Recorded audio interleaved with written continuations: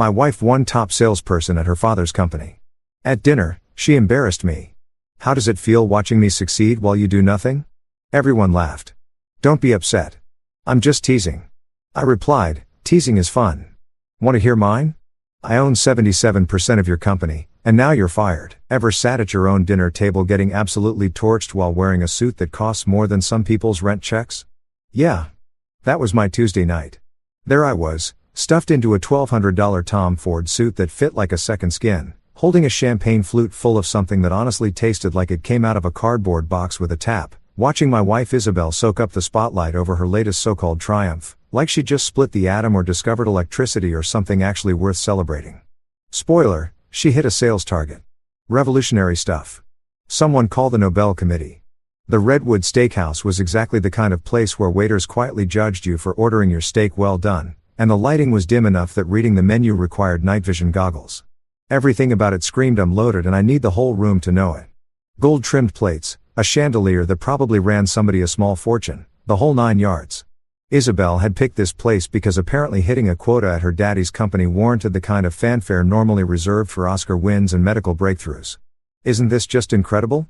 Isabel practically shrieked, her voice cutting right through the ambient jazz that was really straining to sound classy.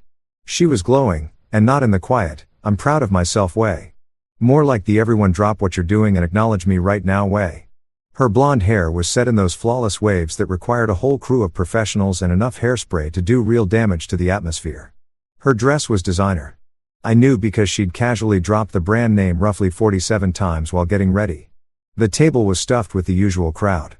Her father, Gerald Kinton, held court at the head of the table like some kind of boardroom monarch, his hairline retreating under the chandelier glow.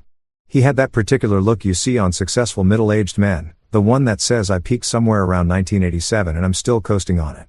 Beside him sat Monica from accounting, whose entire personality was built around agreeing with whatever Isabel said, and Trevor from marketing, who had this maddening habit of clapping at completely wrong moments, like he'd been stuck in a pep rally for 20 years. Miles, Isabel grabbed my arm with a grip that looked affectionate and felt like a handcuff. Did you catch what Daddy just said? They're talking about making me regional director. That's wonderful, honey, I said, washing it down with a sip of disappointing champagne. I found myself wondering whether fancy restaurants did this on purpose, pour mediocre alcohol so the overpriced food seemed better by comparison. Some kind of psychological hustle disguised as fine dining. Talking about it? Gerald bellowed, the authority in his voice coming from a lifetime of never hearing no. She's already got it sewn up. My daughter, youngest regional director in Kinton Holdings history. He raised his glass like a signal flare, and everyone at the table scrambled to follow like some choreographed flash mob. Trevor clapped. Obviously. I smiled and nodded, playing the role of the supportive husband while quietly calculating whether these steaks were going to justify the heartburn I'd definitely be getting later. Isabel launched into a full breakdown of her latest sales strategy, dropping words like synergy and paradigm shift with the confidence of someone who'd inhaled one too many TED Talks. Her colleagues leaned in like she was unlocking the secrets of the cosmos, when really she was just describing how she'd talk some clients into contracts they probably didn't need. The real key, she said, waving her champagne glass around in a way that made me nervous about the tablecloth, is understanding what's hurting the client and presenting yourself as the cure. It's not brain surgery, but not everyone has the natural instinct for it. She looked at me when she said that last part. That look. The one that meant, unlike certain people sitting right here who coast through life doing absolutely nothing. I'd seen that look so many times I could have painted it from memory. Miles, you must be so proud, Monica chimed in, her voice dripping with the kind of artificial sweetness that makes your molars ache. Having such an accomplished wife. Oh, I'm drowning in it, I replied flatly. Seriously considering constructing a shrine. Isabel laughed, but there was an edge underneath it. He's kidding. But really, Miles has been incredibly supportive while I've been climbing. Haven't you, babe? The thing about loaded questions is they're landmines gift-wrapped in ribbon. No right answer exists. Agree too hard and you look pathetic. Push back and you're suddenly the villain. So I did what 3 years of marriage to Isabel Kinton had trained me to do. I smiled and said something that meant nothing in particular. I do what I can. Which is what, exactly? That came from Bryce, one of Isabel's sales department guys, with a smirk that said I drive a leased BMW and it defines me. No offense, man, but what do you actually do all day? The table went quiet. Not the good kind of quiet, The awful kind where everyone suddenly becomes very focused on their water glasses and the thread count of their napkins. Isabel jumped in before I could say anything. Miles does freelance work. Tech stuff, mostly. Very flexible schedule. Flexible. That was her go-to word for unemployed. Never mind that I'd sold a software company for enough money to buy myself a small island. Never mind that my investment portfolio dwarfed what most people in that room would accumulate over their entire lives.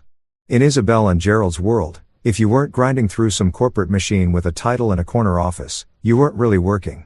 Tech stuff, Gerald repeated, the way you'd repeat I collect dryer lint, a combination of pity and mild disgust.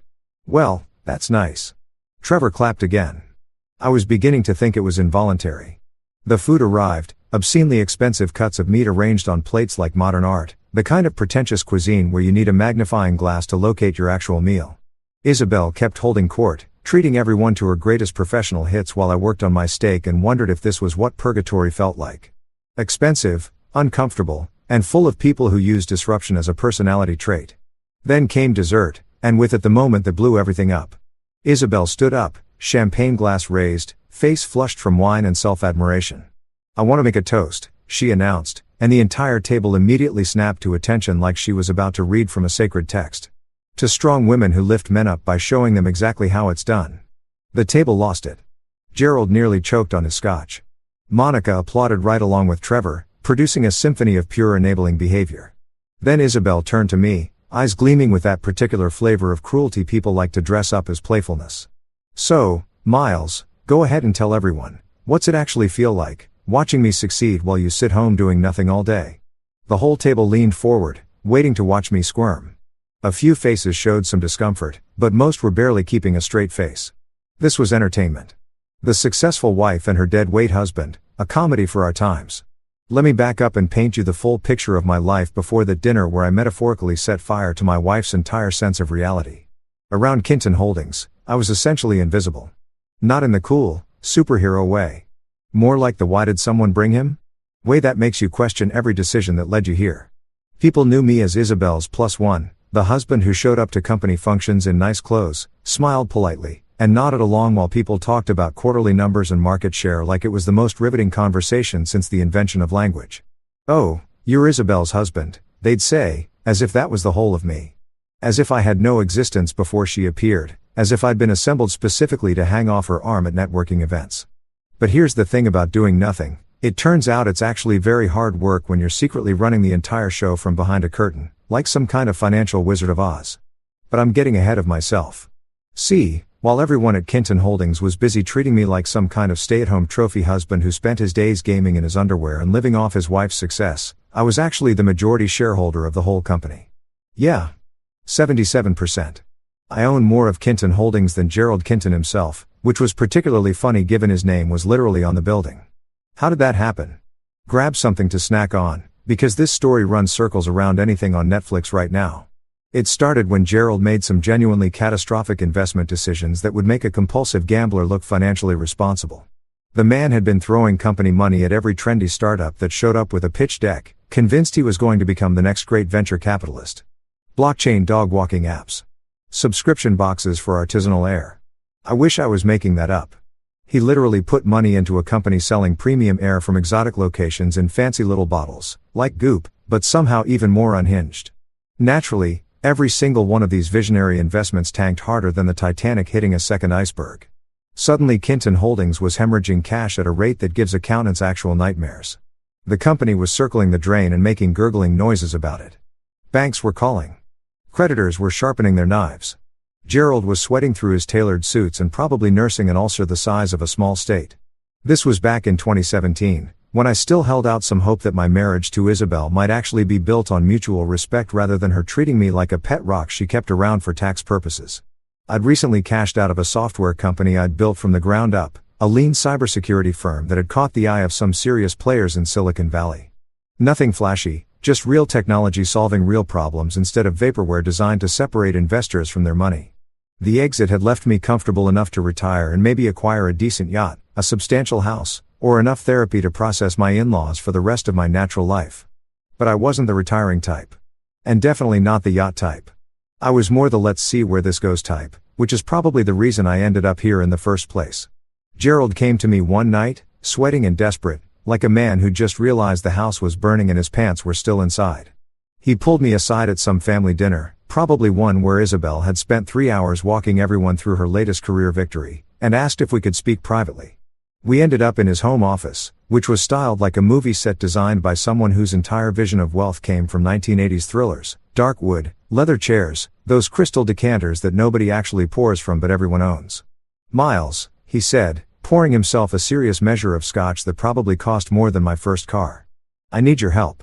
Now, Gerald had never needed anything from me before. He'd made it abundantly clear over the years that he viewed me roughly the way you view a piece of furniture, technically there, occasionally functional, but not really worth a meaningful conversation. So hearing him admit he needed me was like watching a cat ask a mouse for directions. "What kind of help?" I asked, genuinely intrigued by what could make a man like Gerald Kinton humble himself enough to come to his underachieving son-in-law. That's when it all came out. The bad bets, the mounting debt, the creditors circling like sharks who'd caught a whiff of blood. Kinton Holdings was in serious trouble, the kind that ends with bankruptcy hearings and your name becoming shorthand for poor judgment. He needed a silent investor, someone who could inject enough capital to stabilize things while he figured out how to stop the bleeding. "I can't let this go public," he said, his voice cracking a little. "If the board finds out how bad it really is, they'll push me out. If our clients catch wind of it, they'll run. I need someone I trust. Family, who can help without making waves." Family. That was rich. This was a man who'd spent years treating me like a stray dog Isabel had dragged home. But I'm not petty. Okay, I'm extremely petty. But I'm also a businessman. And I could smell an opportunity when it walked up and slapped me with a balance sheet. "What are you offering?" I asked. He offered shares. A lot of them. Controlling interest, actually, in exchange for enough cash to clear the immediate debts and keep the lights on while he restructured. He was desperate enough to hand over the keys to the kingdom to save it, probably assuming I'd be a passive investor who'd collect dividend checks and stay out of the way. I accepted. Obviously. But here's where it gets good. I didn't just become a shareholder. I became the shareholder, with majority control of the entire operation. And I did it through a chain of holding companies and shell corporations that made an offshore tax haven look like a simple Excel spreadsheet. That's where Priya came in. Priya Sharma was my accountant, and calling her just an accountant was like calling Michelangelo some guy who liked ceilings. This woman could make money move and reappear in entirely different places like she was doing card tricks with spreadsheets. She had more credentials than most people have names, and she approached tax law the way a chess grandmaster approaches a tournament, relentlessly, strategically, without mercy. "You want to own this company without anyone knowing you own it?" she asked when I laid it all out. That's basically my favorite thing in the world. She built a web of holding entities so layered and complex it made Russian nesting dolls look like a beginner's puzzle. LLCs stacked inside other LLCs, trusts holding shares through intermediary vehicles, the full package. On paper, the ownership structure of Kinton Holdings looked like a bunch of boring corporate names that meant nothing to anyone. My name appeared nowhere near the top. But I was there. Oh, I was absolutely there. 77% ownership, voting rights and everything. I could fire anyone, greenlight any major decision, veto anything I didn't like. I was running the show, except instead of strings, I had bylaws and shareholder agreements. And I pulled all of this off while Isabel thought I was grinding through freelance coding gigs. Every time she asked what I was working on, I'd mumble something about debugging or algorithm optimization, and her eyes would go blank within about 4 seconds, like I'd started speaking ancient Sumerian. She had zero interest in what I actually did, which made the whole secret owner thing embarrassingly easy to maintain. The best part? Gerald knew I held the majority stake, but we'd structured the deal so he could still run day-to-day operations as long as the company stayed healthy. Staying out of the spotlight worked for everyone. No board meetings, no strategy sessions. Just a protected investment and a very, very patient game. All right, let's rewind back to 2017. A great year. People were still pretending fidget spinners were an investment vehicle and everyone thought crypto was about to replace cash. It was also the year Gerald Kinton's financial empire came within inches of collapsing like a house of cards in a wind tunnel, and I quietly became the secret owner of his entire operation without a single person noticing. Picture this, Tuesday afternoon in March. I'm sitting in my home office, which was really just the spare bedroom Isabel had grudgingly let me convert into a workspace, on the condition I kept it presentable in case company came over. My phone rings. Unknown number. Normally I'd let it go to voicemail, because the only calls from unknown numbers are either scam robots telling me my car's extended warranty is dying or other robots with strong opinions about my student loans. But something made me pick this one up. "Miles Brooks," I said, leaning back in my chair. "Miles, it's Gerald." His voice sounded like he'd been gargling gravel soaked in anxiety. "We need to meet in person today if you can manage it." Now, Gerald didn't do spontaneous. This man had his schedule locked down 3 days in advance and probably ran his morning coffee on a flow chart. Hearing him sound frantic and disorganized was like watching a penguin suddenly take flight, theoretically possible, but genuinely unsettling. "Sure," I said, glancing at my calendar, which was, let's be real, completely empty. "Come to my office. 6 o'clock. And Miles," he paused. "Don't mention this to Isabel." Oh. Now that was interesting. Gerald never kept anything from his daughter. She was his golden child, his protégé, the one who could do no wrong even when she did everything wrong. If he was cutting her out, something had truly broken. I showed up at Kinton Holdings headquarters at exactly 6, wearing jeans and a button-down, because I'd long since figured out that dressing too formally made people nervous while dressing too casually made them dismissive. The building was one of those modern glass stacks that looked like someone had piled transparent boxes on top of each other and called it innovation. Very look how forward-thinking we are while being completely generic. The receptionist, a young guy named Marcus who permanently looked like he'd rather be anywhere else on earth, barely glanced up as I walked through. "Mr. Kinton's expecting you. Top floor." The elevator ride gave me time to wonder what fresh disaster I was walking into. Maybe Gerald wanted to float another one of his brilliant investment ideas. Maybe he was finally going to treat me like a person instead of his daughter's questionable life decision. Maybe aliens had made contact and he needed a tech guy to translate. Probably not that last one. Gerald's office was larger than my first apartment and furnished like a museum exhibit on the history of conspicuous wealth. The mahogany desk alone probably cost more than a luxury car, and the view stretched over the whole city like he was some corporate deity surveying his domain. Except his domain was currently on fire, financially speaking. He wasn't alone. Sitting across from his desk was a woman I'd never seen before. Mid-50s, steel gray hair and a sharp bob, a pantsuit that communicated "I will dismantle you in court and enjoy every second of it." She had a leather briefcase open across her lap and the expression of someone who'd heard every excuse ever invented and wasn't impressed by any of them. "Miles, this is Patricia Thornton," Gerald said, gesturing to her like he was introducing me to something genuinely ominous. "She's our corporate attorney and she's going to walk you through the situation." Patricia looked me over with the kind of assessment normally reserved for livestock at auction. "Mr. Brooks, Gerald tells me you recently sold a software company for a significant sum." "Define significant," I said, dropping into one of the unnecessarily grand chairs. "7 figures, possibly 8.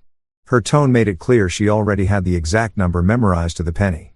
"Let's say I came out ahead," I replied, not interested in giving away information for nothing. She opened the briefcase and pulled out a folder thick enough to cause actual harm if thrown with enough force. "Kinton Holdings is in financial distress. Severe distress.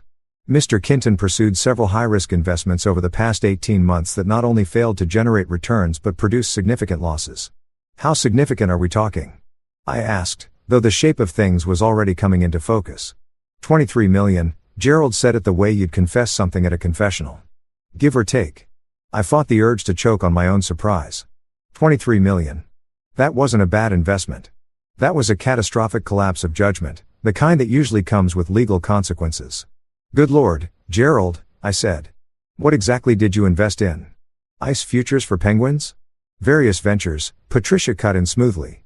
"Blockchain applications, emerging market funds, several tech startups promising to revolutionize everything." The way she said revolutionize everything was exactly how most people say horse manure. "Let me guess," I said. "They didn't actually revolutionize anything except your cash reserves."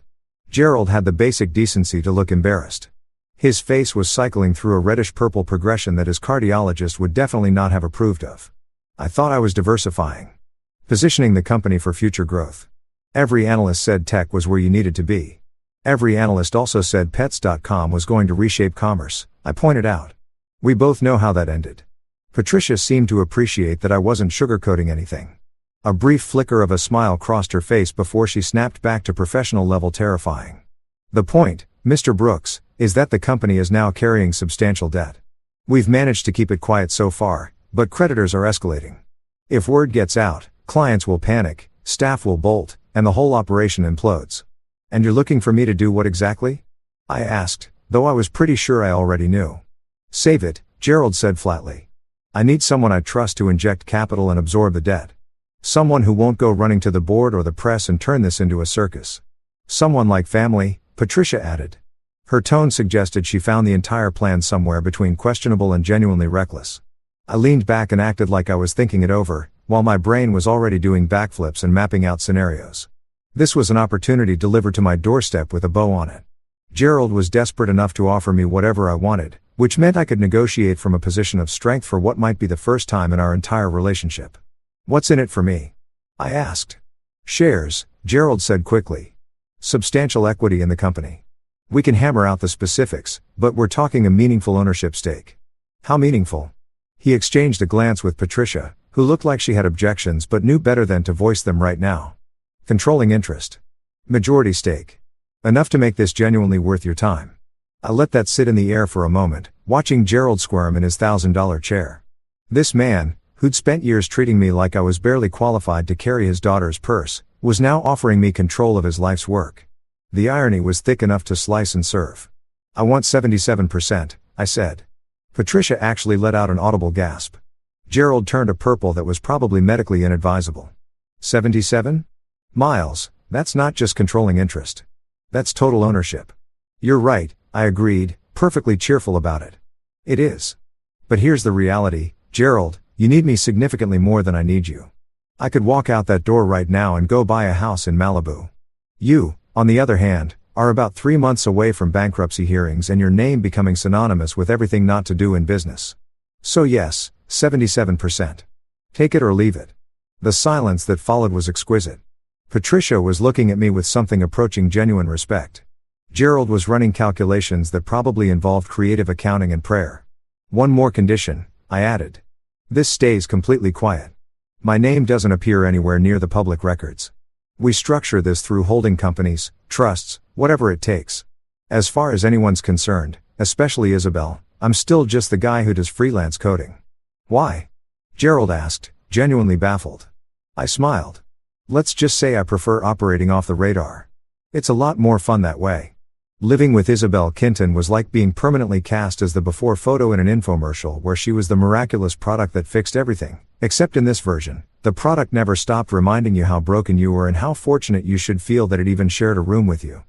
Picture a typical Tuesday evening in the Brooks Kinton household. Yes, she used the hyphenated name, but only for herself. I was just Brooks, straight and simple, because apparently adding Kinton to my name would dilute her brand somehow. I'd be on our overpriced couch, the one she'd insisted we buy from some boutique furniture shop where the staff dressed entirely in black and made you feel personally responsible for climate change if you dared ask about the price, trying to read or watch something mindless on TV. Then Isabel would come home from work, and it was like someone had hit a switch labeled Activate Full Narcissism.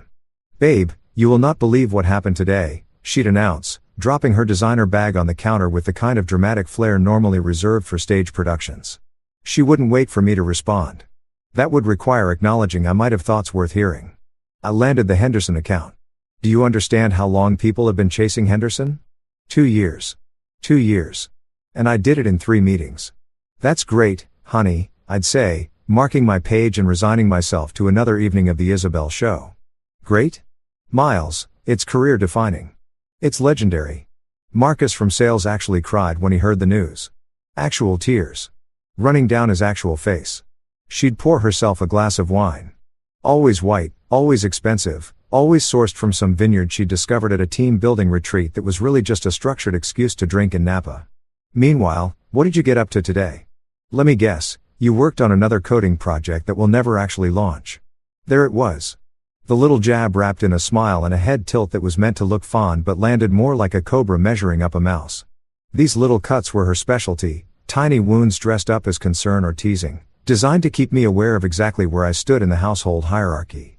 Something like that, I'd say, because explaining that I'd actually spent the day reviewing quarterly reports from the company she worked for, the company I secretly owned, would have broken the beautiful spell of the whole thing. You know what you should really think about? She'd continue, settling onto the couch beside me but somehow still managing to seem like she was standing on an elevated platform. You should talk to Daddy about getting something at Kinton Holdings. I'm sure we could find a spot for you. Maybe in IT, You're decent with computers, right? The fact that after 3 years of marriage she could still reduce my entire professional history to decent with computers was both genuinely insulting and deeply funny. It was like calling a neurosurgeon pretty handy with sharp objects. I appreciate that, I'd say. But I'm good doing my own thing. Your own thing, she'd echo, with the tone someone uses when you've told them you're pursuing competitive thumb wrestling as a career. Miles, at some point you have to build something real. An actual career, not just freelance work scattered here and there. Don't you want to actually succeed at something? This was her favorite subject, my apparent lack of ambition. Never mind that I'd built and sold a software company currently running inside 3 Fortune 500 organizations. Never mind that my scattered freelance work had generated more wealth than most people see in multiple lifetimes. In Isabel's universe, success was measured in direct reports and the size of the font on your business card. I am successful, I'd point out, knowing full well it was pointless. I mean like me, babe. She'd give my leg a patronizing little pat that made me want to upend her wine glass onto the expensive couch just to watch the chaos unfold. I'm not trying to be harsh. I just want you to reach your potential. Not everybody is built to be a high achiever, that's fine.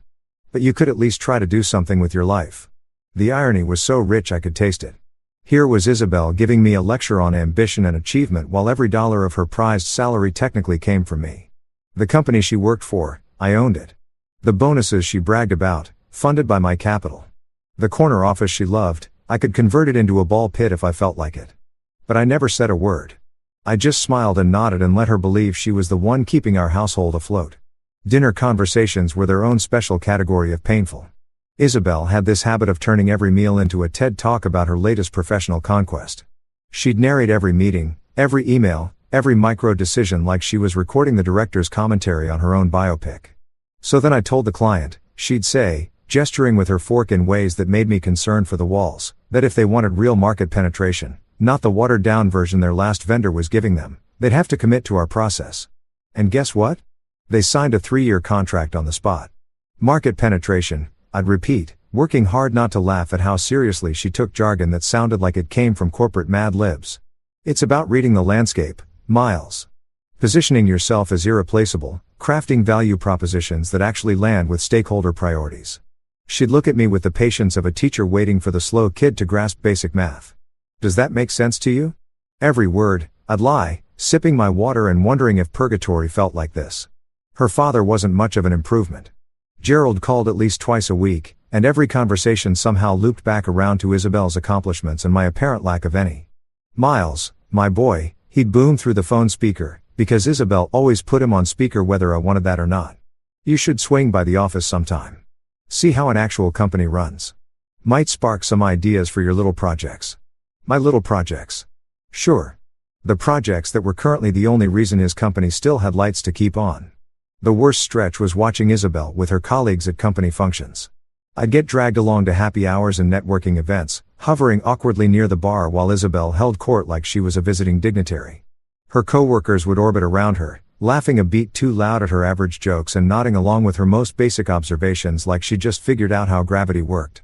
Isabel, that insight on client retention is genuinely brilliant, Monica from accounting would gush, eyes wide with manufactured wonder.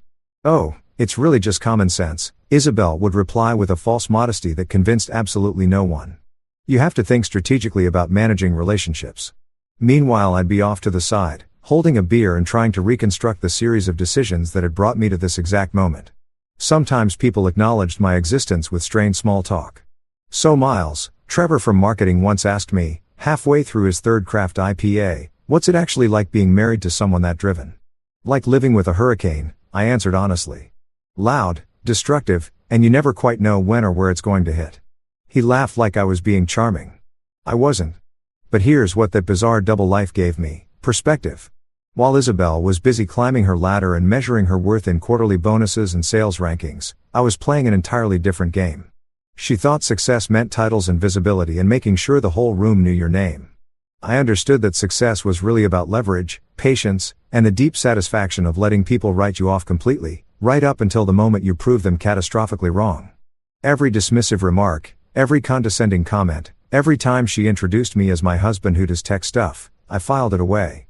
Not purely out of spite, though let's be honest, spite was definitely part of the equation, but more because I knew that eventually, in some perfect moment, All of it was going to come back around in the most spectacular way possible. The invitation to Isabel's top salesperson celebration dinner landed exactly the way you'd expect from someone whose ego needed its own area code, a group text that she'd somehow managed to make sound like an imperial proclamation. Dinner this Saturday at Redwood Steakhouse, it read, loaded with champagne emojis and celebration poppers. 7 p.m. sharp. Celebrating my latest achievement. Dress code, impressive. Can't wait to celebrate with my favorite people. I was lying on the couch when it came through, watching a documentary about deep-sea creatures that were somehow less unsettling than my wife's event planning. My phone buzzed. I read the message and felt my soul attempt to exit my body through my eye sockets. Saturday?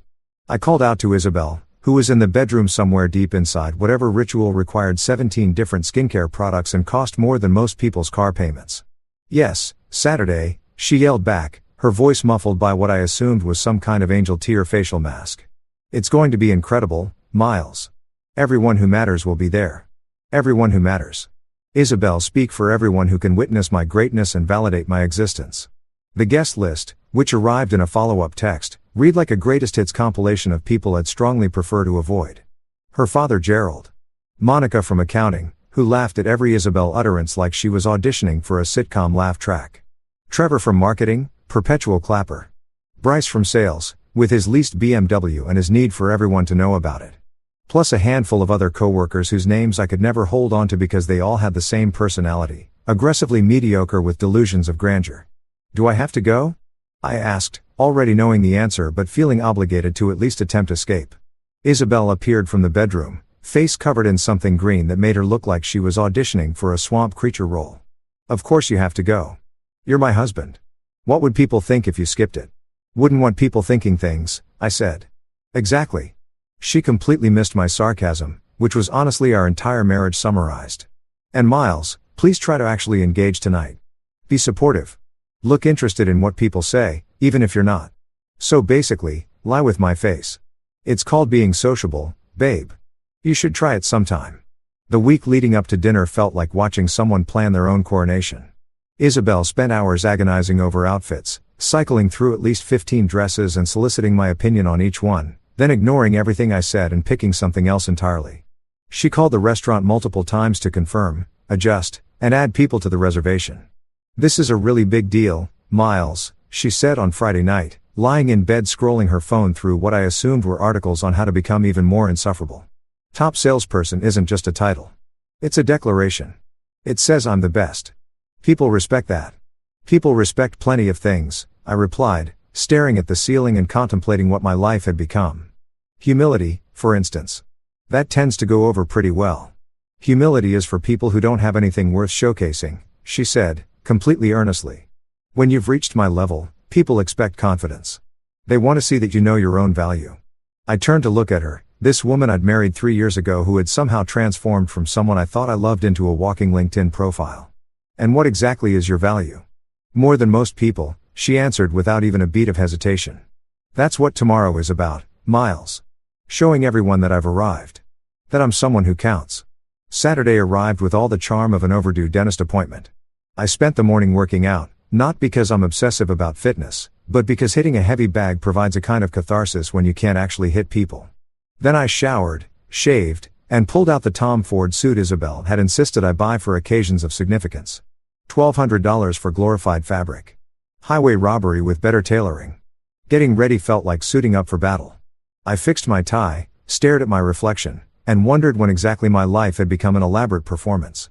Isabel emerged from her 2-hour preparation process looking like she was heading to a red carpet premiere. Hair immaculate, makeup flawless, wearing a dress that cost more than most people's monthly expenses. How do I look? She asked, doing a slow spin. Like someone who plans to make tonight entirely about herself, I said, honestly. She beamed like I just handed her the world's greatest compliment. Perfect. That's exactly the vibe I'm going for. The drive to Redwood Steakhouse was a masterclass in patience. Isabel spent all 20 minutes of it briefing me like I was a junior staffer about to meet a head of state. Be supportive, Miles. Smile while people are speaking. Don't look bored. And please don't start talking about coding or whatever it is you do all day, nobody there wants to hear about that. So what should I talk about? I asked, navigating through traffic while she checked her makeup in the visor mirror for the 17th time. Just let me lead the conversation. You can nod and agree. That's what supportive husband looks like. So I'm a prop. You're my partner, she corrected, though it landed exactly like she meant prop. Tonight is my night, Miles. Everything tonight is about celebrating what I've accomplished, and I need you to be on board with that. I was entirely on board, actually. More than she knew. In fact, I was counting on everyone's full attention being locked onto Isabel, because what I had planned was going to hit so much harder in front of her entire fan club. We pulled into the restaurant parking lot. A few familiar cars were already there, Gerald's Mercedes, Monica's Lexus, Trevor's Prius, which he'd convinced himself was making a meaningful contribution to the environment. Remember, Isabel said as we climbed out, smoothing her dress down one more time. Supportive. Engaged. The husband I need you to be tonight. Don't worry, I said, offering her my arm as we walked toward the entrance. I'm going to be exactly the husband you deserve. She smiled, completely missing the gap between what she needed and what she deserved. The table at Redwood Steakhouse looked like it had been designed by someone who considered more is more to be a sacred design principle. Wine glasses multiplied across each place setting at a rate that suggested either professional sommelier or functional alcoholics. Candles flickered dramatically. Floral centerpieces that cost more than my first car sat in the middle of everything. Gerald occupied the head of the table, naturally, because in his mind, every table was his table, every room was his stage, every conversation was a platform. Never mind that said stage had been hours from foreclosure before I quietly saved it.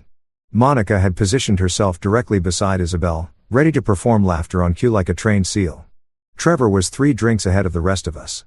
Bryce was loudly narrating the specs on his BMW to anyone who failed to make eye contact fast enough. And there I was. $1,200 suit, glass of champagne that tasted like fermented regret, watching this entire circus with the calm of a man who knew exactly how the night was going to end.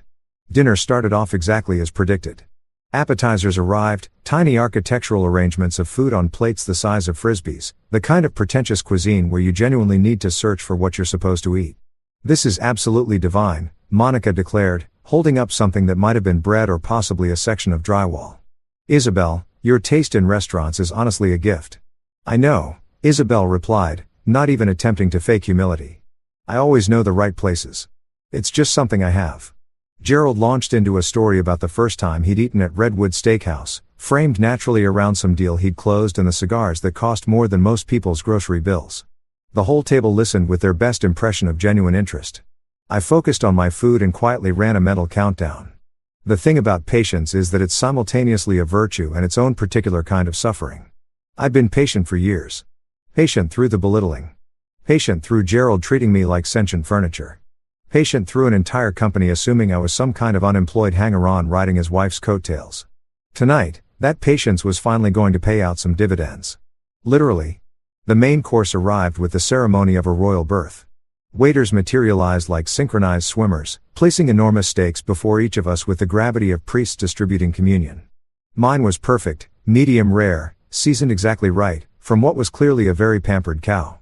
I would never say this out loud, but it was genuinely excellent. Now this, Gerald announced, carving into his steak with the confidence of a man who'd never been denied anything, this is what success tastes like. Speaking of success, Isabel said, visibly coiling up for an extended monologue about herself. I wanted to thank everyone for showing up tonight. This award genuinely means everything to me. Top salesperson isn't just a label, it's validation. It's proof that hard work and raw talent actually pay off. Trevor started clapping. Monica joined in. Within seconds the entire table was applauding like Isabel had announced a cure for a major disease rather than hitting a sales quota. I couldn't have done this without my incredible team, she continued, sweeping her gaze around the table like a politician working a fundraiser. And of course my family. She looked at Gerald with actual warmth, then pivoted to me with something closer to obligation.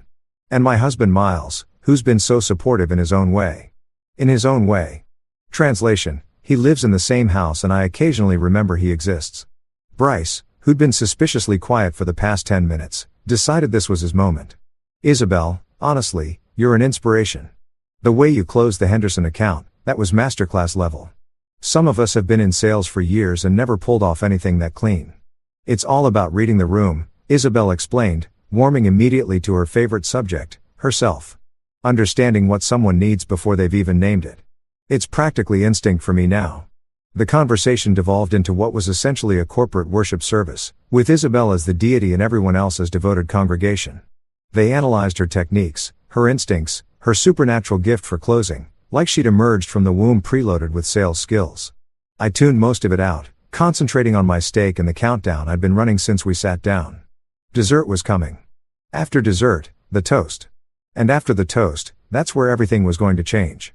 Right on cue, dessert landed, some elaborate chocolate creation that probably violated several laws of physics with how rich it was.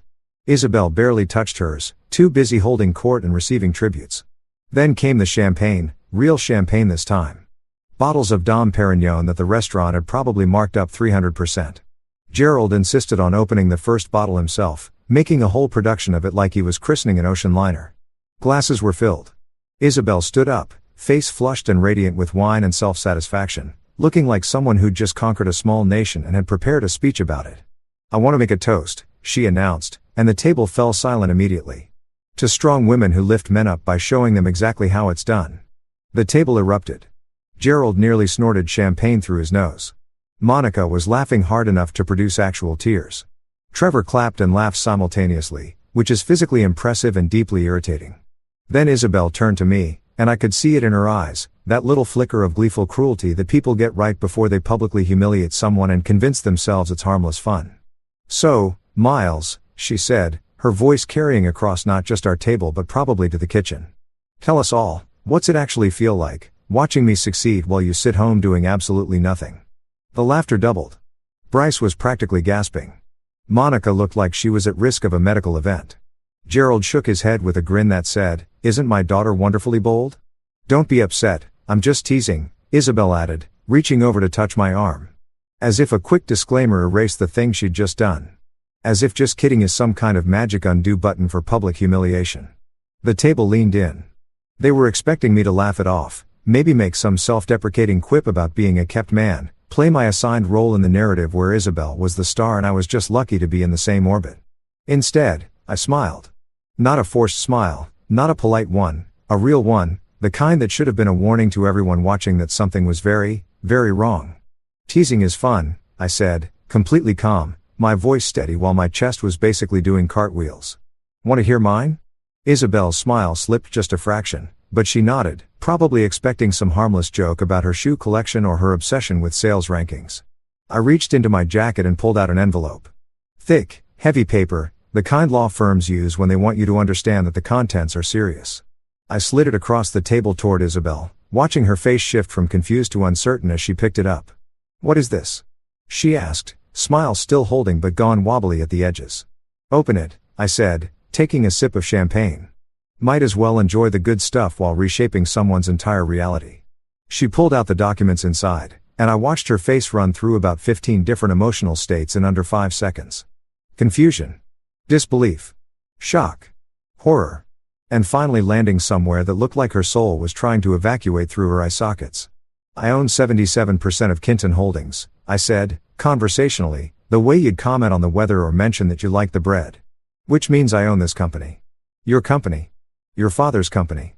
And effective immediately, Isabel Kinton, you're fired." You could have heard a pin drop in space. The silence was so complete, so total, that even the candles seemed to stop moving. Every face at the table had locked into some version of shock. Mouths hanging open. Eyes wide. Champagne glasses frozen halfway to lips. Monica looked like someone had just informed her that Santa wasn't real. Trevor had finally, mercifully, stopped clapping. Bryce's signature smirk had melted clean off his face like wax on a hot plate. And Gerald? Gerald looked like he was watching his entire world come apart in slow motion. But Isabel's face, that was the masterpiece. That was 3 years of condescension, 3 years of being made to feel like nothing, 3 years of having my existence treated like a punchline, all of it crashing down in one perfect wave of realization. She started, but nothing followed. I stood up, straightened my $1,200 suit, and smiled at the table. "Thanks for dinner, everyone. The steak was genuinely exceptional. 5 stars. Highly recommend." The thing about detonating a bomb in the middle of a fine dining establishment is that the shockwave takes a second to arrive. For about 3 full seconds after I announced my ownership and Isabel's termination, nobody moved. It was like someone had hit pause on reality, everyone frozen in this stunning tableau of collective disbelief. Then reality unpaused and everything fell apart at once. Isabel's jaw dropped so far I was genuinely concerned about her jaw alignment. Her face cycled through colors like a malfunctioning traffic signal. Red, white, purple, back to red. The documents were still trembling in her hands, and she was staring at them like they were written in ancient script rather than plain legal English. She stammered, and I'd never heard her stammer before. Isabel was always sharp, always loaded with a comeback or a cutting observation. Watching her struggle to form a sentence was like watching a veteran actor blank on opening night. You can't. This isn't. What the hell is this? Gerald snatched the papers out of her hands with enough force to nearly tear them.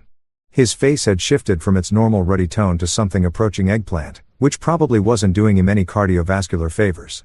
He flipped through page after page of legal documentation, the kind Patricia Thornton had prepared with the thoroughness that justified her hourly rate, as if reading faster would somehow change what was written. This is impossible, he muttered, cycling through the pages again. Miles, you can't just, we had an agreement.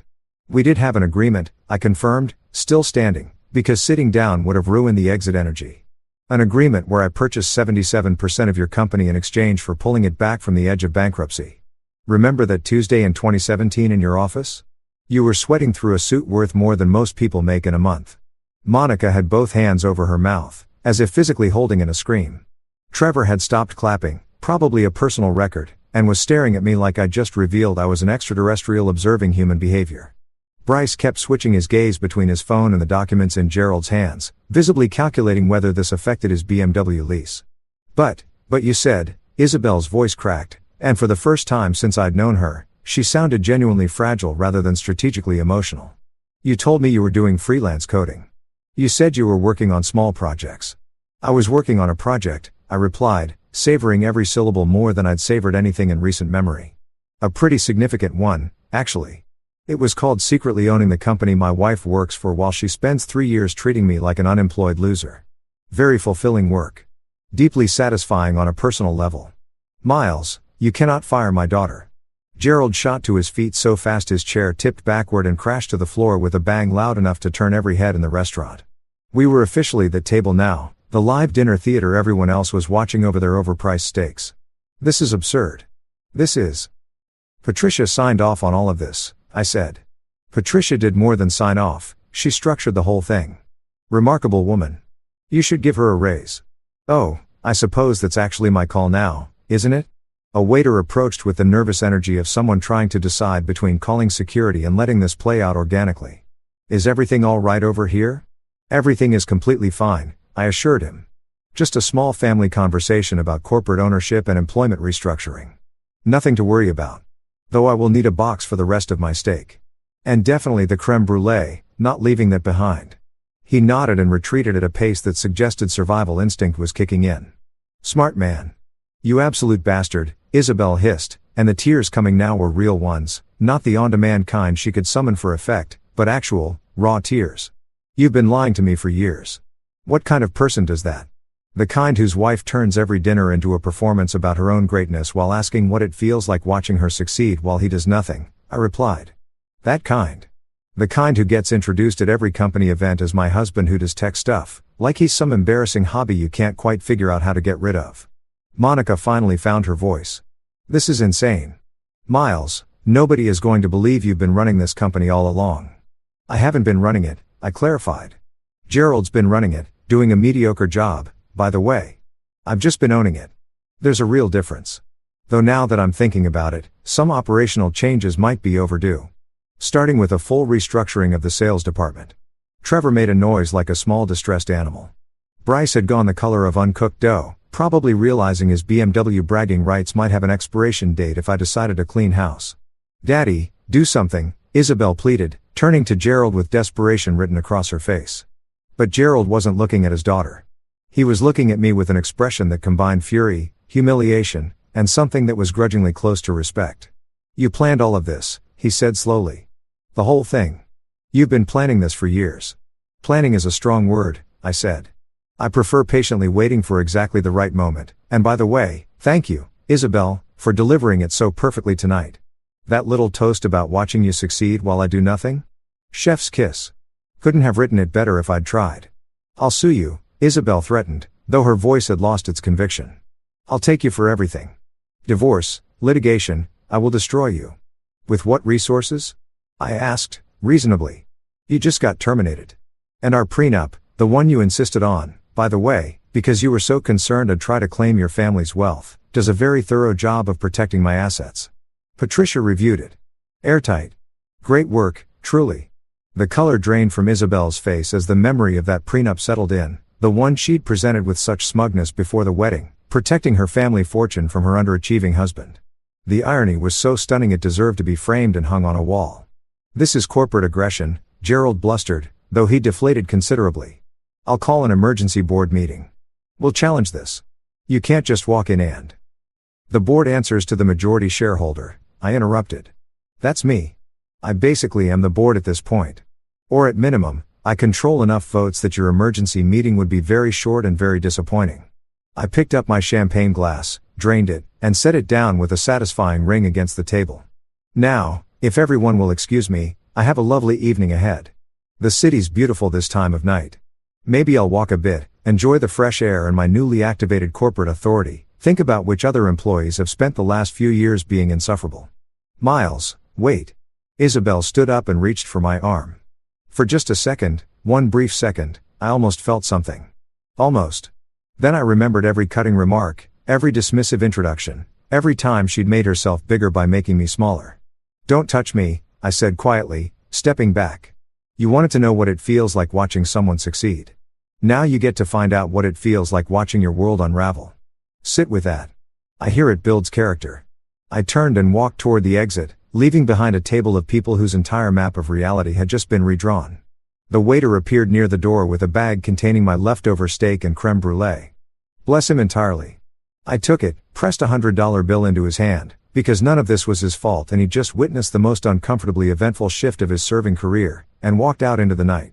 The cool air hit me like grace. Behind me, through the restaurant windows, I could see our table in full meltdown. Isabel crying, Gerald yelling, Monica looking like she might actually faint, Trevor probably reconsidering whether clapping would help. My phone started buzzing before I reached the car. Isabel calling, declined. Gerald calling, declined. Unknown number, declined. By the time I got home, there were 20 missed calls and a voicemail from Isabel that was split evenly between sobbing and fury. I listened to it while eating my leftover steak, which somehow tasted even better cold with the sound of consequences finally catching up to 3 years of being treated like garbage. You're a monster, her voice came through the phone, thick and broken. How could you do this to me? To us? Everything I built, everything I worked for. I deleted it before she finished. Everything she'd built had been constructed on a foundation I'd paid for with money she didn't know I had, while she spent every day reminding me how little I'd accomplished. The creme brulee was outstanding, by the way. 5 stars. Would absolutely recommend. Waking up the morning after you've publicly humiliated your wife and strategically demolished her entire professional identity probably should have felt worse than it did. Maybe I was supposed to be lying awake in a spiral of guilt and regret. Instead, I woke up feeling like I'd just slept for 12 straight hours in the best hotel bed of my life, which probably says something unflattering about my character. But I was at peace with that. The first signal that my life had fundamentally shifted came when I opened my front door to get the newspaper. Yes, I still get an actual physical newspaper, because apparently I am emotionally 80 years old, and found a man with a camera standing on my lawn like that was a perfectly reasonable place to be at 7 in the morning. Mr. Brooks, he called out, raising his camera like he was documenting a celebrity sighting rather than photographing a guy in pajama pants and a college t-shirt that had survived better eras. Can you comment on your hostile takeover of Kinton Holdings? Hostile takeover? I called back, squinting into the morning sun. It wasn't hostile at all. I smiled throughout the entire thing. That's actually the opposite of hostile. He kept shooting. Through the window I could see there were now 3 photographers, plus a woman with a microphone who'd materialized from somewhere. They were camped out like paparazzi outside a celebrity scandal, which, technically, this was. My phone had detonated overnight. Text messages from numbers I'd never seen. Emails from business journalists. LinkedIn requests from people who presumably wanted to write pieces about the silent shareholder, which was, apparently, what the business media had started calling me. I made coffee, opened my laptop, and looked up what the internet had decided about my life. The first article I found was on a tech business blog. The headline, Silent Shareholder Reveals Majority Stake in Stunning Dinner Revelation. Stunning Dinner Revelation. Written like I'd announced the coming of a messiah rather than just firing my wife in front of her father and coworkers. The article itself was entertaining, though. Some journalist had gotten the story from someone at the dinner, probably within minutes of me walking out, and had written this breathless piece about corporate intrigue and hidden ownership structures. I made the mistake of scrolling the comments section, as one does. This is the most unhinged thing I've ever read. Imagine getting roasted by your own wife and then casually firing her in front of everyone. This person is a legend. Someone call Netflix. This is a series. By mid-morning the articles had multiplied. Who is Miles Brooks? The man behind Kinton Holdings. From silent partner to majority shareholder, an unlikely story. The best part was watching Isabel try to control the narrative. She'd posted on LinkedIn, of course she had, something that was equal parts damage control and creative revisionism. Recent developments in my family life have led to some unexpected shifts in my professional path, she'd written. While I'm no longer with Kinton Holdings, I'm excited to explore what comes next. Sometimes change, even when it's hard, opens doors we didn't know were there. 300 comments, mostly variations of what happened? And are you okay? With a handful of sharper ones like karma really does move in mysterious ways. She was framing getting fired by her secretly wealthy husband as some kind of empowering career pivot, which was honestly impressive in its audacity. My phone rang. Patricia Thornton. You've made quite a spectacle, she said, the amusement audible underneath the professional tone. There are reporters outside my office asking about the acquisition structure. My assistant has had to learn 17 variations of no comment in a single morning. My apologies for that, I said, not particularly sorry at all. Probably should have warned you about the timing. The timing was actually perfect. Brutal, but perfect. She paused. I assume you're already thinking about restructuring. How did you know?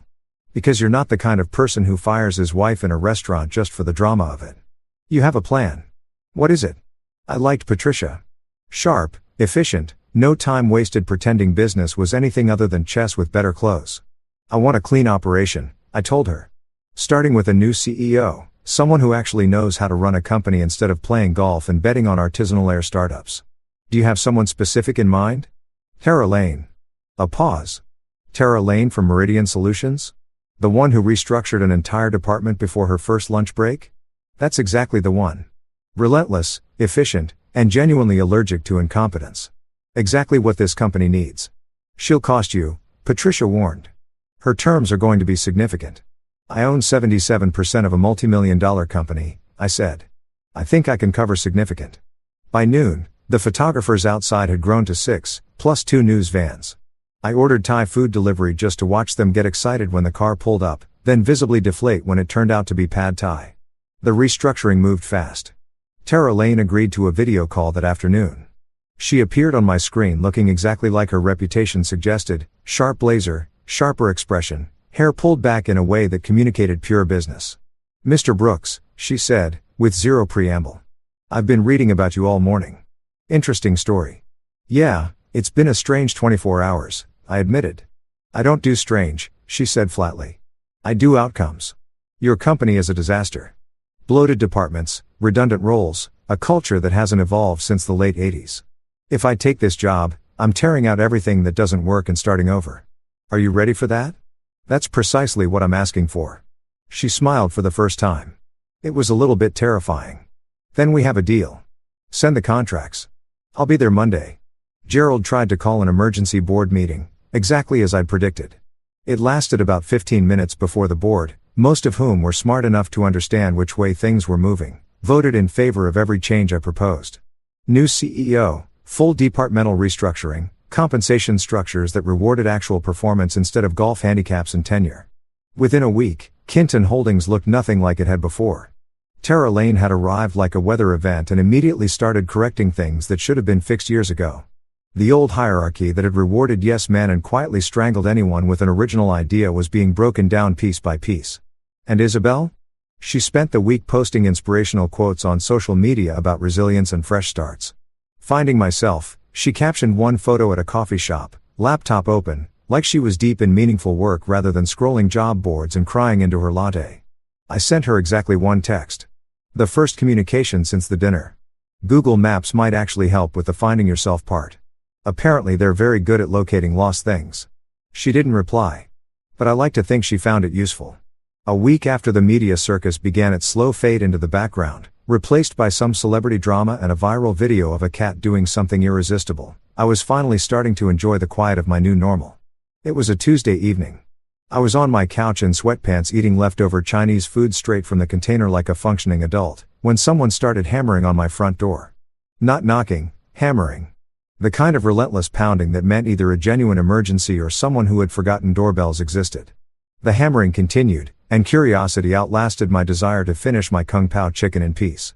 I opened the door, and there stood Isabel.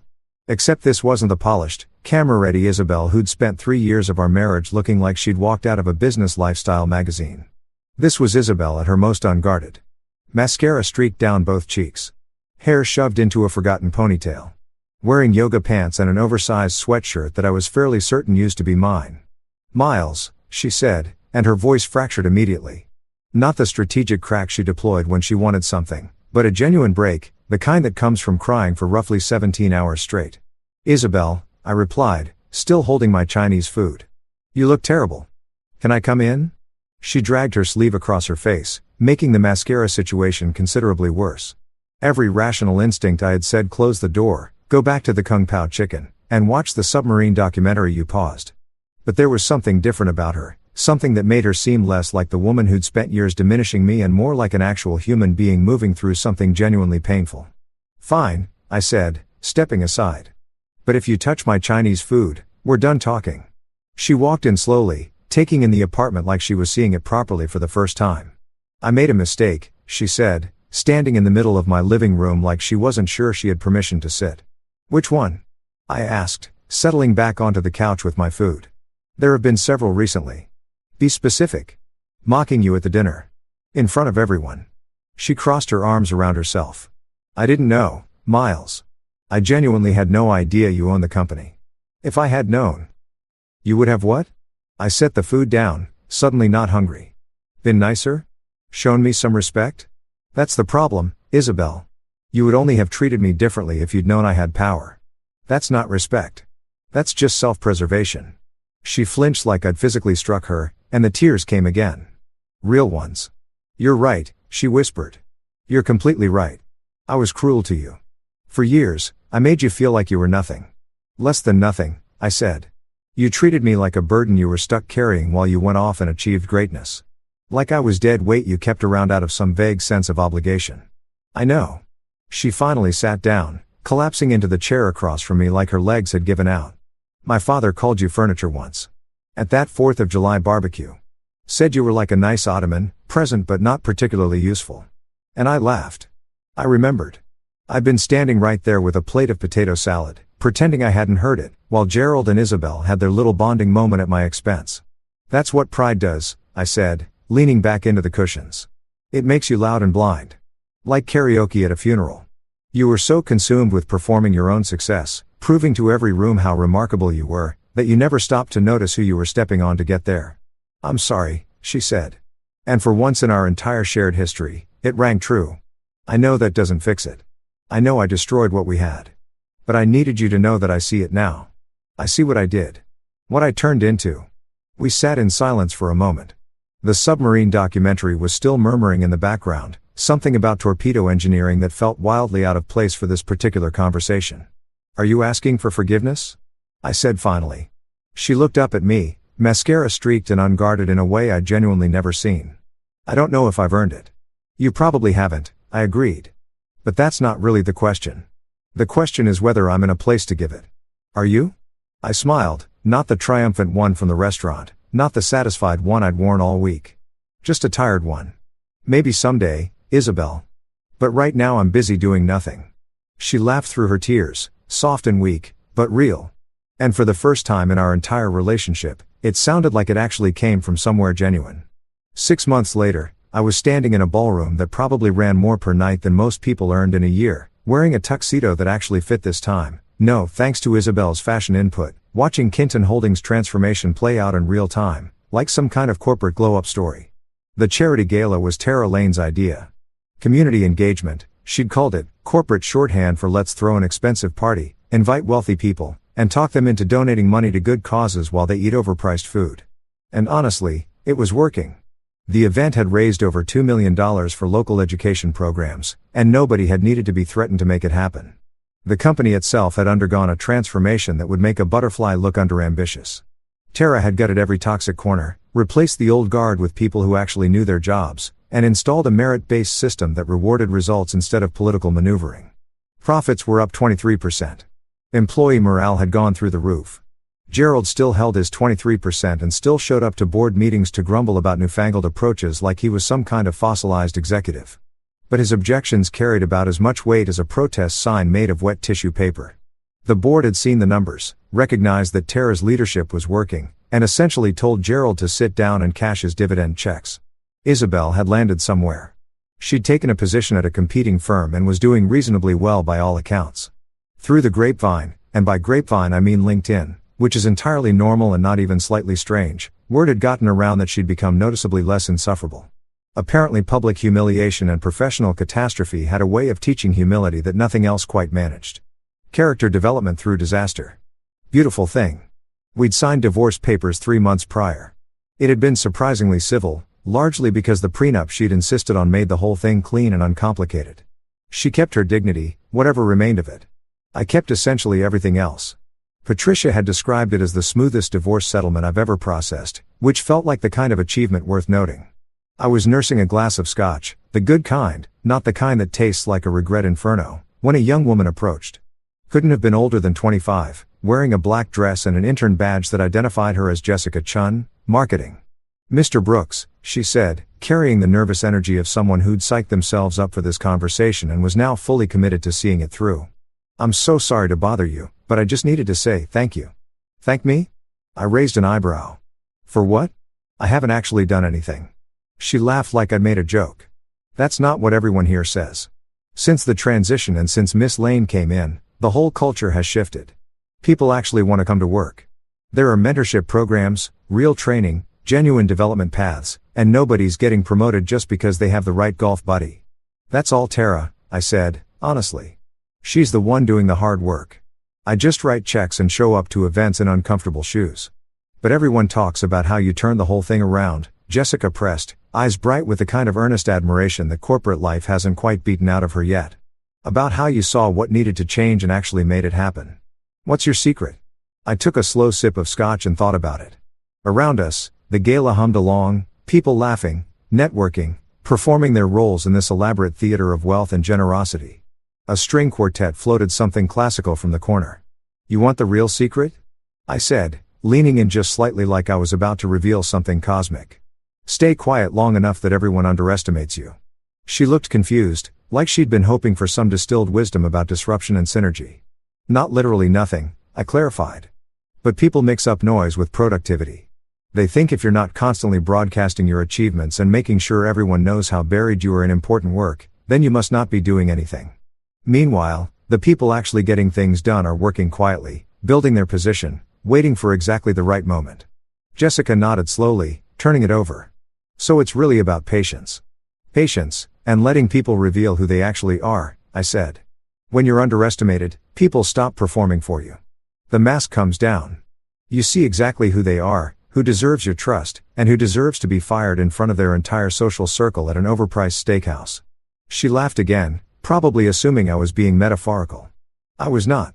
She drifted off to network, leaving me alone with my scotch and the view through the floor-to-ceiling windows, the city lights spread out like a constellation of possibilities. Somewhere out there, Isabel was at her own company event, performing her rebuilt role as the reformed professional who'd learned something hard about humility. Gerald was probably home, privately seething about how his son-in-law had outplayed him at every turn. Monica and Trevor were somewhere, still clapping and laughing on cue for whoever came next. And I was here. Not the invisible husband anymore. Not the underestimated +1. Not the guy who supposedly did nothing while his wife conquered the corporate world. I was the majority shareholder. The one who'd played the longest game and walked away with everything. When I stepped out of that gala into the cool night air, the city felt different. Lighter, somehow, like I'd finally stepped out from behind someone else's shadow and into my own. They'd laughed at me for doing nothing. Dismissed me. Treated me like furniture that needed feeding. Now they work for the guy who does it best. And honestly, that felt pretty damn good. Story 2. I was mid-presentation to investors when my wife's brother walked in and said, "We're going with my concept instead." The room applauded. I closed my laptop, smiled, and said, "Enjoy the funding." 48 hours later, the CFO was begging at my door, and their faces went pale when they realized I'd already taken everything with me. You ever have one of those days where you wake up thinking, yeah, today's the day everything finally clicks, and by noon you're wondering if you're secretly living in a sitcom written by your worst enemy? That was me. Tuesday morning, caffeinated to the point of prophecy, wearing my one good suit, ready to pitch 3 years of blood, sweat, and PowerPoint slides to a room full of investors who smelled like old money and condescension. I practiced my presentation so many times that even my coffee maker could probably explain the stabilization algorithm. I walked into that glass-walled boardroom feeling like a man about to drop the mic. Instead, I got dropkicked by karma and loafers named Trent. Trent, my wife Amber's younger brother, was the kind of guy who'd walk into a funeral wearing sunglasses and call it networking. He had that frat boy confidence that came from never facing consequences, and a jawline that screamed, "My dad owns the company," which, technically, he did. Richard, my father-in-law, CEO of Brightline Tech and walking embodiment of the old boys club, had built the company from the ground up, only to let his golden boy son run it into the ground at a much higher altitude. Anyway, there I was, clicking through my slides, explaining how our new system could stabilize wireless transmission even in fluctuating environments, when the door swung open like a courtroom drama entrance. Trent strolled in, all swagger and hair gel, holding a latte and zero shame. "Sorry to interrupt, Mason," he said, voice dripping with entitlement. "We've decided to go with my concept instead." Now, when someone says something like that mid-presentation, your brain goes through stages. First is confusion, like maybe you misheard. Then comes anger, followed closely by that delightful cocktail of humiliation and disbelief that makes you wish the floor had a trapdoor. I stood there frozen for a second, staring at him, then at the investors, who were nodding like trained seals at SeaWorld. One of them, a guy with a Rolex that probably had its own zip code, even smiled and clapped. "Brilliant pivot, Trent," he said. Pivot my ass. That man had just hijacked 3 years of my work with the finesse of a raccoon stealing fries. Amber was there, too, sitting near the end of the table, smiling, proud, supportive. But not of me. No, she was beaming at her brother, her eyes glistening like she'd just watched a rom-com ending. That hurt worse than the betrayal itself. She didn't even look guilty, just relieved, like someone who'd finally taken the training wheels off her family's favorite pet project. Me. I closed my laptop slowly, the sound echoing in that sterile boardroom like a mic dropped from hell. Everyone waited for me to blow up or make a scene, but I didn't give them the satisfaction. I forced a smile that felt like it might crack my face in half and said, "Enjoy the funding." Then I walked out, calm, cool, and dying inside. I could practically hear Trent whisper to someone, "Guess he's finally done." "Yeah, pal." But not in the way you think. The elevator ride down felt like descending into my own personal reboot episode. My reflection in the mirrored walls looked too calm for what I was feeling. Betrayed, embarrassed, furious. Pick one. I'd spent 3 years giving that company everything, from sleepless nights to missed anniversaries. And for what? To be replaced mid-sentence by a guy whose last big idea was to add emojis to the dashboard for user engagement. When I stepped out into the parking lot, the sun was bright and smug, like it was in on the joke. I sat in my car for a full minute, just gripping the steering wheel, wondering when exactly I'd become the disposable version of myself. People always talk about betrayal like it's a stab in the back. But honestly, it's more like being pickpocketed. You don't notice what's missing until you reach for it, your dignity, your respect, your wife's loyalty, and realize someone else walked off with it while you were too busy being polite. I drove home on autopilot, my brain replaying the scene over and over, rewriting it in ways where I had the perfect comeback. "Oh, you're going with Trent's concept? Great. Does it come with a free crash and burn guarantee?"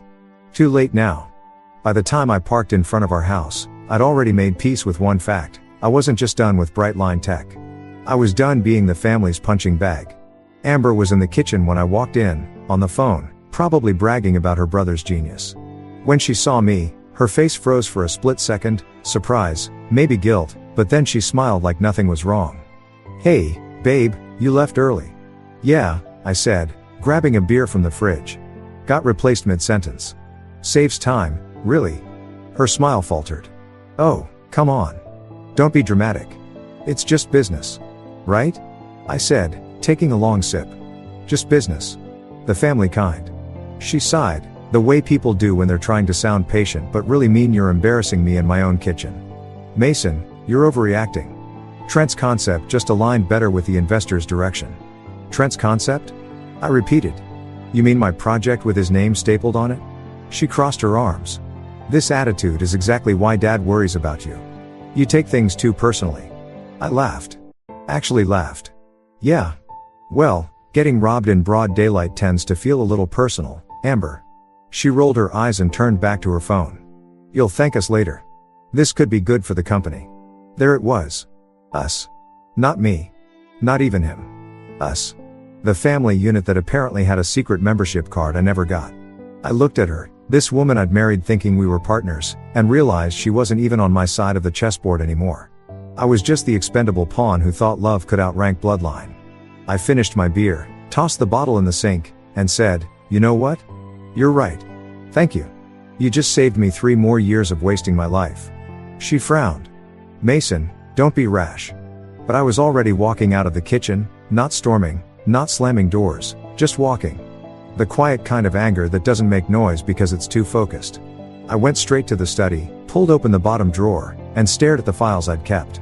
Notes, test logs, backup drives, all of it. My work. My real work. I smiled to myself. They could have the fake presentation, the investors' applause, and the empty headlines. I had the real formula, and that meant they'd come crawling back eventually. That night, I couldn't sleep. Every time I closed my eyes, I saw Trent's smug face, Amber's approving smile, Richard's calculating stare.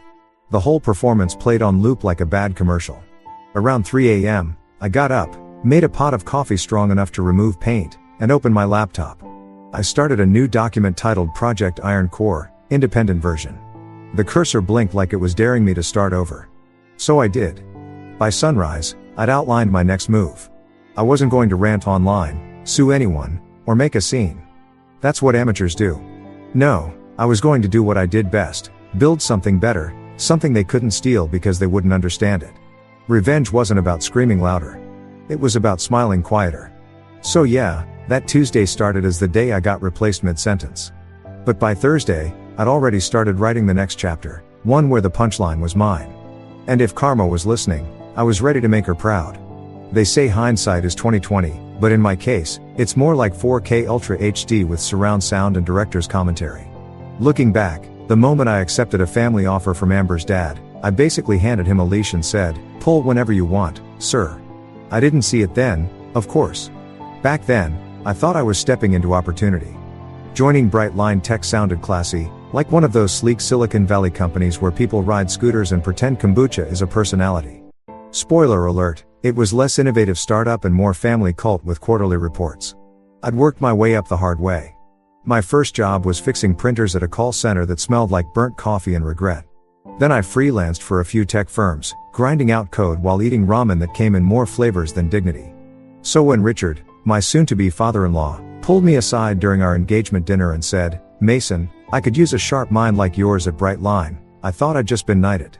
The man wore tailored suits, had a voice that could sell ice to Antarctica, and reeked of cigar money and generational arrogance.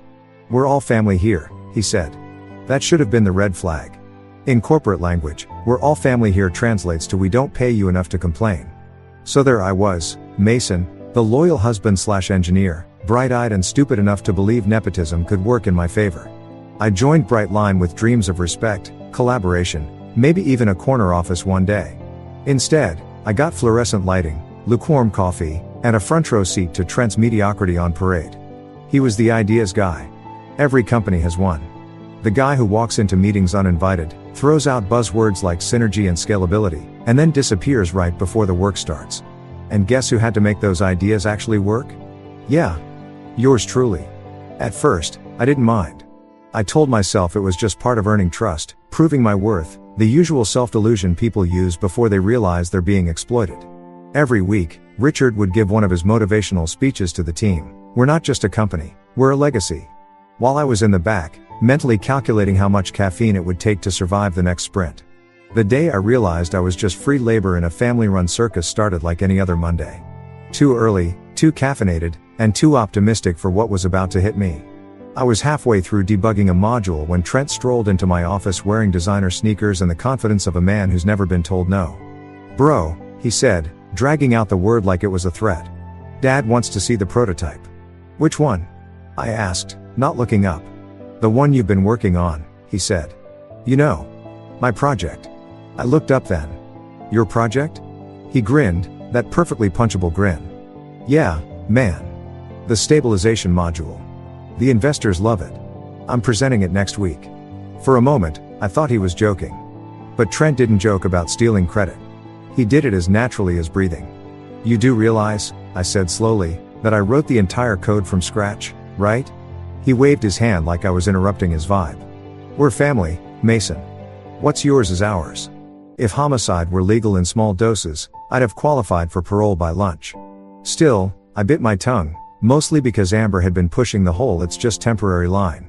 She said her dad respected my work, that he saw me as a future partner in the company. Partner? Right. I was the unpaid intern with better grammar. Her dad, Richard, was another piece of work. Imagine the monopoly man with a trust fund and a god complex. Every morning he'd walk through the office with his trademark smile, that kind of smug calm people get when they've never had to reheat leftovers. He'd stop by my desk sometimes, pat my shoulder, and say things like, "Mason, we're counting on you to keep us innovative." Translation: do all the work while I take the credit at the shareholder dinner. And don't even get me started on the company culture. Bright Line was less like a team and more like a reality show. Trent's girlfriend, Lexi, ran social media. His cousin, Greg, was head of HR, despite thinking HR stood for hot receptionists. Even Amber worked there, technically in marketing, though her main role seemed to be defending Trent from accountability. I swear nepotism in that office had its own employee ID. Every time I tried to raise concerns, Richard would say, "You're overthinking it, Mason. We're all family." I'd nod like an idiot while imagining a future where I invented a time machine just to slap my past self for believing him. Then came the week before the big betrayal, the one that kicked off my villain origin story. We had a major presentation scheduled, a pitch to land investors for a product that could literally change the wireless industry. I'd been perfecting the design for months, running simulations until my laptop sounded like it was training for a marathon. I submitted everything on the internal server, thinking my name would, actually stay on it. Guess what? The following Monday, a new version appeared. Same work, same format, but now the header said Concept Lead, Trent Collins. The lights hummed overhead, and the whiteboard was covered in my notes, equations, formulas, outlines. In the quiet, I finally said it out loud: I'm the free labor. It was both depressing and liberating, like realizing your favorite restaurant has been giving you food poisoning for years. I packed up that night with one promise to myself: never again. The next time I walked into that building, I wouldn't be their pawn. I'd be the guy holding the whole board. And if that meant smiling through fake meetings, playing along with Richard's "we're all family" act, and letting Trent think he was the genius, fine. Let them dig their own hole. I'd be the one selling the shovels. So yeah, I didn't get here by luck. I got here by caffeine, unpaid overtime, and the sheer stupidity of believing family meant fairness. Bright Line Tech wasn't just a company. It was a perfectly air-conditioned trap. But by the time I realized I'd walked into it, I was already planning my way out. Because if there's one thing I learned working for the Collins clan, it's that family might screw you over faster than a stranger, but they never see it coming when you screw back harder. You ever wake up the morning after a disaster and convince yourself it was all a dream? Yeah, that was me on Wednesday, for about 8 seconds. Then I saw the half-packed boxes in my living room, remembered Trent's smirk, Amber's "it's just business" speech, and, boom, back to reality. Population: one idiot husband who got professionally pickpocketed. I brewed my coffee like it owed me child support, triple shot, no mercy, and stared at my reflection in the microwave door. There it was. The face of a man who'd spent years saving a company that couldn't even save him a seat. My phone buzzed. I ignored it. Probably Amber texting something tone-deaf like, "You'll find something new. Proud of you for being mature." Mature? Yeah, because silence is maturity when rage could file a police report. By 8:30, I decided to go back to the office. Not for closure, not for revenge, at least, that's what I told myself. I just wanted to collect my things before someone accidentally repurposed my desk into a shrine for Trent's greatness. I drove there on complete autopilot, windows down, the kind of morning sun that dares you to feel hopeful. My car stereo played some old rock track, and for a moment, I almost convinced myself this was a new chapter. Maybe I'd start a consulting firm. Maybe even teach. Then I pulled into the parking lot and saw the big bright line logo shining like it was mocking me. My stomach dropped like it had seen the bill at a steakhouse. The lobby looked the same. Modern, sterile, pretentious. Glass walls everywhere, like the building was proud of having no secrets, except the big one they just pulled on me. Leia, the receptionist, spotted me immediately. Her eyes widened like she'd just seen a ghost haunting its own workplace. "Mr. Mason?" she whispered. "You okay?" "Fantastic," I said. "Just cleaning up the crime scene." Her lips twitched. "If you need me to fake a fire drill while you sneak out, I can." "Appreciate it," I said, giving her a small smile. "But I think the place will burn on its own soon enough." I walked down the hall to my office. Correction, Trent's new innovation workspace. According to the sign on the door, he'd actually renamed it. The audacity was Olympic level. Inside, it looked like someone had tried to stage a tech bro habitat. My plants were gone, replaced with a neon hustle hard sign. My ergonomic chair had been swapped for some Instagram-friendly beanbag that screamed unemployed in 6 months. I ignored the decor and went straight for my desk. Most of my stuff was still there, my notebooks, flash drives, a mug that said "World's Okayest Employee." Irony hits different now. I started packing quietly, but I could feel eyes on me. People walking by would slow down, pretending to check emails while sneaking pity glances. The rumor mill must have been working overtime. In corporate culture, watching someone fall from grace is better than Netflix. Then came the cherry on top. My so-called manager, Jeff, a guy who built his career entirely on forwarding my emails and calling it delegation, strolled in like he owned the place. "Hey, Mason," he said, too cheerful. "Didn't expect to see you." "Yeah," I said. "I wanted to leave before you changed the Wi-Fi password." Quote. He chuckled, missing the sarcasm entirely. "Listen, man. No hard feelings, right? Trent just connected better with the investors." "Of course," I said, closing a box. "They always love the guy with good hair and bad math." He frowned, clearly not sure if I was joking. Spoiler, I wasn't. Before he could reply, his phone buzzed. He glanced at it, mumbled something about a follow-up meeting, and bolted like a man allergic to confrontation. Typical Jeff, emotionally ghosting mid-sentence since 2016. I sat down for a moment, just to breathe, surrounded by the echoes of a job that used to mean something. Every scribble on the whiteboard, every sticky note, every dent in the desk, it was all me. Every sleepless night I spent making sure Trent didn't crash the project now looked like evidence in my own betrayal. My phone buzzed again. Amber. I sighed and looked. Her text said, "Trent's presentation killed. Everyone loved it." My thumbs hovered over the screen for a second before typing, "I bet." Then I tossed the phone onto the table like it was contaminated. The bitterness hit hard, the kind that makes your coffee taste like regret. I knew I had to leave before I said something unprintable to someone who didn't deserve the courtesy of hearing it. So I took one last look at the office, the desk that had seen more of my life than my own living room, and placed my company badge on top. I left it there like a calling card at a funeral. On my way out, Zara from research spotted me by the elevator. She was one of the few sane people in that building. "You're leaving?" she asked softly. "Seems that way." Her expression tightened. "You didn't deserve this, you know." "Yeah," I said, pressing the elevator button. "But life's not an HR department." She laughed, then frowned. For what it's worth, Trent's demo was rough. That got my attention. "Rough?" "More like a tech apocalypse," she whispered. He was sweating through his shirt by the second slide. Half the code crashed on launch. You could smell the panic from the hallway. I smirked. "Good. Hope the crash report sends him a thank you note." The elevator dinged, doors sliding open like the universe was cueing my exit. "If he asks for help," Zara said, lowering her voice, "what do I tell him?" I grinned. "Tell him to Google humility." The doors closed, and I couldn't stop smiling. For the first time that week, I felt something other than fury. I felt vindicated, because no matter how much they'd taken from me, they couldn't fake competence. I drove home slower this time, letting that petty little joy marinate. The sky was overcast, but I swear it looked brighter than usual. When I got back, Amber wasn't there. Probably out celebrating Trent's big win. Good. I needed quiet. I cracked open another beer, sat on the couch, and started flipping through my notebooks. Inside were pages of calculations, sketches, timestamps, all the proof I'd ever need that the core tech was mine. I'd kept backup logs, version histories, even cloud timestamps tied to my personal email. Every detail was airtight. As I looked through it all, something strange happened. I stopped feeling like a victim. I started feeling dangerous. There's a special kind of calm that comes when you realize the people who screwed you over are about to crash without you. They think they've won, but you're the only one holding the safety manual. It's like watching someone steal your car and knowing the engine blows up at 40 miles per hour. By evening, my phone had blown up with messages. Amber again. Dinner tonight. Dad wants to talk. I stared at it for a full minute, then typed, tell him to talk to his new genius instead. Sent. Blocked. Freedom never tasted so satisfying. Later that night, as I boxed up the rest of my old work gear, I realized something.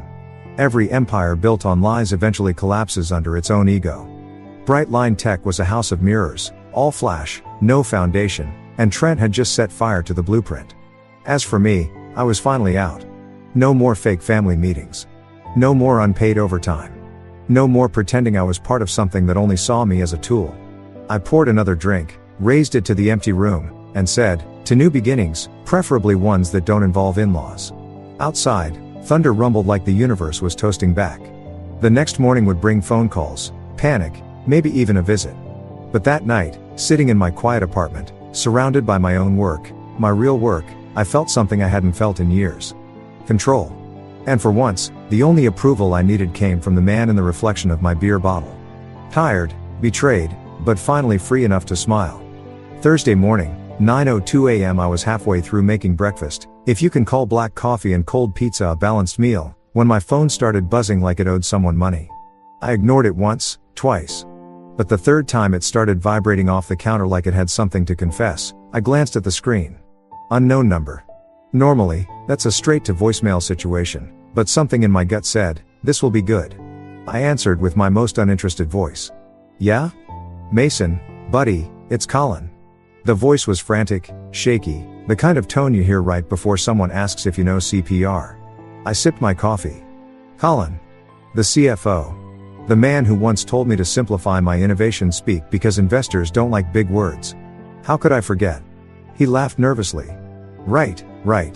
Ha. Listen, man. We've got a situation. I leaned against the counter. Oh, do tell. Did Trent run out of hair product or metaphors? Colin didn't take the bait. It's the demo. The big investor meeting. It's not working. I pretended to gasp, clutching my imaginary pearls. Not working? You mean the revolutionary concept your golden boy developed all by himself? Look, Mason, he said, his voice cracking like a teenager at prom. We just need a few pointers. Maybe walk us through the build again. I swear it's urgent. The investors are flying in at 11. We can't afford another crash. I took a long sip, letting the silence marinate like fine revenge wine. Sounds serious. It is serious, he said, desperate now. Trent's freaking out. Richard's pacing the conference room. And Amber, well, Amber's trying to do damage control with Claire from the investor group.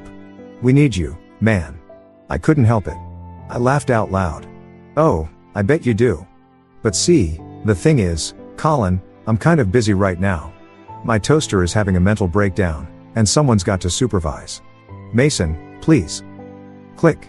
I hung up and grinned so wide I could have sold toothpaste. You know that deep, soul-level satisfaction that comes when karma finally does her job?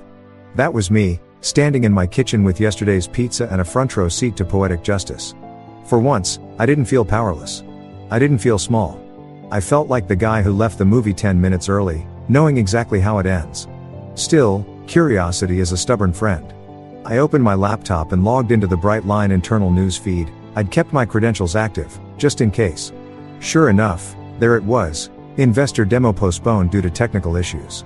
Translation: Trent's masterpiece exploded on launch like a cheap firework. I scrolled through the comments section. Employees gossiping in coded corporate speak. Zorro, so. Anyone know what happened with the stabilization prototype? Leia, front desk, rumor says Trent unplugged something important. Devin_Joe, can confirm. He unplugged Mason. I nearly spit out my coffee.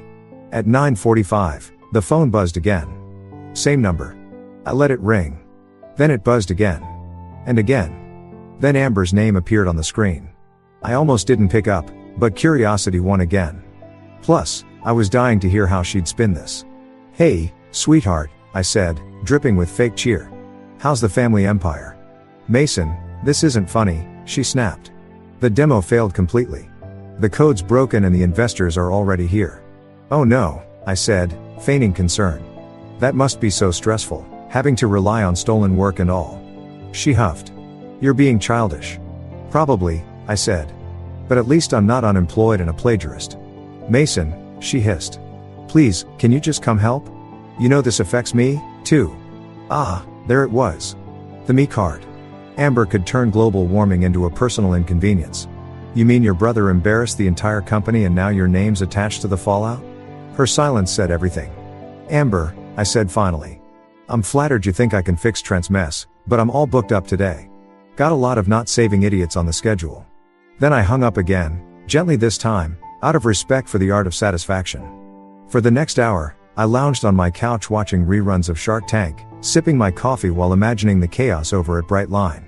Richard pacing like a zoo lion. Colin sweating through his suit. Amber trying to look composed while Trent probably blamed the air conditioning. I almost felt bad. Almost.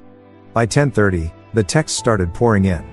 Zara, Colin, even Jeff, all variations of please come back. My favorite was from Trent himself. Bro, we need you, bro. The same guy who erased my name off a 3-year project suddenly remembered we share pronouns. I didn't reply. Instead, I texted Zara privately, how bad is it? She replied instantly, imagine a dumpster fire. Now add fireworks and a live audience. I laughed so hard I nearly choked. Around 11, I put on some music and went back to my laptop. Not the Bright Line stuff, my stuff.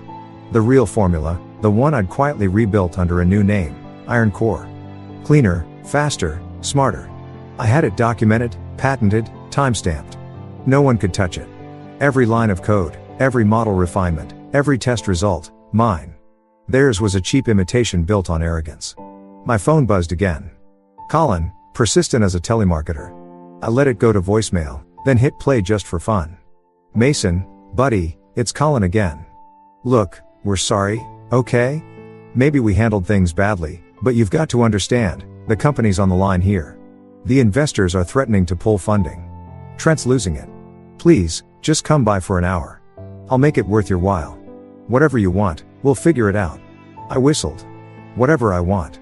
That was rich, coming from a man whose idea of negotiation used to be free parking validation.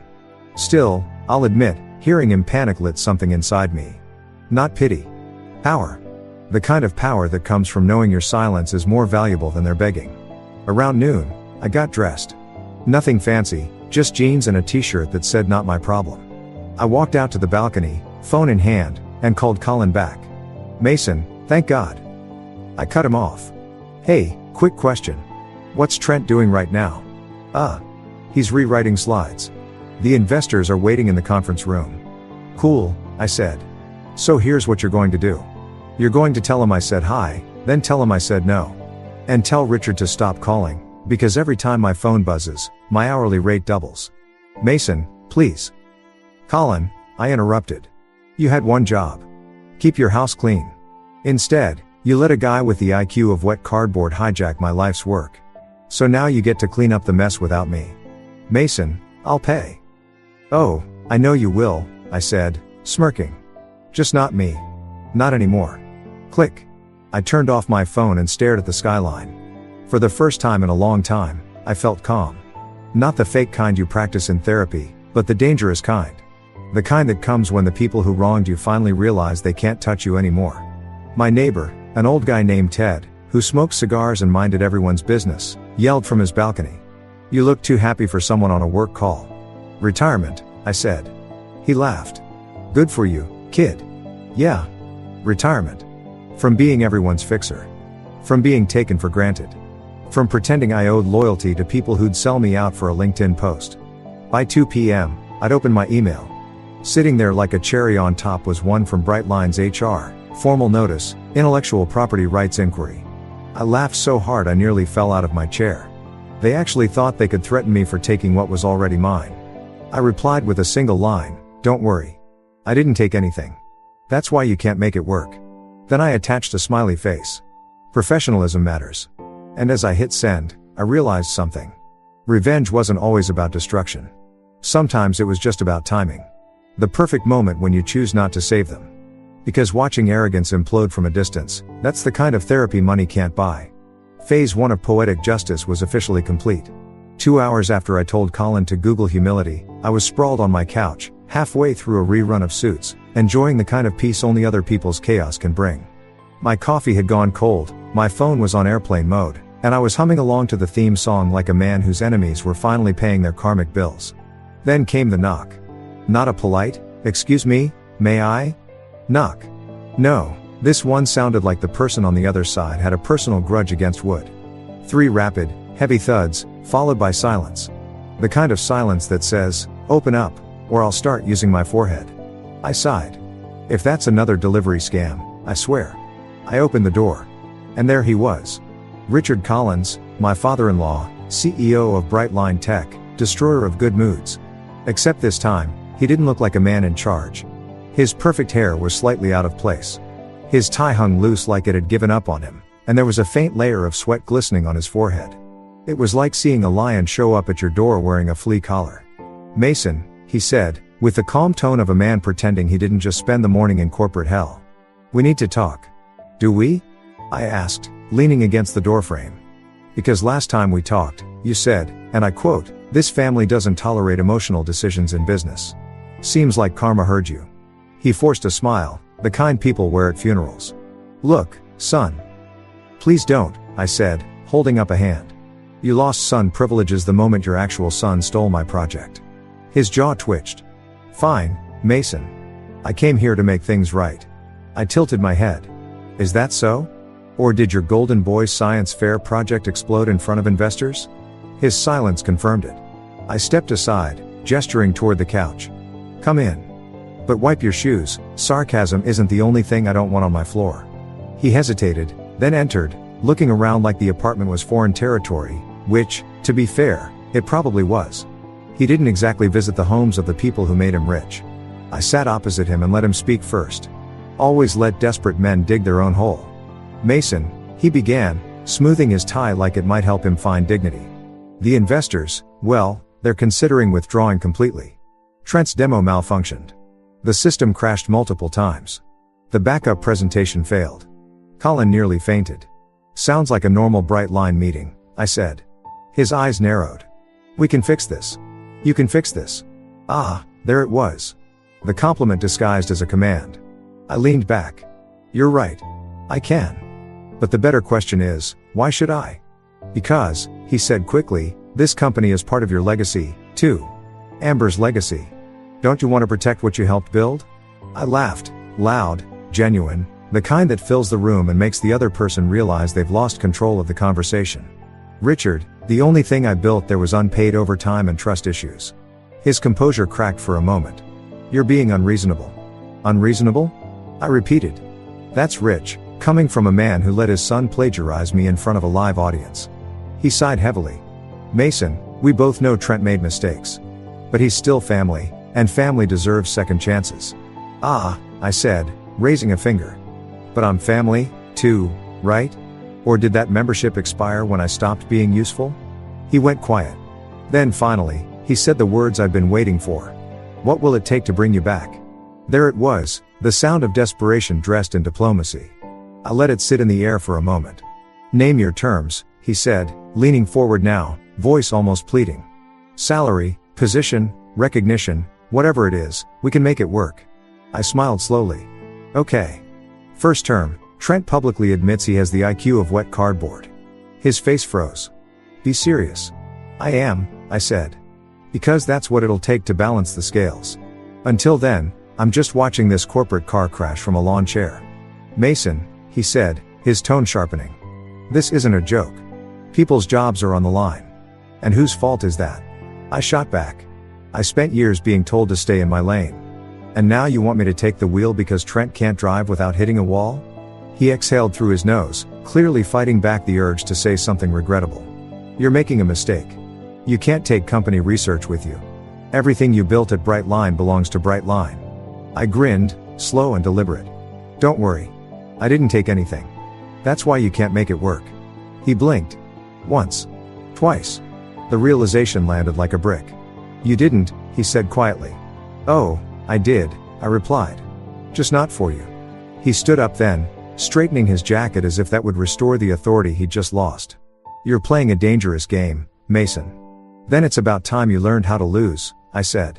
For a second, I thought he might actually explode, the kind of silent rage where a vein pops and you start reevaluating your life choices. Instead, he just nodded stiffly. "You'll regret this." I shrugged. "Maybe. But at least I'll enjoy the view from this side of regret." He walked toward the door, but before leaving, he turned back. "Amber won't forgive you for this." I smiled. Funny, she never forgave me for being smarter than her brother, either. Door closed. End of meeting. I stood there for a moment, staring at the spot where Richard had just stood, the great CEO of Brightline, reduced to a desperate salesman trying to buy back confidence. I almost felt sorry for him. Almost. But then I remembered all the times he'd called me emotional when I challenged him in meetings, or the way he patted Trent on the back for stealing my lines, and that sympathy evaporated faster than his company's market confidence. I sat back down, cracked open a soda, and turned on some jazz. The kind of smooth, arrogant music that makes victory feel cinematic. My phone buzzed again. A text from Amber: "Dad came to see you. Please tell me you didn't make it worse." "Me? Oh, absolutely. It's my new hobby." She didn't reply. Instead, a few minutes later, I got a call from Zara. "Okay," she said breathlessly. "Whatever you did, it worked. Richard came back from your place looking like he aged 10 years. The investors are threatening to walk, and Trent's in the restroom crying." "Not even kidding." I grinned. "Well, at least something's functioning in that building." "Mason," she said, lowering her voice. "This is chaos, but it's beautiful chaos." "Just wait," I said. "The best part's still coming. Please tell me you're not planning arson." "Nope," I said, stretching my legs. "I'm planning entrepreneurship." That night, as the city lights flickered outside my window, I started drafting the final blueprint for Iron Core Labs. My own company. My own tech. No stolen credits, no family politics, no fake smiles, just my work, my name, and my rules. By the time midnight rolled around, I'd already registered the domain and written a tagline: "Built on integrity. Powered by revenge." And the best part? I wasn't even angry anymore. Just amused. Because when people like Richard and Trent hit rock bottom, they don't realize it's not gravity that pulled them there, it's ego. So yeah, a visitor named Desperation came knocking that day. I welcomed him in, offered him a seat, let him talk himself into a corner, and sent him home empty-handed. It felt like redemption served at room temperature, with a side of petty satisfaction. By Friday morning, I was sitting at my favorite cafe, the one with Wi-Fi strong enough to download Karma in HD, nursing my fourth cup of coffee and wondering what victory was supposed to feel like. Turns out it feels a lot like caffeine-induced arrogance. The Brightline saga was imploding faster than a reality TV marriage, and I was just the guy in the audience with popcorn and screenshots. The bell above the door chimed, and in walked Claire Dean, one of the lead investors from the Brightline fiasco. You know those people who look expensive even when they're just ordering a latte? That was Claire. She wore her wealth like it was tailored, because it probably was. When I'd seen her before, she was sitting in the front row at that disaster of a presentation, pretending to look impressed while Trent confused a metric for a metaphor. "Mason," she said as she approached, voice calm but eyes sharp. "Thanks for agreeing to meet." "Hey, no problem," I said, gesturing to the seat across from me. "I charge extra for short notice consultations, though." She smiled faintly and sat down. "Let's start with the obvious. What the hell happened in there?" I leaned back. Corporate plagiarism with a side of incompetence. Her brow arched. "So Trent really had nothing to do with the project?" "Trent thinks API is a new social app," I said. "So no. Not a damn thing." Claire exhaled, rubbing her temples. "That explains why the code crashed before we even hit the demo stage." "Yeah," I said. "Turns out, pretending to be smart isn't the same as being smart." "Who knew?" She stared at me for a long moment, then leaned in slightly. "Can you prove it?" I sipped my coffee. "I can do better than that." I pulled out a flash drive and slid it across the table. "I can show it." Her eyes flicked down at the drive like it was the Holy Grail. "What's this?" "The real formula," I said, lowering my voice. "The original stabilization code, the one that actually works." "You kept it?" "Of course," I said. "You think I'd let those idiots take my life's work without a backup? Please. I may be a fool in love, but I'm not suicidal." She chuckled, shaking her head. "I have to admit, this is bold." "Bold?" I said. "Claire, they stole my work and tried to repackage it with Trent's name on it. I'm just repossessing my dignity one bite at a time. Her gaze softened, but only slightly. Who owns this tech? Legally speaking. I do, I said without hesitation. Independent development, time-stamped, documented, backed up, notarized, and occasionally cursed at between 2 and 4 a.m. I've got every email, every build log, and every version saved going back 3 years. It's mine. She raised a brow, clearly impressed. You were planning this? Planning? No, I said. Paranoid? Always. She laughed quietly, but there was something calculating behind her smile. You realize this puts you in a very powerful position. Mason, Bright Line's investors aren't just mad. They're humiliated. Richard's been dodging calls since yesterday. Trent's been disinvited from every board dinner in the city. I couldn't help grinning. So you're saying it's my time to shine? I'm saying, she said, leaning forward, we'd rather put our money behind someone competent. Someone like you. Now, if my coffee hadn't already woken me up, that sentence sure did. Come again? Claire smiled. I represent a few investment partners who were very interested in your project before it went off the rails. We're not tied to Bright Line anymore. We want the real deal, the functioning product. The working version. You. I stared at her, trying not to look too smug. You're offering to back me directly. She nodded. If you can demonstrate that what you have actually works, yes. I took a long breath, pretending to think while internally screaming, holy hell, this is happening. You'll have your demo, I said. But I'm not stepping foot in Bright Line again. Good, she said, smiling. We'd rather you didn't. You'll present independently. Fresh name, clean slate. I already have one, I said, fishing a sleek black business card from my pocket and sliding it to her. Iron Core Labs, LLC. Officially registered yesterday. Her eyebrows shot up. You work fast. I smirked. Petty men are efficient. She laughed again, shaking her head. Send me a full presentation deck by tomorrow. If it checks out, we'll set up a meeting Monday morning. Done, I said, shaking her hand. And don't worry, this one won't crash halfway through. As she left, I watched her slide into a black car that probably cost more than my apartment complex. For a moment, I just sat there, letting it sink in. My so-called downfall had just flipped into a comeback. Trent stole my project. Richard buried my reputation. Amber stood by watching. And somehow, all of that had led me here, in a cafe, being courted by the very people they'd tried to impress. I couldn't resist sending a quick text to Zara. Guess who just got investor backing for Iron Core Labs? Her reply, holy hell. Are you serious? Serious as a heart attack at a barbecue. She sent 10 fire emojis and a please hire me. I laughed. Maybe I would. That afternoon, I holed up in my apartment, music blasting, laptop open, a fresh file titled Iron Core _investor deck _prk.pptx. Within hours, I had the whole presentation built. Polished slides, live demo video, clean graphs, the works. Every click felt like rewriting history. Halfway through the process, my phone buzzed. Amber again.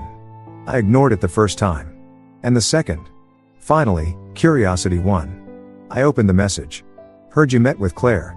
What are you doing, Mason? Don't make this worse. I laughed so loud I scared my neighbor's cat through the wall. Worse? Oh, sweetheart. This was worse for her family. I typed back, just building something that actually works. Try it sometime. Then I muted her. By evening, I sent Claire the deck along with a note, prototype ready for live demo. No fireworks, no plagiarism. Minutes later, she replied, Monday, 9 a.m. downtown. Don't be late.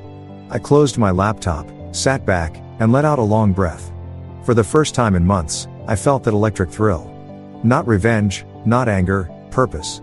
The kind that keeps you up at night, but in a good way. The kind that says, you're back. Around midnight, I poured myself a drink and went out onto the balcony. The city lights stretched out below, bright and restless, like ambition itself. My phone buzzed one last time that night. Zara again. Just heard Richard yelling in the office. Something about betrayal from within. Colin looks like he's aged 10 years. Trent's hiding in the break room. It's beautiful chaos. I grinned at the message, took a sip, and whispered, and it's only just begun. That night, as I shut off the lights, I caught my reflection in the window. Tired, sure, but smiling. The kind of smile that comes from surviving the storm and realizing you're the thunder now. By Friday morning, Bright Line Tech was trending for all the wrong reasons. My phone lit up like a Christmas tree with notifications, news alerts, texts, and even a meme someone made of Trent with the caption, "When you copy your homework but forget to change the name." Beautiful. Absolutely beautiful. I was still in bed, half under the blanket, holding a cup of coffee like it was an Oscar, scrolling through the chaos when Zara texted me. "Trent blames the software. Richard just broke his golf mug. Amber's crying in HR." I couldn't help it. I started laughing so hard I spilled half my coffee on the sheets. Worth it. Brightline's downfall was happening in real time. And I didn't even need popcorn, I was full on caffeine and petty satisfaction. The company that once told me I lacked leadership initiative was now falling apart because their actual leadership thought competence was optional. By 10, Colin had tried calling 5 times. I ignored every single one. Let the man sweat. Let him earn his panic. Around the 6th attempt, I finally picked up, mostly because I wanted to hear how bad it really was. "Mason," he practically yelled. "Buddy, we need to talk." Still busy supervising my toaster's recovery, I said, cutting him off. "Make it quick." He sighed, defeated already. "It's bad, man.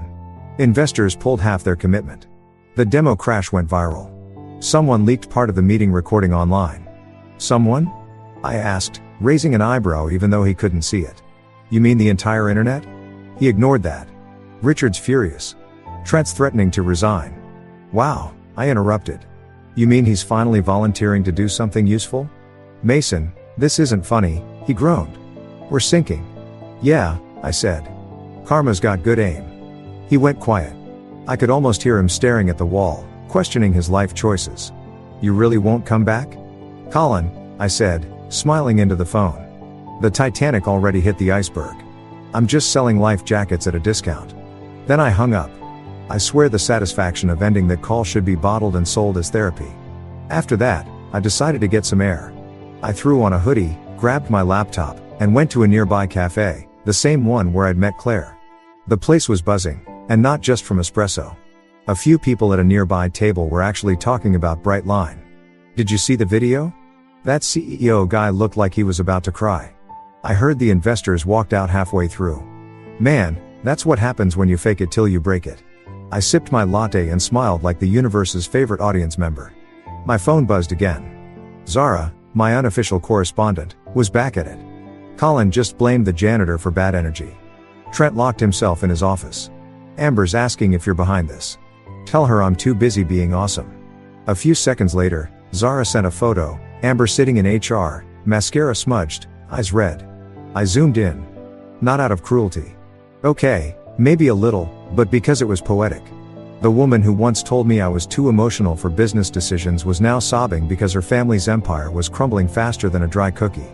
I texted back, "The irony is strong with this one." By noon, I'd switched from coffee to iced tea and from quiet satisfaction to full-blown scheming. I'd already sent Claire everything she needed for the investor meeting on Monday.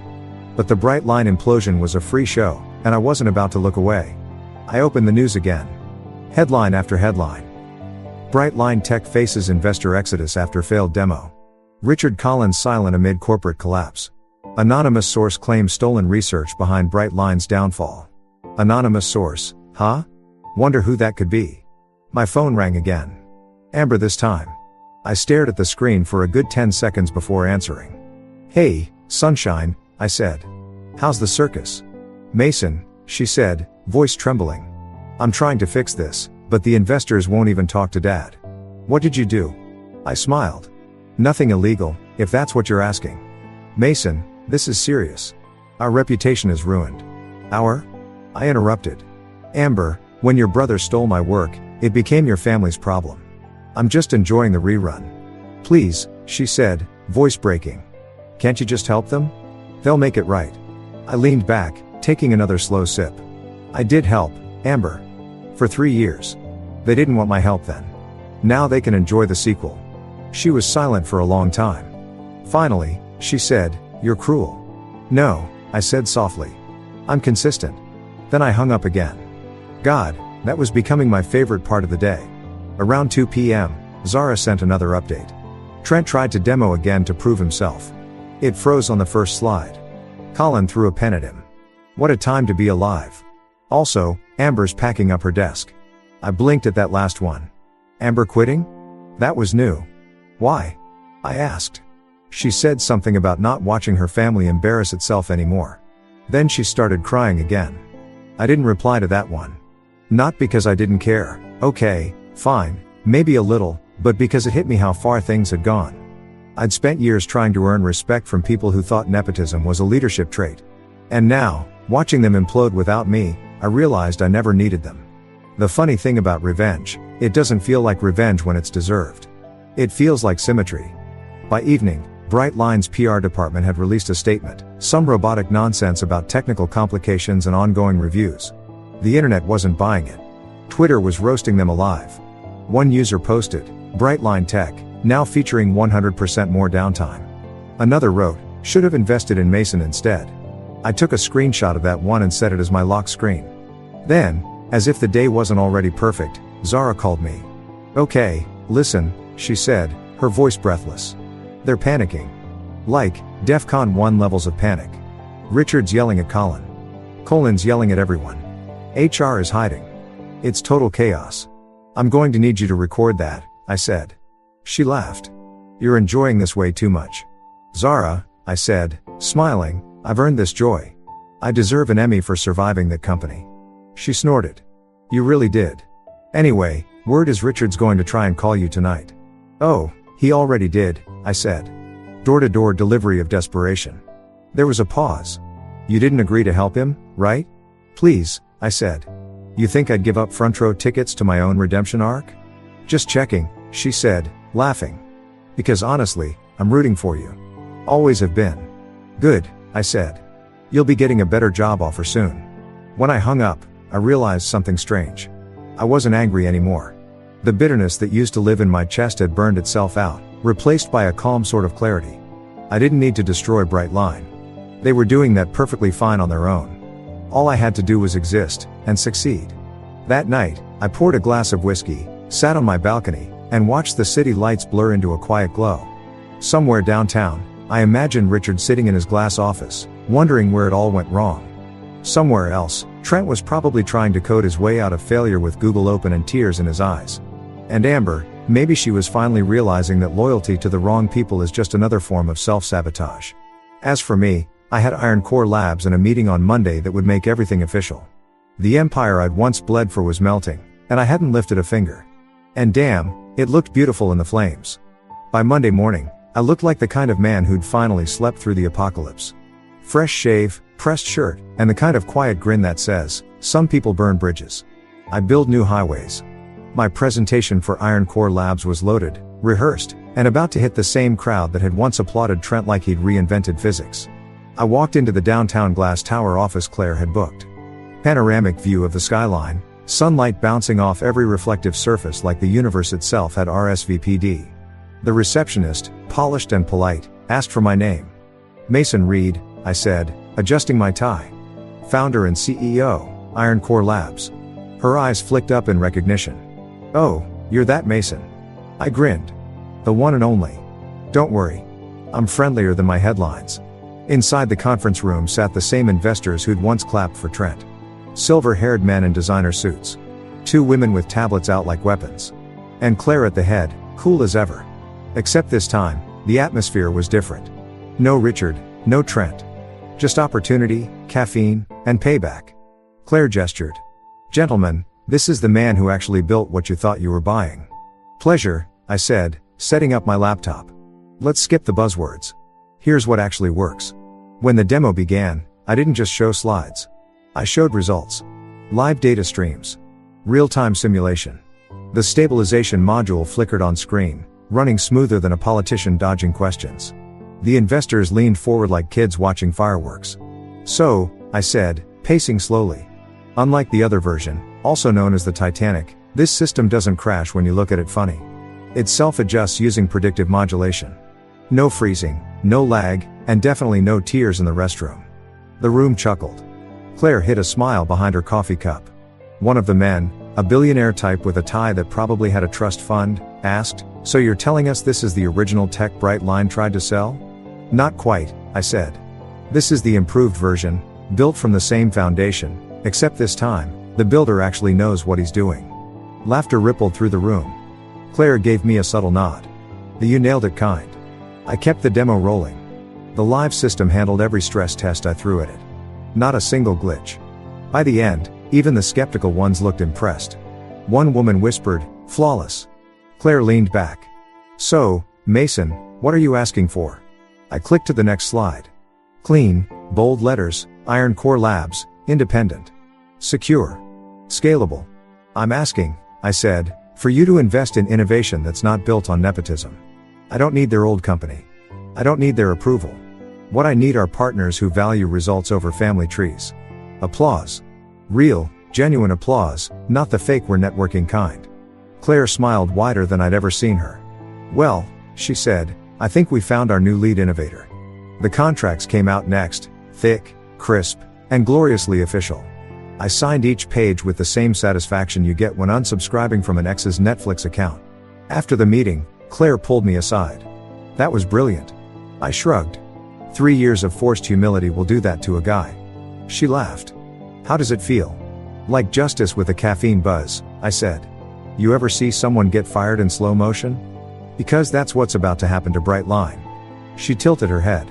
"What do you mean?" I pulled out my phone and showed her an email I'd just received. "Breaking news, Brightline Tech halts operations pending audit." She blinked. "You leaked something, didn't you?" "Who, me?" I said innocently. I just reminded a few reporters that the revolutionary demo was stolen intellectual property. They did the rest. Claire smirked. "You're dangerous." "Only when provoked," I said. Outside, I walked into the sunlight feeling 10 pounds lighter. For the first time in years, I wasn't someone's employee or someone's in-law project. I was my own showman. I headed straight to my car, rolled down the windows, and turned up the radio. The announcer's voice cut through the static. "In tech news, Brightline Tech faces massive backlash after reports of internal misconduct and product theft. Sources claim a former engineer, Mason Reed, may have been the rightful creator of their failed product." I actually laughed out loud. "Former engineer, huh? Try upgrade." My phone buzzed again. "Zara, naturally. They're losing their minds. Richard's been in meetings all day. Trent's hiding. Amber's threatening PR lawsuits. And I just got funded. No way. Iron Core? Iron Core. Signed and sealed. Holy crap, Mason. You did it. Correction, we did it. You're getting a job offer soon." Her reply was all caps and celebratory emojis. By lunchtime, I was walking into a rooftop restaurant, phone buzzing nonstop with congratulations from old coworkers, friends, even 1 or 2 Brightline employees who jumped ship mid-synergy. Everyone wanted to know the same thing. Was the rumor true? Oh, it was true. And I was loving every second of it. I ordered a burger, toasted my success with a Coke, and replayed the week's events in my head like a highlight reel. Me walking out of that boardroom in humiliation. Richard begging at my door. Trent crying into his PowerPoint. Amber realizing her last name wasn't a career. And now me, signing multi-million-dollar contracts under a new name. When the waitress brought the bill, she smiled. "Are you the guy from the news?" I chuckled. "Depends. Do I look guilty or successful?" "Successful," she said. "The guilty ones don't tip well." I left her 20%. Petty men have class, too. That evening, I drove home through downtown traffic, phone still buzzing with updates. A text from Colin popped up. "You really did it. Congrats, man. Wish I'd backed you sooner." "You wish," I typed back. And then another message, from an unknown number. "We need to talk. Amber." I stared at it for a long moment, then set the phone face down. She could wait. I had better company now, success, vindication, and the faint sound of karma breakdancing in the distance. At home, I poured myself a drink, opened my laptop, and checked the new Iron Core Labs email account. Dozens of inquiries already, potential hires, partnership offers, press interviews. I smiled. This was how it should have been all along. As the city lights flickered on outside, I thought back to that day in the boardroom when Trent cut me off mid-sentence. That smug look, that applause, Amber's proud little smile. It was burned into my memory, but now it didn't sting. It was fuel. Because if he hadn't humiliated me that day, I might never have left. I'd still be fixing his broken code and pretending to be grateful. Instead, I'd become the guy who stole the spotlight back without even raising his voice. My favorite part? Watching them try to explain my success to the press. He was a valued team member. Right. The same team member they replaced with nepotism and ego. I opened one last message from Claire. "Congratulations again, Mason. Investors are thrilled. Also, Brightline reached out. They want to meet. I said no. I laughed so loud my neighbor's dog barked. That night, sitting by my window, city glowing like a promise, I realized something simple but powerful. Revenge doesn't always come with fire and fury. Sometimes it comes with contracts, applause, and the quiet click of a pen signing your name where theirs used to be.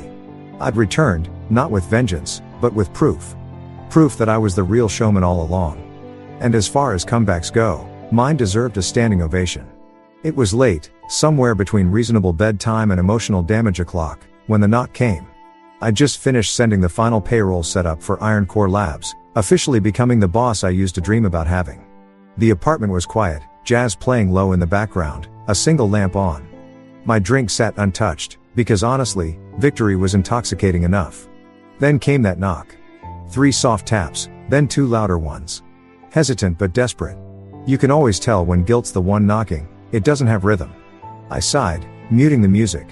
If that's the landlord asking for rent early again, I swear. I opened the door. Trent.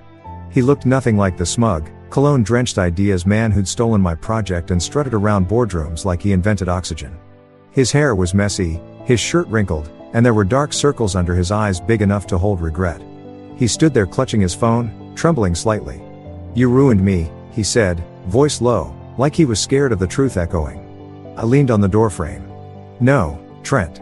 You ruined you. I just turned on the lights." He flinched. "You don't get it, Mason. It's finished. Brightline's gone. Dad's yelling at clouds. Or maybe drafting another inspirational email about family teamwork," I interrupted. "Don't," he snapped. "Don't mock me." "Oh, trust me," I said. "This is me being merciful. The real mockery would have had slides." He groaned and dragged a hand through his hair. "I didn't mean for it to go this far. I just wanted to prove I could do something on my own." I raised an eyebrow. "By stealing something that wasn't yours? Interesting brand of independence." "Mason, please," he said, eyes darting around like maybe the neighbors were watching. "You've got your new company, your big win. You don't need to destroy us." I folded my arms. "Trent, the only thing I destroyed was the illusion that you knew what you were doing." He looked at me then, really looked at me, like he was seeing a different version of me for the first time. "You think you're the hero in this?" I smiled faintly. "No. Heroes forgive. I build empires out of ruins." For a second, he looked like he wanted to swing at me. But the arrogance had drained out of him. Instead, he just exhaled shakily. "Amber blames you for everything." I nodded. "Yeah. She texted, said I humiliated her family. I told her, technically, you did that. I just provided the popcorn." His jaw clenched. "You're enjoying this." "You're damn right I am," I said. "Do you know how many nights I stayed up fixing your garbage code while you were out drinking on daddy's dime? How many times I swallowed my pride so you wouldn't look incompetent in front of investors? You humiliated me in front of a room full of people, Trent." I walked out with nothing. "So yeah, forgive me if I find this poetic." He stared at the floor. For once, he didn't have a comeback. "Dad's been trying to call you," he muttered. "I bet he wants to make you an offer. Tell him my rates doubled after I stopped caring." He looked up, frustration flickering behind the exhaustion. "Mason, what do you want from us?" I shrugged. "Nothing. That's the point. I don't want your company, your money, or your name attached to mine. I just want you to live with the fact that the guy you replaced mid-sentence is the same guy whose name is now trending under #IronCoreRevolution. His lips parted like he was about to say something, then closed again. He had no fight left. Just fear. After a long silence, he said softly, "I messed up." I nodded slowly. "Yeah. You did. Can you ever forgive me?" That one hit differently. It wasn't fake, not performative.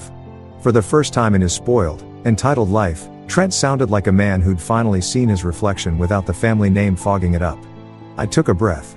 "Trent, forgiveness isn't my currency anymore. I trade in lessons. And you've just had the most expensive one of your life." He looked like he might cry. I wasn't about to offer tissues. "Some lessons need salt water." He nodded quietly, stepping back. "Good luck, Mason." "Already got it," I said, and shut the door. The click of the lock echoed like punctuation. Full stop. End of chapter. I stood there for a moment, letting the quiet settle. The funny thing about closure is it doesn't come with fireworks. It comes with silence, the kind that tells you there's nothing left to prove. I poured myself a drink and walked to the window. The city lights looked different now. Less like a battlefield, more like a blank canvas. My phone buzzed again. Amber. I almost ignored it, but curiosity is a stubborn little demon. You humiliated my family. Your brother did that, I typed back. I just built a better product. A pause. Then, we're over, Mason. You've made that clear. Good. I needed the reminder. I didn't block her. Not this time. She wasn't worth the energy it took to hate her anymore. I turned off my phone and sat on the couch, feeling something new. Peace. The kind that comes when you finally stop arguing with people who refuse to understand. But peace didn't mean passivity. I had work to do. Big work. Iron Core Labs wasn't just a rebound project. It was the future, the kind of company that valued brains over bloodlines. I opened my laptop again. The screen cast a soft glow across the room. On my homepage, investor confirmations, signed contracts, early product interest. It was happening. Everything Brightline pretended to be, Iron Core was becoming, for real. Still, curiosity tugged at me. I opened the news. Headline: Brightline Tech officially declares bankruptcy following investor exodus. Below it, a picture of Richard standing outside his office, reporters swarming. The man looked small. Defeated. The caption read, "A company once valued at $400 million now under investigation for mismanagement and IP theft." I took a sip of my drink. Guess the universe handles audits, too. Scrolling further, I found another headline: Former Brightline engineer launches Iron Core Labs, attracts record funding. And just like that, there it was, side by side. Their failure. My rise. The poetic symmetry was almost cinematic. I leaned back and let out a deep laugh. One that came from somewhere real, the kind that feels like an exhale after holding your breath for too many years. A knock startled me again, lighter this time.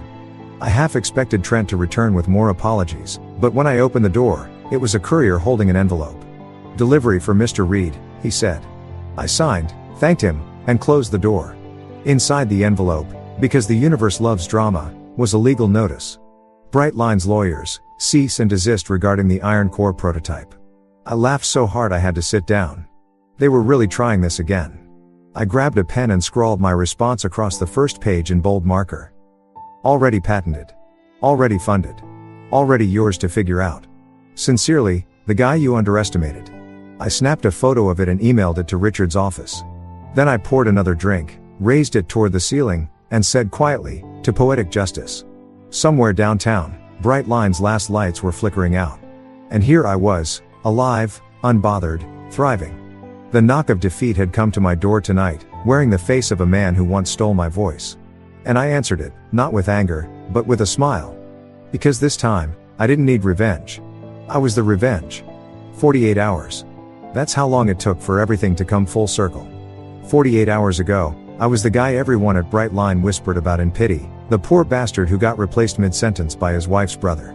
Today, I was on the cover of Techfront Weekly, holding a cup of coffee like it was a trophy, under a headline that read, "Iron Core Labs, the Phoenix startup that rose from corporate ashes." If poetic justice were a flavor, I'd be licking the spoon. The article was brutal, for them. The journalist didn't pull punches.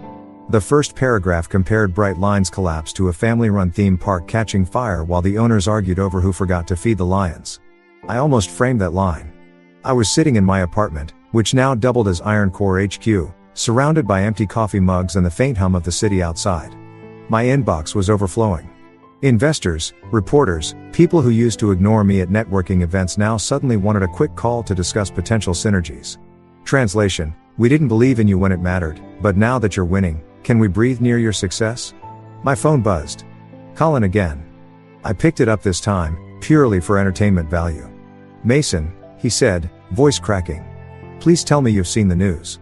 "Oh, I've seen it," I said, spinning lazily in my chair. "It's my new favorite bedtime story." "This is bad, man," he said, panic seeping through the line. "Richard's losing it. We're completely out of funding. The board's resigning. I don't even know who's still technically employed." "That's wild," I said, feigning sympathy. "Almost like firing your smartest employee and replacing him with a haircut was a bad idea." He groaned. "Look, you made your point. But we need help. The patents, the prototypes, everything's tangled. The lawyers are circling. If we don't find a way out." "Colin," I said, cutting him off. "Buddy, listen carefully.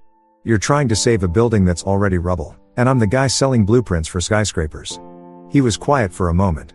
Then, quietly, Richard wants to make you another offer. Triple what you were making before. Full rights. Full recognition. Recognition? I repeated.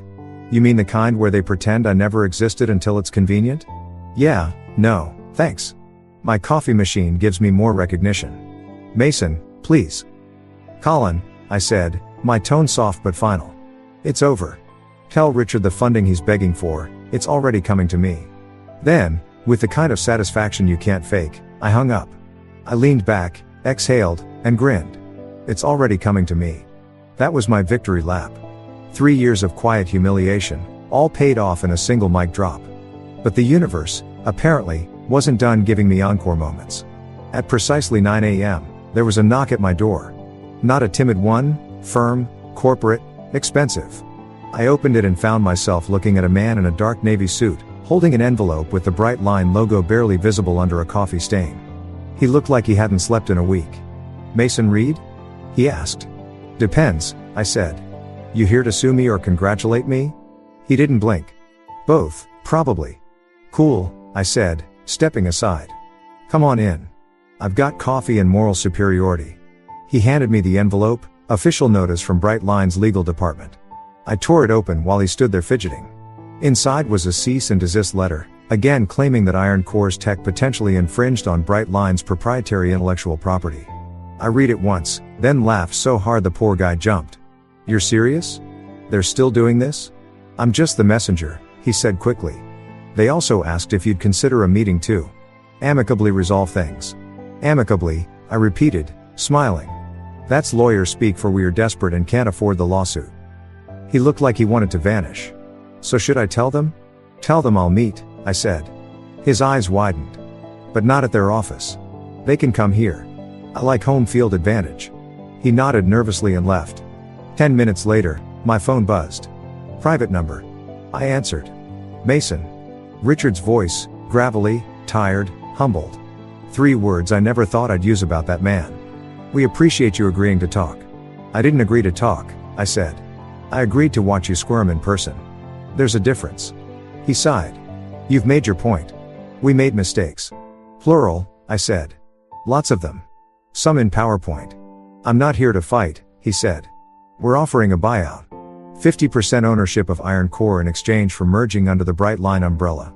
You'd have full operational control. I nearly spit out my coffee. So you want me to take the company you killed, strap it to mine, and call it teamwork? Mason. Richard, I interrupted. Do you hear yourself? Bright Line isn't an umbrella. It's a burned down tent. He went quiet. Then, you won't last without a larger infrastructure. I laughed. You said the same thing about the internet in 2003, didn't you? Silence. Then the line clicked dead. He'd hung up, probably realizing that I wasn't coming back. Not for any price. By noon, the internet had decided Bright Line was officially cancelled. Employees were posting their resignation letters on LinkedIn like war trophies. One guy captioned his post, leaving the Titanic before it becomes a submarine. It had 12,000 likes. Claire called later that afternoon. Mason, I just got off a call with the board. You'll want to hear this. Let me guess, I said.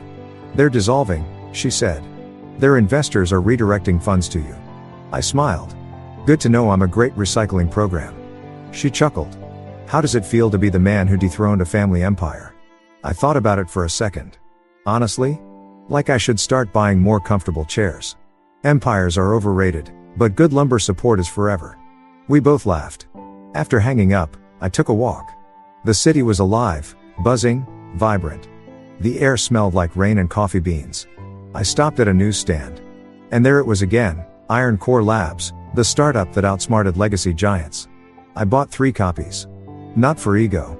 Just for history. As I crossed the street, my phone buzzed again. A text from Amber. You won. I stared at the words for a moment, feeling nothing. No, I typed. I just stopped losing. She didn't reply. I didn't expect her to. When I got home, I poured myself another coffee. I swear my bloodstream was 70% espresso at this point, and sat down to review Iron Core's new contracts. Everything was falling into place. Offices, staff, funding, freedom. Still, something tugged at me. A strange emptiness sitting underneath the victory. For so long, my drive had been fueled by anger, by the need to prove them wrong. Now that I had what I wanted. What next? I opened the window and stared at the skyline. The same one I used to look at after miserable workdays, wondering when my break would come. It came, all right, just with a side of fire and sarcasm. My doorbell rang again. This time, I was ready for anything. I opened it to find Zara standing there, holding 2 coffees and wearing a grin big enough to power a small city. Thought you'd need caffeine for whatever world domination plan you're working on, she said, handing me one. Bless you, I said. You're the only person who understands me. She looked around the apartment, cables, laptops, a whiteboard full of scribbles. So this is Iron Core HQ, huh?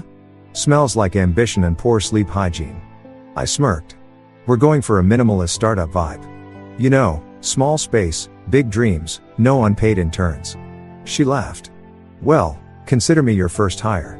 But I want benefits and coffee that isn't reheated sadness. Deal, I said. We clinked our cups together like champagne. For the next hour, we sat side by side brainstorming logos, taglines, and ideas. She had that same spark I used to have before Bright Line beat it out of me. Pure creativity, unfiltered optimism. It reminded me why I started this in the first place. Halfway through, she looked at me and said, "You know what's crazy? You could have walked away quietly, found another job, but instead you built something better." Yeah, I said. Because I realized something. Revenge fades. But legacy sticks. She smiled. You think they'll ever recover? Bright Line?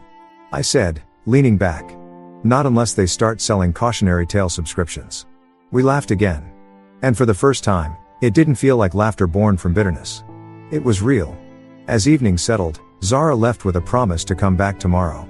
I sat alone again, but this time, the silence didn't feel empty. It felt earned. My phone buzzed one last time that night. A notification from an online news feed. Breaking, former Bright Line CEO Richard Collins resigns amid investigation. Below it, a picture of him stepping into a car, face pale, expression hollow. The man who once told me I'd never understand leadership was now learning humility in real time. I took a sip of my coffee and whispered, "Lesson complete." Then I glanced around the room, the whiteboard, the laptop, the coffee mug that said "World's Most Stolen Genius." It wasn't just about revenge anymore. It was about evolution. About taking everything they tried to use against me and turning it into momentum. 48 hours earlier, I'd been a ghost haunting their failure. Now I was the future they couldn't buy back. And damn, it felt good to be alive. When I finally shut down for the night, I walked out onto the balcony. The city hummed below, indifferent, but full of possibility. Somewhere down there, new people were making the same mistakes, trusting the wrong bosses, letting the wrong people take credit. But somewhere else, a few were learning the same lesson I had. Sometimes losing everything is the only way to find out who you are without them. I raised my mug to the skyline.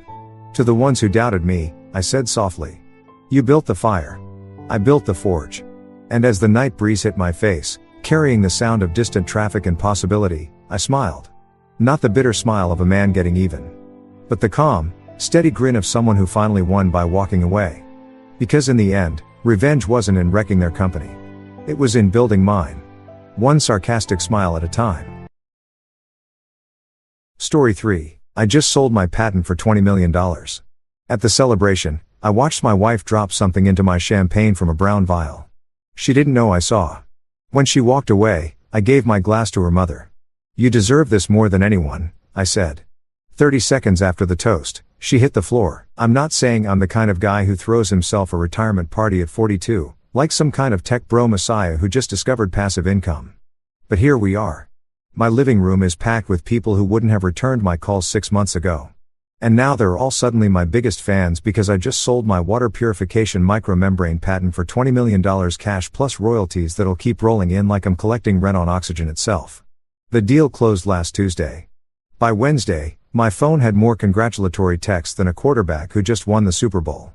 And exactly 0 of these people helped me when I was eating ramen in my garage lab at 2 o'clock in the morning trying to figure out why my prototype kept clogging like a gas station toilet.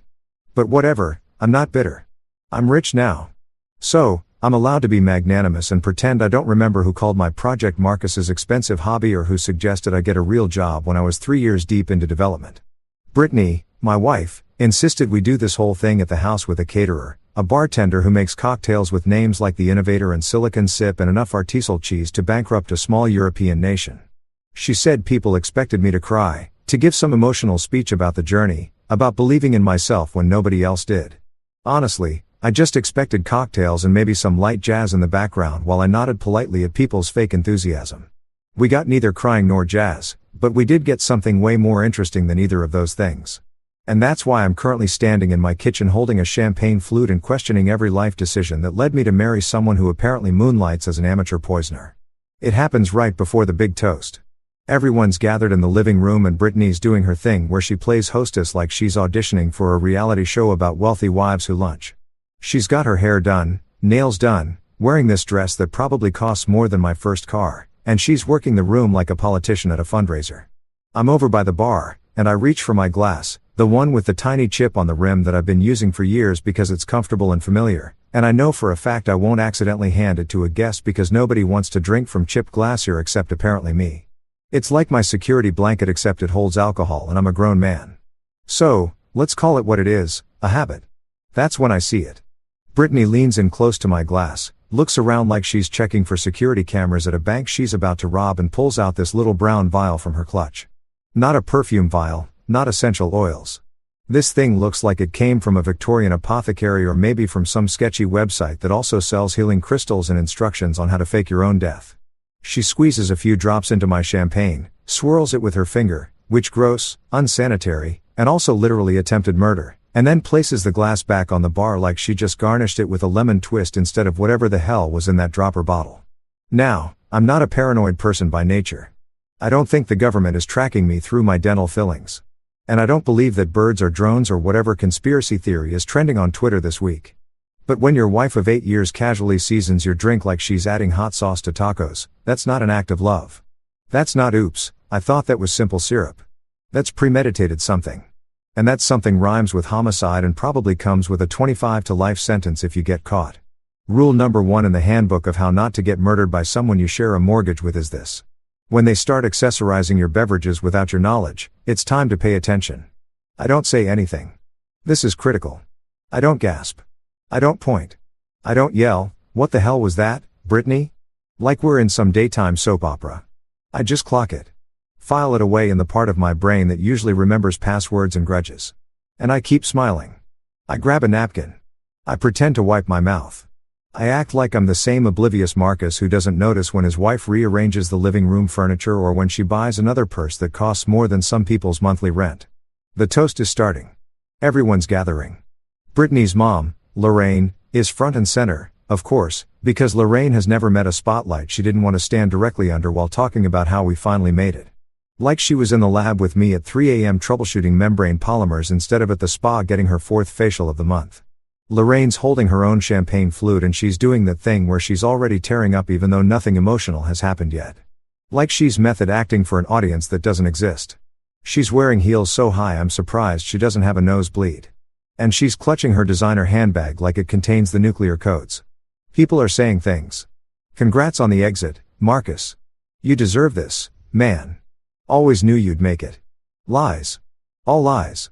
But I smile and nod because that's what you do at parties when you're rich and people want to be near you now. Tyler, my 14-year-old son, is standing off to the side looking vaguely uncomfortable in the button-down shirt Brittany forced him into. And he's got his phone out, probably texting his friends about how lame adult parties are. Kids, not wrong. That's when I make my move. Casual, smooth, like I've been planning it my whole life. I walk over to Lorraine and I say loud enough for people nearby to hear, "Lorraine, you deserve this more than anyone." And honestly, in a cosmic, karmic, ironic sense, that statement is true.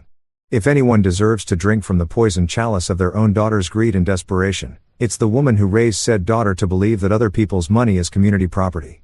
I hand her my glass, the chipped one, the one with the mystery drops. She looks confused for half a second, probably wondering why I'm giving her my specific glass instead of just grabbing her a fresh one. But then her face does this thing where she decides it's a gesture of affection or respect, and she takes it. She actually thanks me. "Oh, Marcus, you're so sweet," she says like I just gave her flowers instead of swapping out what is very likely a lethal dose of something that doesn't belong in champagne. We all raise our glasses. Someone, I think it's Brittany's cousin, Derek, starts a speech about innovation and the American dream and other buzzwords that sound like they came from a LinkedIn motivational post. Everyone's smiling. Brittany's smiling. I'm smiling. Lorraine's smiling. We all drink. Well, most of us drink. I take a tiny sip from Lorraine's glass, which tastes like normal champagne. Slightly too sweet, definitely overpriced, but not murderous. Lorraine, on the other hand, takes a big gulp from mine because Lorraine doesn't do anything subtly, including consume beverages or spend money she doesn't have. 30 seconds. That's how long it takes. She's mid-laugh at something dear Eric said, and then her face changes. It's not subtle. It's not like, oh, I feel a little dizzy. It's like someone unplugged her from the wall. Her eyes go wide, her hand goes to her throat, and she makes this sound, this awful choking gasp, and then her knees just give out. She hits my marble floor so hard I hear the impact over the music, and her champagne flute goes flying and shatters against the fireplace like we're in a movie where everything happens in dramatic slow motion. Except this is real time and it's happening in my living room in front of 40 people. Screaming. Immediate screaming. Someone yells, "Call 911." Someone else yells, "Is she choking?" Brittany rushes over doing this full-on performance of shock and horror that would win her an Oscar if the Academy had a category for Best Actress in a failed murder plot. She's on her knees next to her mom, crying, shaking her, yelling, "Mom, Mom." Like she didn't just try to kill someone else entirely about 90 seconds ago. Tyler's frozen by the couch. His phone's still in his hand, his face pale. People are pulling out their phones. Someone's already calling 911. Dear Eric's trying to do CPR even though Lorraine's still breathing, just unconscious and twitching slightly, which is somehow worse than not moving at all. And me.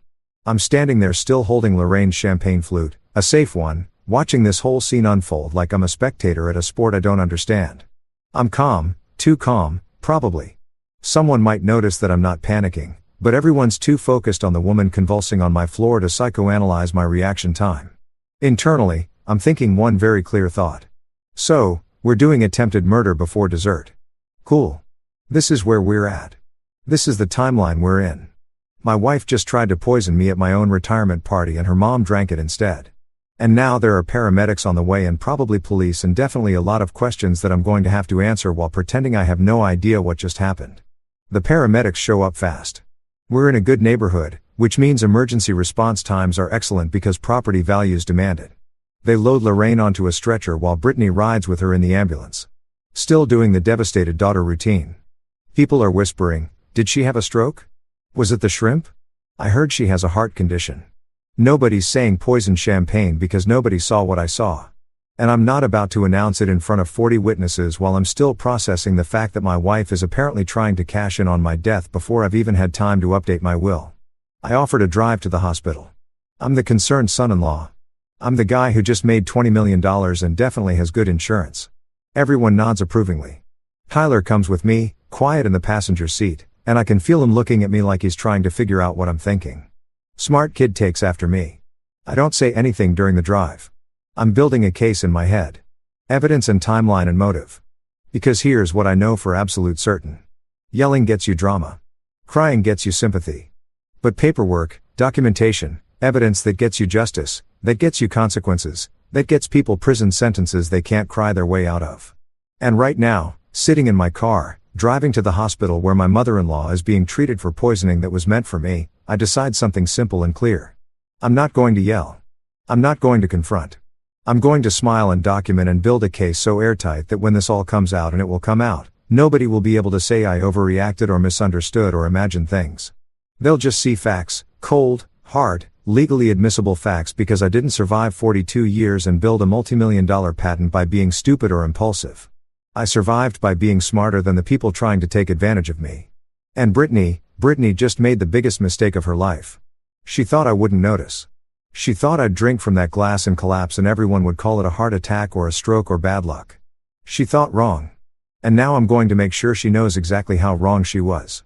One documented piece of evidence at a time.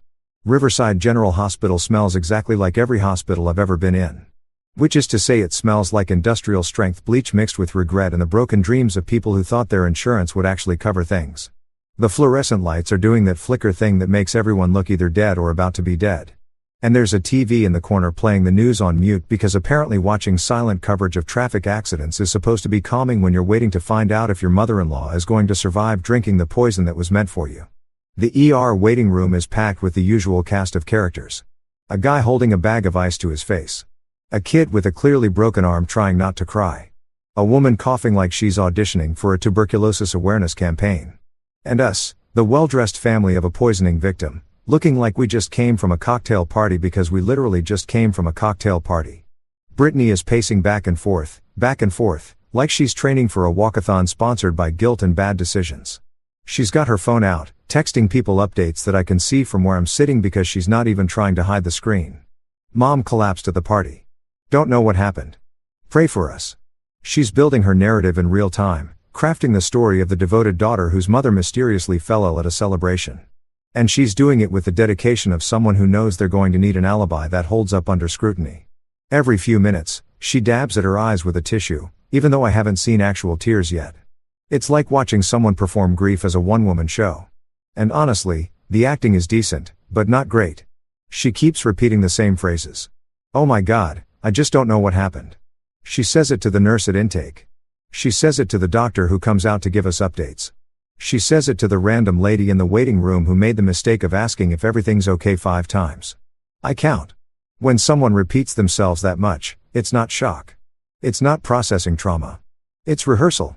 It's making sure the story stays consistent because they know inconsistency is how you get caught.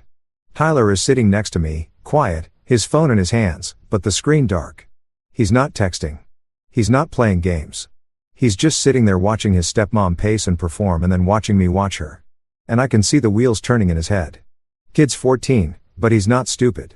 He sees what I see. He just doesn't have the language for it yet. Or maybe he does, and he's just smart enough not to say it out loud in a hospital waiting room where anyone could be listening. I make a mental note, talk to Tyler later, make sure he knows what he saw. Make sure he knows it's okay to trust his instincts when something feels wrong. File that under important parenting moments that shouldn't have to happen because your spouse shouldn't be trying to murder you. A doctor comes out after about 40 minutes. She's young, maybe early 30s, wearing scrubs that have seen better days and an expression that says she's already done 12 hours of a 14-hour shift and would very much like to go home and drink wine in the bathtub. She looks at her clipboard, then at us. Family of Lorraine Hale. Brittany rushes over like she's been shot out of a cannon. Yes, that's my mother. Is she okay? What happened? The doctor does that thing doctors do where they choose their words carefully because they know anything they say might end up in a lawsuit. Your mother is stable. We've started treatment and she's responding. We're still running tests, but preliminary results suggest possible toxic alkaloid ingestion. She pauses, watching our faces. I keep my neutral. Interested, but not surprised. Concerned. Son-in-law mode activated. Brittany's face does this microscopic flicker just for a second where I see panic before she smooths it back into relief. Toxic what? She asks and her voice has this edge to it that's trying to sound confused but lands somewhere closer to defensive. Alkaloid, the doctor repeats. It's a type of compound found in certain plants. Definitely not food poisoning, which was our first thought given the party setting. This was something more specific. We're running a full toxicology panel to identify exactly what we're dealing with, but the reaction time and symptoms are consistent with something like aconite or a similar neurotoxin. She looks at all of us. Did your mother consume anything unusual? Any herbal supplements, teas, something from a non-commercial source? Brittany shakes her head vigorously. No, nothing. She just had champagne. That's it. She's talking too fast. People who are innocent don't talk that fast when answering simple questions. People who are innocent take a second to think, to consider, to make sure they're being accurate. People who are guilty already have their answer ready because they've been rehearsing it since the moment things went wrong. I step in, voice calm, measured, like I'm simply trying to be helpful. She only took 1 sip of the champagne. Doctor, maybe 2. Super fast reaction, right? Like less than a minute. The doctor nods slowly. Yes, that's consistent with acute poisoning from a concentrated source. If it was ingested, it would have been in whatever she drank most recently. I let that sit there. I don't add anything. I just nod like I'm processing information. Brittany freezes for half a beat. Just half a second where her entire body goes rigid and her eyes lock onto me like she's trying to read my mind through my skull. Then she recovers. Champagne? You think it was the champagne? That's crazy. Everyone was drinking champagne. Nobody else got sick. Her voice has gone up half an octave. Defensive. Yeah, I say, and I smile at her. Just a small smile. Friendly, supportive husband smile. Crazy. The doctor says Lorraine is being moved to a room and will be staying overnight for observation. They want to monitor her cardiac function and neurological responses. Make sure there's no lasting damage. Complete the full toxicology report.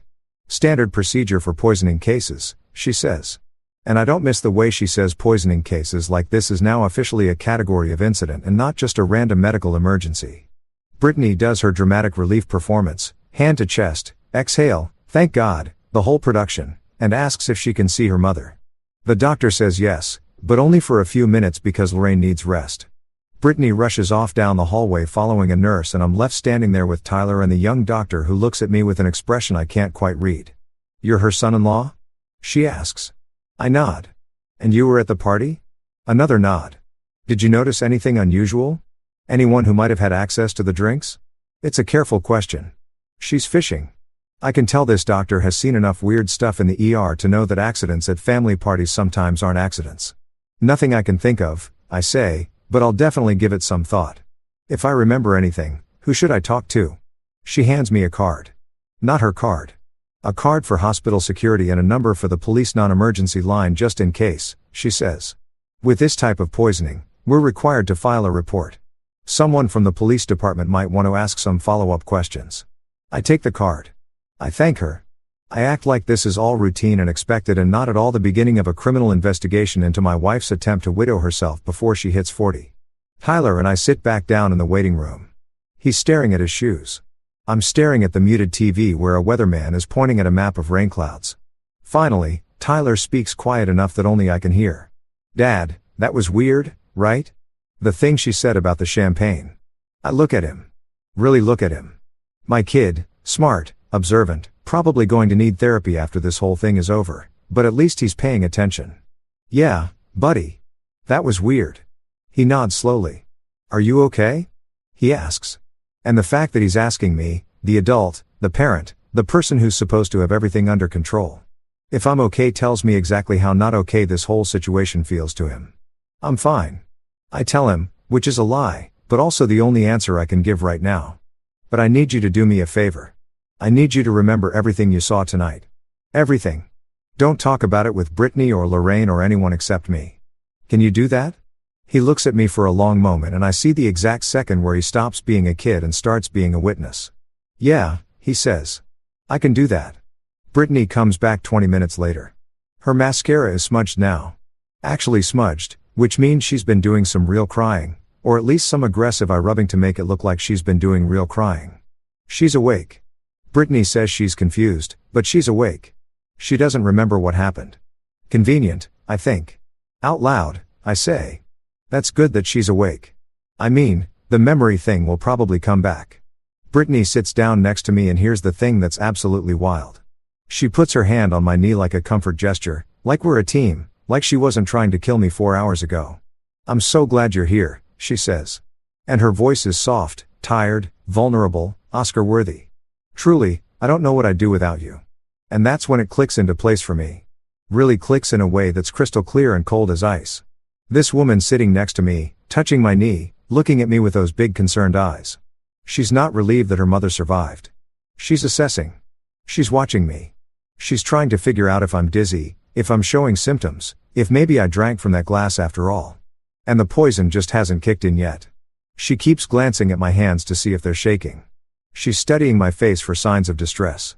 She's waiting for me to collapse because in her mind, in her plan, I was supposed to be the one on that stretcher. I was supposed to be the one in the hospital bed with the 4 and the heart monitor and the toxicology report. And now she's sitting here recalculating, trying to figure out what went wrong, trying to decide if she needs to try again or if this failed attempt means she needs to pivot to plan B. I squeeze her hand. Supportive husband. We'll get through this. I tell her together. She smiles at me, relieved, and in that smile, I see everything I need to know. She thinks she's safe. She thinks I don't know. She thinks she still has time to fix this, to try again, to find another way to turn my $20 million into her $20 million. What she doesn't know, what she can't know yet, is that the temperature in my chest has changed. It's gone from shock to surgical. From reactive to strategic, from I can't believe this is happening to I'm going to document every single move you make from now until the day they read your charges in court. We drive home an hour later. Tyler falls asleep in the back seat. Brittany's quiet in the passenger seat, staring out the window. I'm driving, hands steady on the wheel, mind racing through everything I need to do. First thing tomorrow, lawyer. Second thing, find out exactly what was in that vial. Third thing, figure out how deep this goes because people don't just randomly decide to poison their spouses. There's always a reason. There's always money. And that's when I start doing the math in my head. Brittany's boutique that's bleeding money. Lorraine's multiple mortgages. The designer lifestyle that requires 6 figures minimum just to maintain. And I realized something that should have been obvious from the start. My wife didn't try to kill me because she hates me. She tried to kill me because she needs me dead. Because dead husbands come with life insurance and marital assets and sympathy and social capital and no prenup enforcement. Dead husbands are profitable. Living husbands with $20 million and a valid prenuptial agreement. Not so much. This wasn't rage. This wasn't passion. This was accounting. This was a spreadsheet with my name in the liability column and her name in the beneficiary row. And now that I see it, I can't unsee it. Now that I know, I can't unknow it. Now that I understand exactly what I'm dealing with, I can plan accordingly. Because if there's one thing I'm good at, it's solving problems. And Brittany just became a problem that needs solving. We get home around midnight and the house still smells like the party. Leftover catering, expensive candles, and the faint chemical tang of whatever cleaning product the crew used to mop up my mother-in-law's collapsed site, which is a sentence I never thought I'd have to construct, but here we are. Brittany goes straight upstairs without saying good night, which is fine because I'm not exactly in the mood for pillow talk with someone who recently tried to poison me. Tyler mumbles something about being tired and heads to his room. And I'm left standing in my kitchen surrounded by the aftermath of what was supposed to be a celebration and turned into a crime scene that nobody except me seems to recognize as a crime scene. I go to my office, close the door, lock it. New habit as of tonight, and pull out a bottle of bourbon from the cabinet behind my desk. It's the good stuff, the kind I save for actual celebrations or exceptionally bad days. And I'm pretty sure my wife tried to murder me with botanical poison at my retirement party qualifies as an exceptionally bad day. But here's the thing. I don't just open it and pour. I check the seal first. I examine the cap. I hold it up to the light and look for anything that seems off, any sign that someone's tampered with it because apparently this is my life now. I'm a 42-year-old man who just made $20 million and I'm inspecting my own bourbon like I'm a detective in a noir film. Except noir film is my actual life and the fatal is sleeping upstairs in my bed. I open it in front of my desk camera. Yeah, I have a camera in my office. Doesn't everyone? Because if I'm going to drink something, I want video evidence that I opened a sealed bottle myself and nobody spiked it. This is the level of paranoia I've achieved in approximately 6 hours. I pour 2 fingers, sit down at my desk, and start doing what I should have done months ago, actually looking at the finances. Not just my finances, which are straightforward and documented and very much mine, but the whole financial ecosystem of everyone in my immediate orbit who might have a reason to want me dead before I update my estate planning.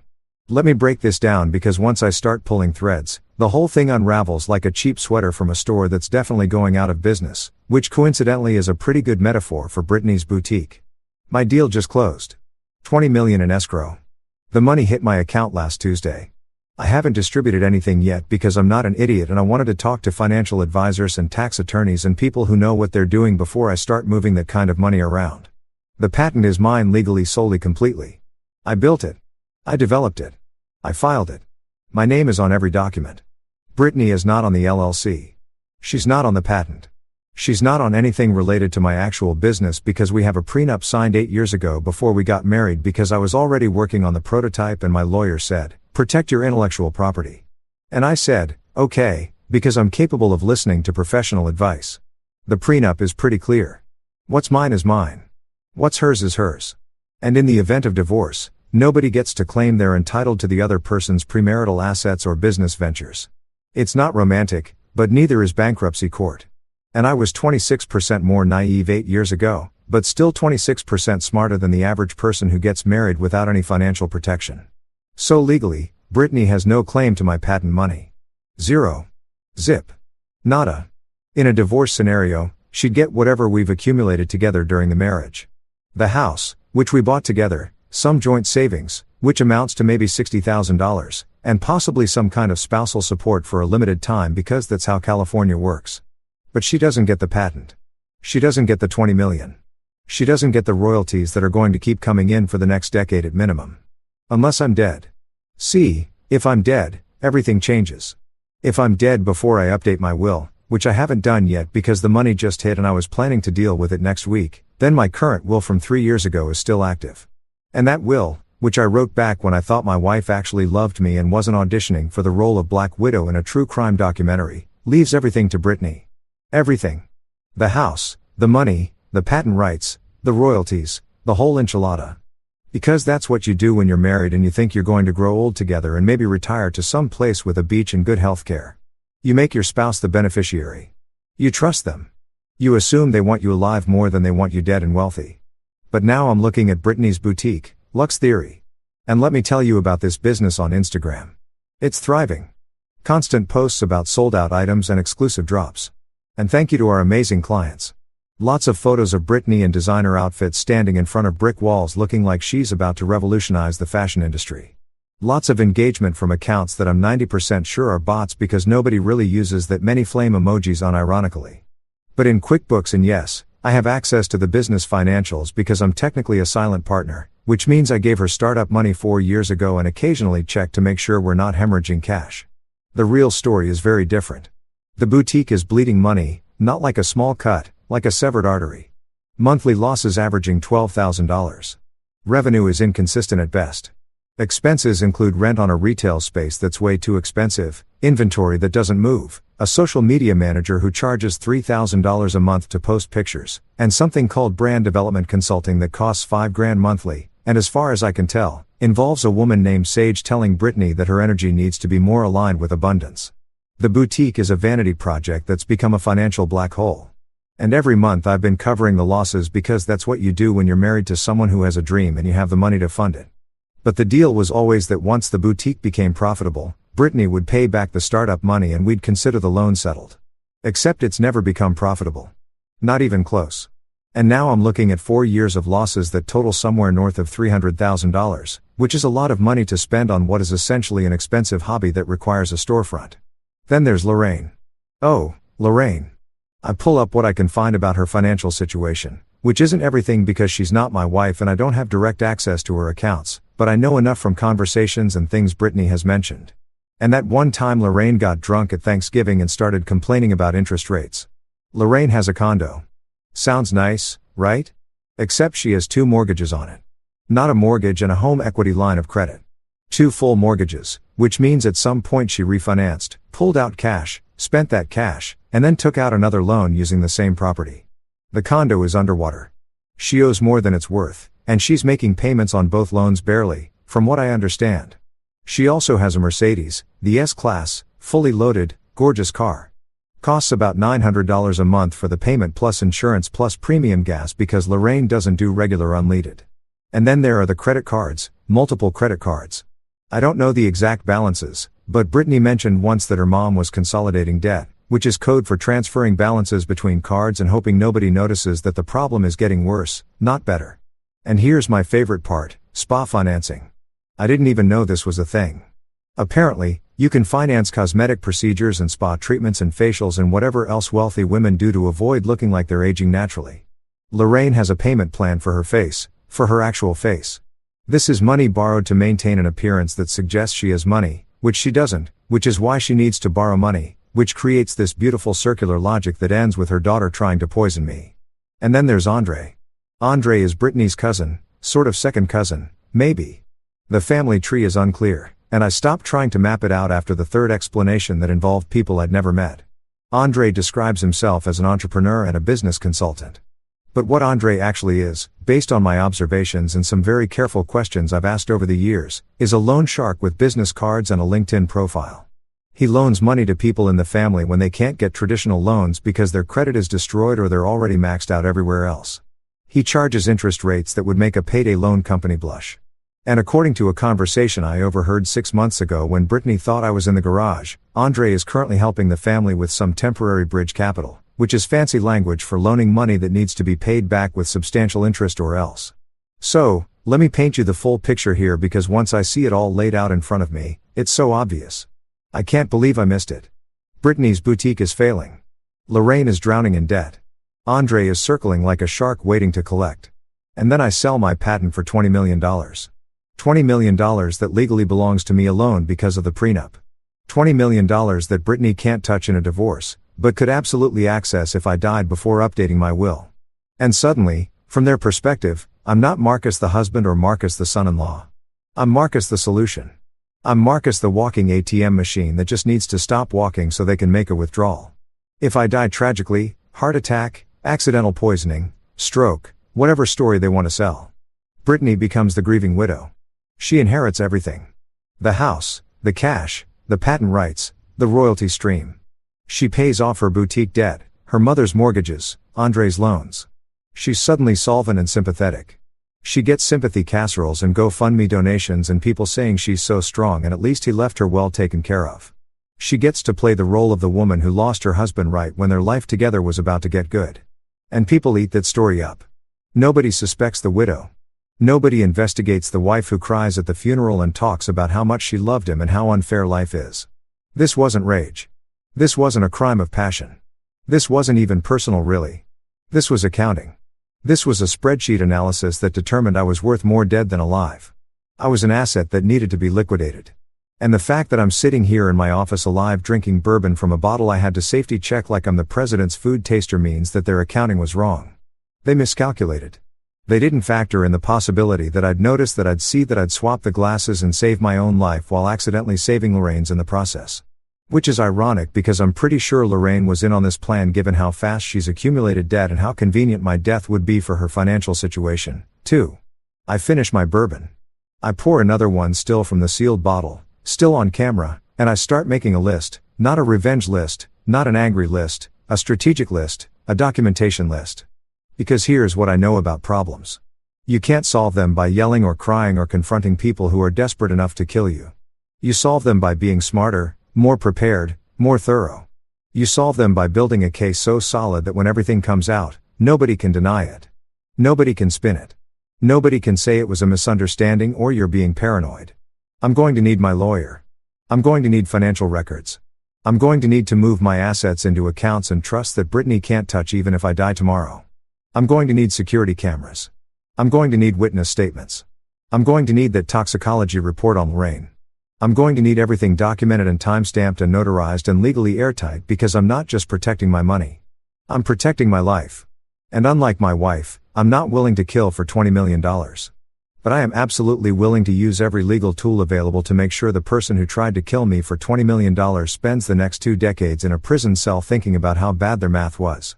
I wake up at 7 a.m. to the sound of the doorbell, which is annoying because I didn't fall asleep until 3 o'clock and I spent most of that time mentally cataloging every financial crime my wife and her family have probably committed in the last decade. I stumbled downstairs in sweatpants and a t-shirt that says, "Trust me, I'm an engineer." Which felt ironic when I bought it 5 years ago and feels darkly prophetic now. I opened the door expecting maybe a package or possibly Jehovah's Witnesses. And instead, I get Brittany and Andre standing on my porch at 9 o'clock in the morning holding a bag from the fancy bakery downtown and wearing expressions that can only be described as, "We're here to help you whether you want help or not." Brittany's got the bag of croissants held out in front of her like a peace offering, which is hilarious because croissants are prop food. Kissins are what you bring when you're about to deliver bad news or ask for something unreasonable or apparently try to convince someone to sign away their freedom. Nobody shows up at 9 a.m. with pastries unless they want something. And the more expensive the pastries, the bigger the ask. These are like $8 croissants. "I'm in trouble, baby," Brittany says. And her voice has that sickly sweet tone that means she's been practicing this conversation. "We need to talk. Can we come in?" I want to say no. I want to close the door and go back to bed and pretend that yesterday didn't happen. And my wife isn't currently standing on my porch with her loan shark cousin plotting whatever fresh hell they've cooked up overnight. But I'm playing the long game here. I'm collecting evidence. So, I smile and step aside and let them in because you can't document someone's insanity if you don't let them perform it. We sit in the kitchen. Brittany puts the croissants on a plate that I immediately decide I'm never eating from because at this point, I don't trust anything that's been within 3 feet of her.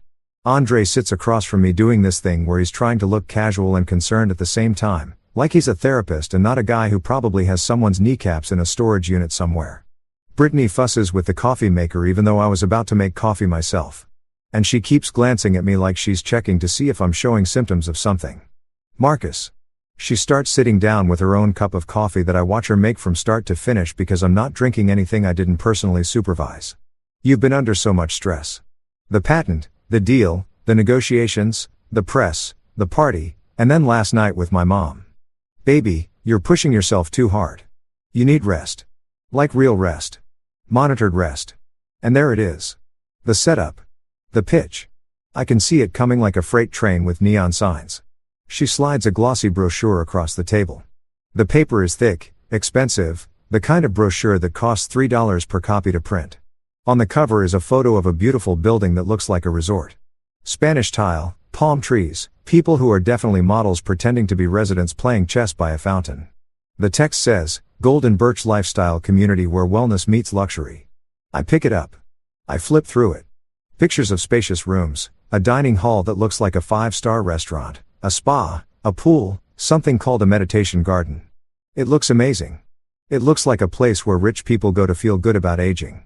It does not look like what it actually is, which is where rich families park inconvenient relatives until probate is finished and they can access the inheritance without anyone asking difficult questions. It's not a nursing home, Brittany says quickly, reading my face or maybe just sticking to her script. It's luxury assisted living like a resort but with medical staff. They have a chef, Marcus, a real chef, Michelin trained, and a spa with a massage therapist and a physical therapist. And they do activities, art classes, book clubs, wine tastings. It's for people who want to enjoy their retirement in comfort and safety. She's talking fast, selling hard. You just sign the intake packet. They handle everything. All your medical needs, monitoring, medications if you need them, scheduled activities. You can relax. Finally, relax. I keep flipping. I get to the financial section. Entry fee $400,000. Fully refundable minus processing fees. Monthly fee $12,000 covering all amenities, meals, and basic care. And then buried in the fine print in Section 7, Subsection C, power of attorney recommended for seamless care, coordination, and financial management during residency. I stop. I read that line again. Power of attorney recommended, which means required if you want to actually get admitted because we need to make sure someone can sign things and move money even if the resident suddenly decides they don't want to be here anymore. I look up. Brittany's watching me with this hopeful expression. Andre's nodding like this is the most reasonable suggestion anyone's ever made. And I realize what I'm looking at. This isn't a care facility. This is a cage. This is a legal mechanism to take control of someone's finances and medical decisions under the guise of helping them. You sign the power of attorney. You sign the intake forms. They take the $400,000 entry fee. And suddenly you're a resident who needs care. And your wife has the legal authority to make all your decisions for you, including whether you're allowed to leave. Power of attorney, I say, keeping my voice mild, curious, not accusatory. So that means whoever I designate can sign for me, move funds for me, speak to doctors for me, make medical decisions for me, admit me against my will for my own safety, and keep me there even if I say I want to leave. That kind of spa. Brittany's smile falters for just a second. Don't make this adversarial, Marcus. This is about your health, your well-being. We're worried about you. Andre jumps in and his voice has this fake soothing quality like he's trying to talk someone off a ledge. Brother, nobody's taking advantage of you here. We just need to get in front of any medical issues before they escalate. You know, be proactive. After last night, with the stress and everything, we just want to make sure you're taken care of, protected, safe. After last night, I repeat slowly, when your future mother-in-law almost died from drinking the glass that was meant for me, the temperature in the room drops about 40 degrees. Brittany's face goes pale. Andre stops mid like someone hit pause on a video. We all just sit there breathing in that sentence, letting it hang in the air like smoke. Brittany recovers first. What are you talking about? That's crazy. That's Marcus. Are you hearing yourself? My mother had some kind of reaction. Maybe an allergy. Maybe a stroke. The doctors are still figuring it out. Nobody was trying to hurt you. That's paranoid. She looks at Andre. See, this is what I'm talking about. This is why he needs professional help. He's not thinking clearly. And there it is, the narrative pivot. I'm not the target of attempted murder. I'm paranoid. I'm confused. I'm not thinking clearly. I need professional help, which conveniently involves signing over power of attorney and $400,000 and my ability to make my own decisions. This is the escalation. This is them realizing that the poison didn't work and now they need plan B, which is to legally incapacitate me by convincing everyone that I'm mentally unfit. I'm thinking very clearly, I say. My voice is calm. Too calm. Probably the kind of calm that makes people nervous because it means you're not reacting emotionally. You're calculating. I'm thinking that you want me to sign paperwork giving you control of my medical decisions and my finances. I'm thinking that you want me to pay $400,000 to live in a facility where I can't leave without permission. I'm thinking that this conversation is happening less than 24 hours after someone put poison in my champagne glass. I'm thinking all of that very clearly, actually. Andre stands up. He's a big guy, maybe 6'2", and I can tell he's used to using his physical presence to intimidate people. Look, man, you're upset. You're stressed. We get it. But you need to calm down and think about what's best for everyone here. Your wife is trying to help you. Your family is trying to help you. Don't make this harder than it needs to be. Or what? I ask. I stay seated. I don't move. Or what, Andre? What happens if I don't sign your intake packet and your power of attorney forms? What's the consequence here? Are you going to have me declared incompetent? Get a court order? Maybe arrange another accident that works better than the last one. Brittany starts crying. Real tears this time. Or at least tears that look real enough that I can't tell the difference. Why are you doing this? Why are you being like this? I love you. I'm trying to take care of you. And you're acting like I'm some kind of monster. After everything we've been through, after everything we've built together, she's good. She's really good. If I didn't know what I know, if I hadn't seen what I saw, I might actually feel guilty right now. But I did see. I do know. And I'm not signing anything. I think you should leave. I say. I stand up. I walk to the front door and open it. Take your quiescence. Take your brochure. Take your power of attorney forms and leave. Andre looks at Brittany. Brittany looks at Andre. There's a whole conversation happening in that look. Some kind of silent communication about whether they should push harder or retreat and regroup. They choose retreat. Smart. Because pushing harder right now would reveal too much, would show their hand too clearly. They need me to think this is about concern and care, not about control and money. Fine, Brittany says, grabbing her purse. But we're not done talking about this. You need help, Marcus, whether you want to admit it or not. She walks past me without looking at me. Andre follows, and as he passes, he leans in close and says quietly, "You're making a mistake, brother. A big one." It sounds like a threat. It probably is a threat. I close the door behind them. I lock it. I lean against it and let out a breath I didn't realize I was holding. Tyler comes down the stairs in his pajamas, headphones around his neck. "Was that Brittany?" he asks. I nod. What did she want? I look at my son, this kid who's been watching his father navigate an attempted murder and is somehow handling it better than most adults would. She wanted me to sign papers putting myself in a fancy prison and giving her control of all my money, I tell him. Because at this point, honesty seems like the best policy. Tyler thinks about this for a second. Then he says, "Did you sign them?" I shake my head. He nods satisfied. Good. That would have been stupid. Out of the mouths of 14-year-olds. I go back to my office. I pull out my phone. I call Regina Park, my lawyer, because this just went from collect evidence to I need legal protection immediately. She answers on the second ring. I tell her everything. The party, the poison, the hospital, the Golden Birch brochure, the power of attorney push, that he's not thinking clearly narrative. She listens without interrupting. When I'm done, there's a pause. Then she says, "Cool. We're going on offense." Music to my ears. I need two things now. Witnesses that I'm completely mentally competent and legal structures that make it impossible for Brittany or anyone else to control my money or my medical decisions. I need documentation that I'm not confused, not declining, not in need of a conservatorship or guardianship or whatever legal mechanism they're planning to use to lock me up in Golden Birch. I need proof stamped and notarized and legally binding that I am a functioning adult who can make my own decisions, and I need it yesterday. How fast can you make this happen? I ask Regina, how fast can you get here? She responds. I check my watch. 30 minutes. Then we start in 30 minutes.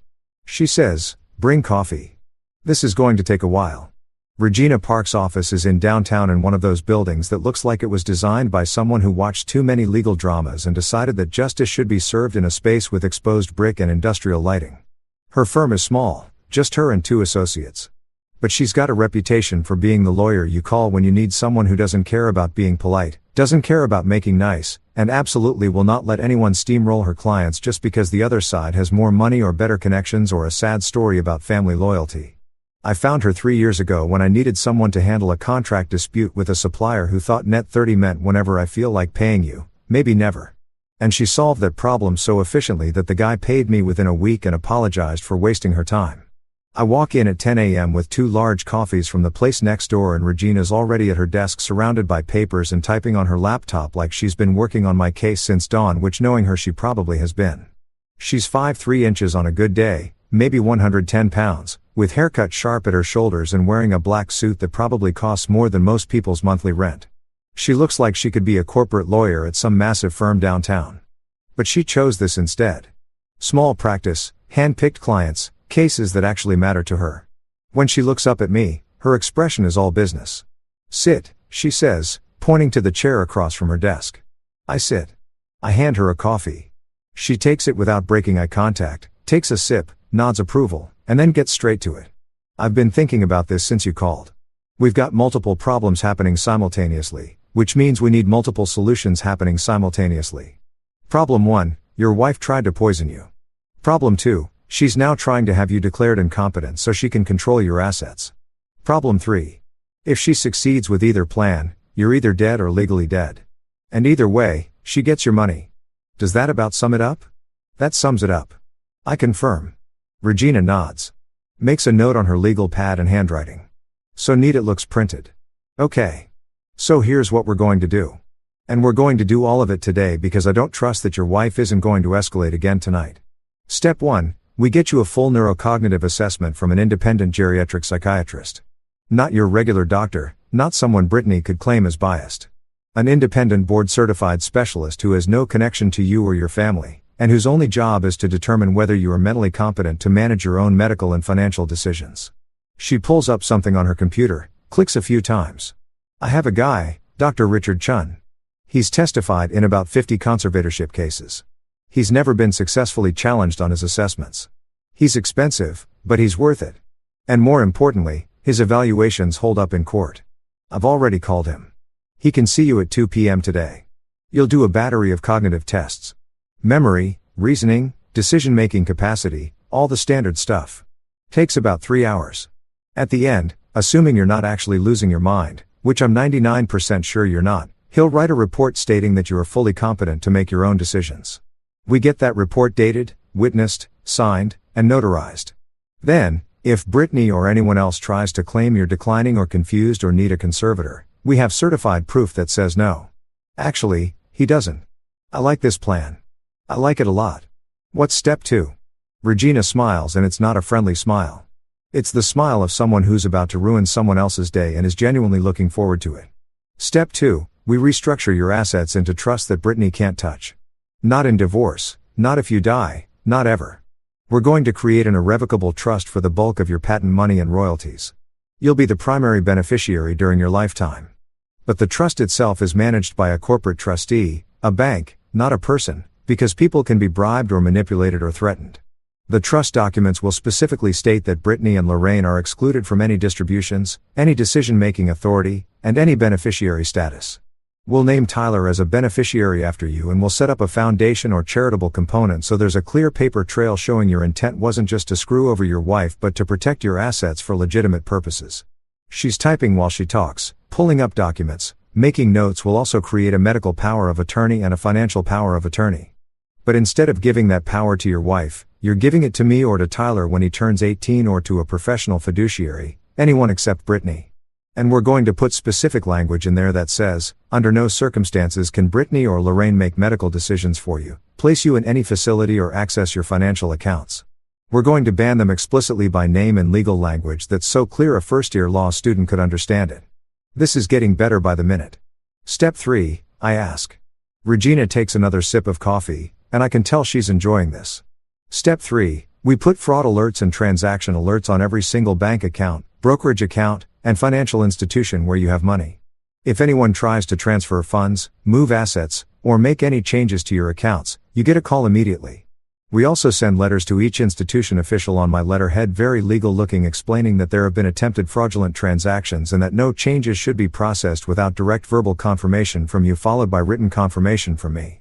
We make it so annoying and complicated to access your money that Brittany would need a team of hackers and a small army to get past the security. She pauses, looks at me seriously. And step 4, which is maybe the most important, cameras, audio, and video everywhere. Your house, your office, your car if possible, all legal, all time-stamped, all backed up to cloud storage that only you control. Because here's the thing, Marcus. Right now, it's your word against hers. She says you're confused. You say she tried to poison you without evidence. It's he said, she said. And unfortunately, worried wife trying to help declining husband is a more sympathetic narrative than husband accuses wife of murder. But if we have video of her attempting to access your accounts, audio of her trying to coerce you into signing documents, footage of her doing literally anything that supports your version of events, then it stops being a credibility contest and starts being a criminal case. I'm nodding along, mentally checking off each item. This is exactly what I need. Not emotion, not drama, not confrontation, strategy, documentation, legal protection so airtight that Brittany would need to be a significantly better criminal than she actually is to get through it. How long does all this take? I ask. Regina checks her watch. The assessment is at 2. That's 3 hours. So, you're done by 5. I've already started drafting the trust documents. I'll have them ready for review by tomorrow morning. The power of attorney paperwork I can have done today. The fraud alerts we can place right now as soon as you give me account numbers. The cameras you can order online and have installed by tomorrow if you pay for rush service. So realistically 48 hours and you're protected. 72 hours and you're bulletproof. What about the police? I ask because this is the question that's been bothering me since last night. When do we involve law enforcement? Regina leans back in her chair, fingers steepled like she's a movie villain, explaining her master plan. Except in this case, the master plan is keeping me alive and sending my wife to prison. The hospital already filed a report because of the toxicology results. That means there's going to be a police investigation whether we want one or not. What we need to do is make sure that when the detective assigned to the case calls you, you're prepared. You don't volunteer information, but you don't hide anything either. You answer questions truthfully. You provide evidence when asked. You let them build their case. She pulls out a business card, slides it across the desk to me. This is Detective Camilla Reyes. She works financial crimes and elder abuse. I already called her this morning, told her we might have a situation involving attempted murder and financial coercion of a vulnerable adult. I raise my eyebrows. I'm not a vulnerable adult. I'm 42. Regina gives me a look that says I'm being deliberately obtuse. In legal terms, anyone who's being targeted for their money by family members can be classified as vulnerable, especially if there's an attempt to have them declared incompetent. It's not about your actual age or capability. It's about the fact that someone is trying to exploit you. And elder abuse statutes in California apply to anyone over 40 who's being financially exploited by a caretaker or family member. So yeah, technically you qualify, and that's good for us because elder abuse is taken very seriously by the DA's office. They prosecute those cases aggressively. She stands up, walks over to a file cabinet, pulls out a folder that's already labeled with my name, which means she really was working on this since dawn. Detective Reyes is good. She's smart, she's thorough, and she doesn't let people manipulate her with tears and family drama. When she calls, and she will call probably in the next day or two, you tell her everything. The champagne, the swap, the hospital, the golden birch ambush, all of it. You give her copies of everything we're creating, the cognitive assessment, the trust documents, the power of attorney, the fraud alerts. You make her job as easy as possible. Because the easier you make it for her to build a case, the faster Brittany ends up in handcuffs. I leave Regina's office with a folder full of documents to review. A 2 p.m. appointment with Drive Chun.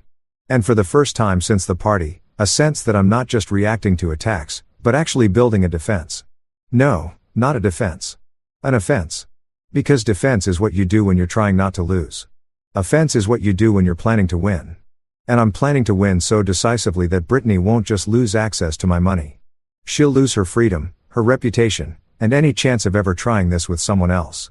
I get to Dr. Chin's office at 1:45 because I'm the kind of person who shows up early to things, which is probably why I'm successful, and Brittany is trying to murder me for money instead of just earning her own.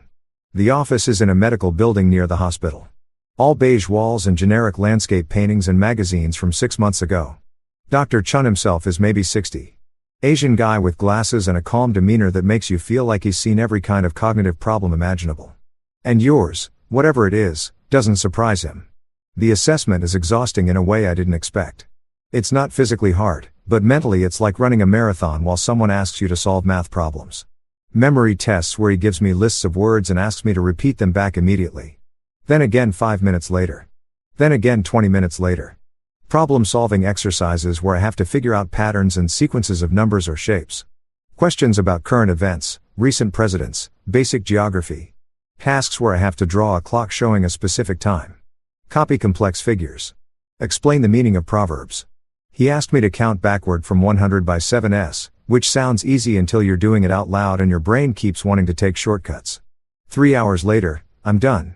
Dr. Chun reviews his notes, types something into his computer, and then looks at me over his glasses. Mr. Hale, I'm going to be very direct with you. Based on this assessment, you show no signs of cognitive impairment, dementia, or any condition that would prevent you from managing your own affairs. Your memory is excellent. Your reasoning is sound. Your decision-making capacity is intact. If someone is trying to have you declared incompetent, they're going to have a very hard time doing that with this evaluation on record. He prints out a report 10 pages long, full of scores and analysis and medical terminology, and signs it with a flourish. I'll have the notarized version sent to your attorney by end of business today. I thank him, shake his hand, and walk out of that office feeling like I just passed the most important test of my life. Because I did. I just proved in legally binding medical terms that I'm not crazy. I'm not confused. I'm not declining. I'm a fully functional adult who's being targeted by people who want my money. And now I have documentation that says exactly that. I text Regina, assessment done. He says, I'm competent. Report coming today. She texts back immediately. Perfect. Come by tomorrow at 9 o'clock. We'll sign the trusts. Then we go to war. I drive home smiling because for the first time since I watched my wife poison my champagne, I feel like I'm not the one in danger anymore. She is. Here's the thing about catching criminals. You can't just wait for them to confess. You have to create situations where they incriminate themselves, where their own greed and desperation lead them directly into a trap they don't see until it's already closed around their ankles. This is basically what phishing is, except instead of using worms, you use fake bank accounts. And instead of catching base, you catch your wife committing felony fraud. Same principle, different application. I'm sitting in my office at 8 a.m. the next morning with Regina on a video call, and she's walking me through what she's calling the honeypot strategy, which sounds like something from a spy movie, but is actually just a very elegant way to get Brittany to commit crimes on camera while thinking she's being clever. We need her to actually attempt to access your money, Regina explains. And she's got that look on her face that lawyers get when they're about to do something technically legal, but definitely morally questionable. Right now, we have suspicion. We have the poisoning, which is good, but that's going to be hard to prove was intentional unless we get a confession or find the vial with her fingerprints. What we need is a clear, documented, undeniable fraud attempt that shows intent to steal your assets. Something where her fingerprints, literal or digital, are all over it. So, here's what we do. I go to a bank I don't normally use, a branch of Pacific Western that's across town, nowhere near my usual Wells Fargo. I walk in, I tell them I want to open a new checking account, and I deposit exactly $100. That's it. $100. The account comes with a debit card, online banking access, the full setup. To anyone looking at the paperwork, it appears to be a legitimate active account. It's just that instead of containing $20 million, it contains enough money to buy a decent dinner for two if you skip dessert. Meanwhile, Regina drafts what she calls a durable power of attorney document. It looks official. It looks comprehensive. It's got all the right legal language, the proper formatting, the stamps and seals and signatures that make it appear like it's giving someone specifically whoever I designate broad authority over my financial affairs. Except here's the beautiful part. It doesn't. The language is very carefully crafted to only give access to this one specific checking account at Pacific Western account number ending in 7734 and nothing else. It specifically forbids any movement of securities, property, patents, royalties, or any other assets. It auto-expires in 90 days and buried in Section 12 subsection F in language that requires a law degree to fully parse. It says that any attempt to exceed the authority granted in this document constitutes fraud and nullifies the entire agreement. It's bait, Regina says, and she sounds genuinely pleased with herself. Anyone who reads this carefully will see it's limited.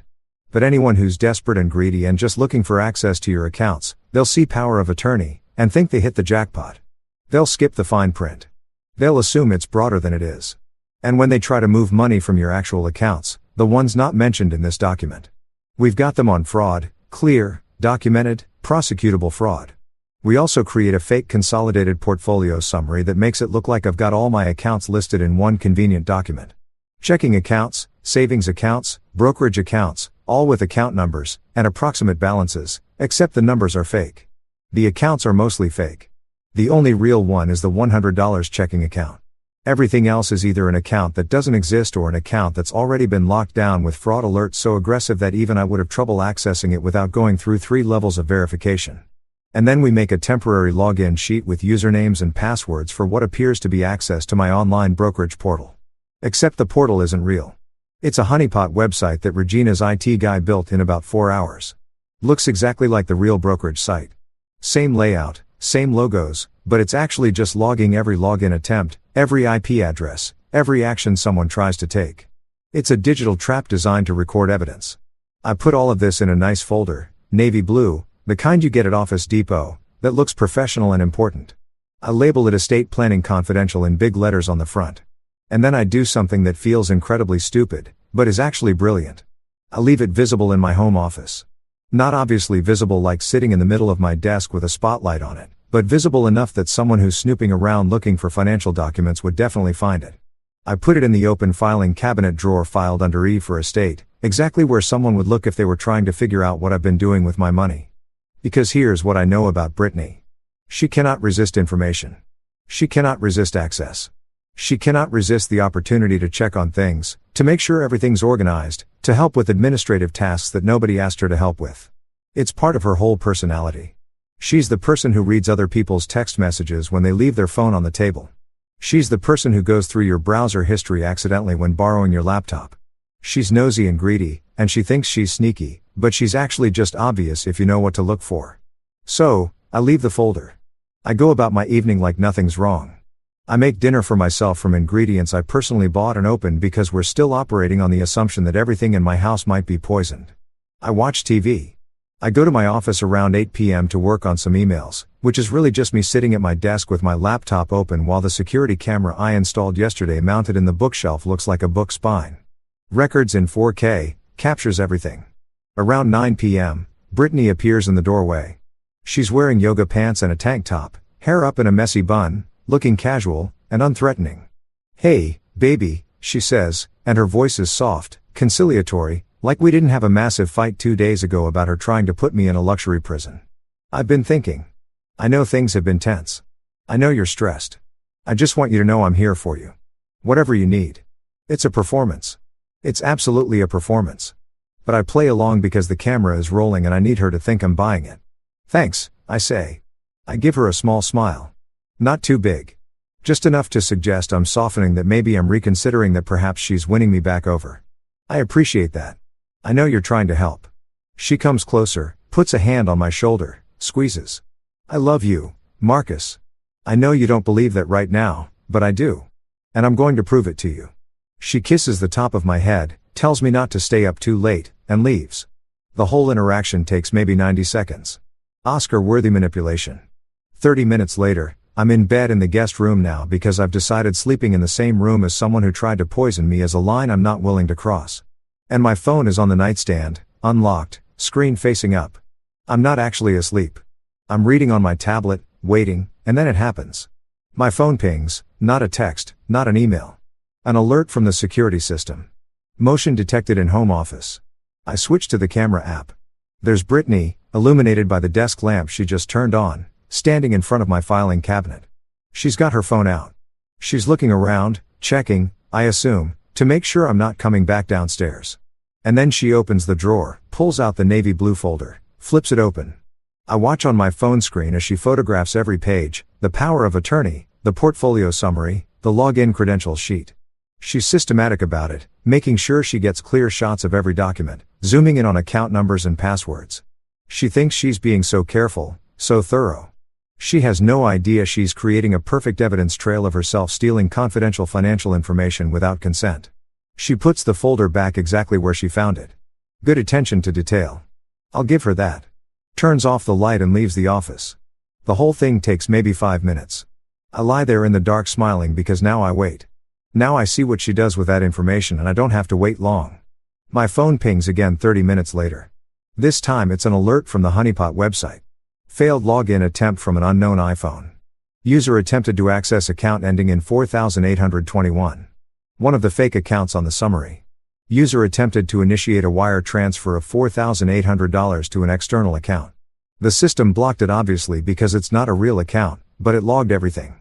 IP address, device fingerprint, timestamp, the exact amount she tried to steal, which is interesting because $4,800 is suspiciously close to 1 month's rent on her boutique, which means she's not even trying to steal everything at once. She's trying to siphon money gradually, so I won't notice. I screenshot everything, the camera footage of her in my office, the photo she took, the login attempt, the block transfer. I texted all to Regina with a message. Got her. She took the bait. Regina responds at 10:30 at night because apparently lawyers never sleep. Beautiful. This is fraud. Wire fraud if she tried to transfer across state lines. Unauthorized access to financial accounts. Identity theft if she tried to use your credentials. I'm calling Detective Reyes in the morning. Do not confront your wife. Do not tell her you know. Act normal. Let her think she got away with it. Act normal. Right. I'm supposed to act normal while my wife is actively trying to steal my money after already trying to poison me. This is my life now. This is what passes for normal. I turn off the lights.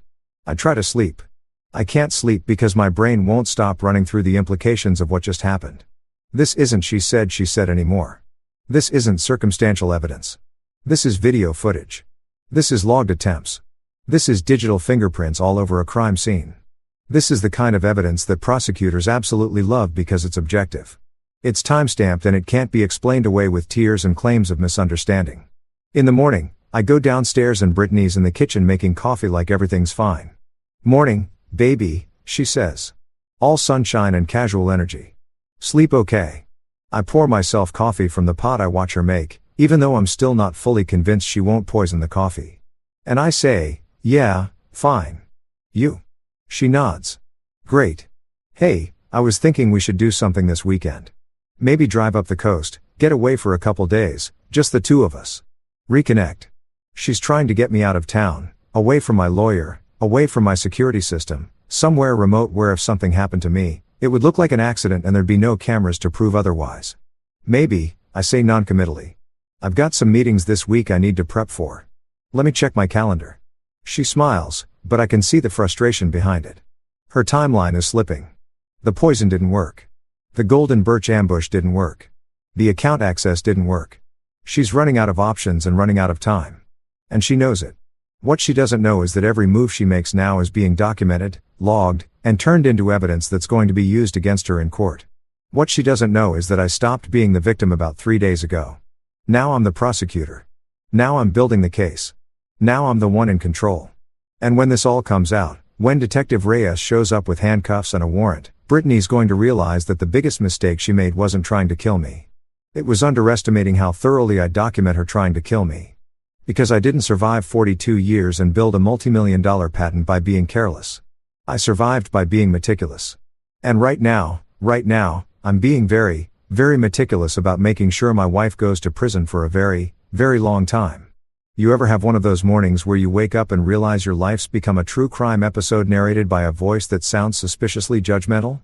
Yeah, that was me. My house still smelled like burnt nerves and betrayal when Detective Camila Reyes showed up the next morning. She was early 30s, Latina. Common that way. Only people who have seen genuine chaos can be. Hair tied back, no nonsense posture, and eyes that scan like she was downloading the entire room straight into some government-grade cloud storage. She didn't knock timidly either. It was a confident triple tap, followed by Mr. Hale. Detective Reyes, Riverside PD. That's cop code for I already know everything and I'm here to confirm how stupid everyone else looks. I opened the door, holding a mug I didn't plan to drink from because trust issues now come in caffeine form and said, "You're either my guardian angel or my new therapist." She gave me a look that said, "Neither." Inside, she glanced around, eyes pausing on the kitchen counter where 3 different bottles of water stood sealed like evidence exhibits. "You taking hydration seriously, huh?" she asked dryly. "These days," I said. "Trusting unsealed liquids is basically a hobby for people who don't want to see next Tuesday." She almost smirked. "Almost. We sat in my living room where my entire life now looked like a high-end panic room. Security cameras, motion sensors, files stacked neatly like trophies from the Don't Die Olympics. Reyes pulled out a small notepad. "Walk me through it from the start," she said, voice low but precise like a surgeon who cuts with words. So I did. I told her about the party, the glass, the dropper, the fainting act, the ER, the suspicious rest home pitch, the bait count, the midnight phone alerts, everything. She didn't interrupt, didn't gasp, didn't overreact. She just wrote in shorthand like she was already 3 moves ahead. When I mentioned the chipped glass, her pen paused. "You still have it?" she asked. "Yeah," I said, walking her to the kitchen freezer like a man proudly showing off leftovers that could win a case. Inside, next to a frozen lasagna, sat a Ziploc bag with the bottle and the chipped flute sealed inside. "You watch too many legal thrillers," she said, eyebrows up. "You have no idea," I replied. She pulled out a pair of latex gloves from her pocket because of course she came prepared. Sealed the bag inside an evidence pouch, labeled it, and said, "We'll run this. If it's what you think it is, we'll know in 48 hours. The calm in her tone was unsettlingly confident. Then she asked for the rest. The screenshots, the login attempts, the fake Golden Birch documents, my notarized mental evaluation, the trust paperwork that legally exiled my wife and her mother from anything that had a $sign on it. I laid it all out on the coffee table. The way she flipped through those documents, you could almost hear justice stretching its legs.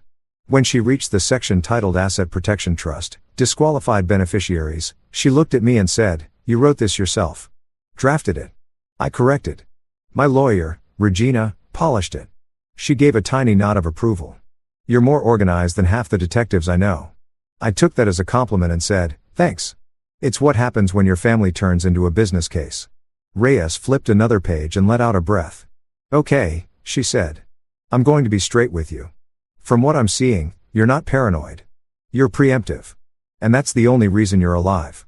Now, when a detective says something like that, you don't laugh. You just let the weight of it sit there, heavy and oddly validating," she went on.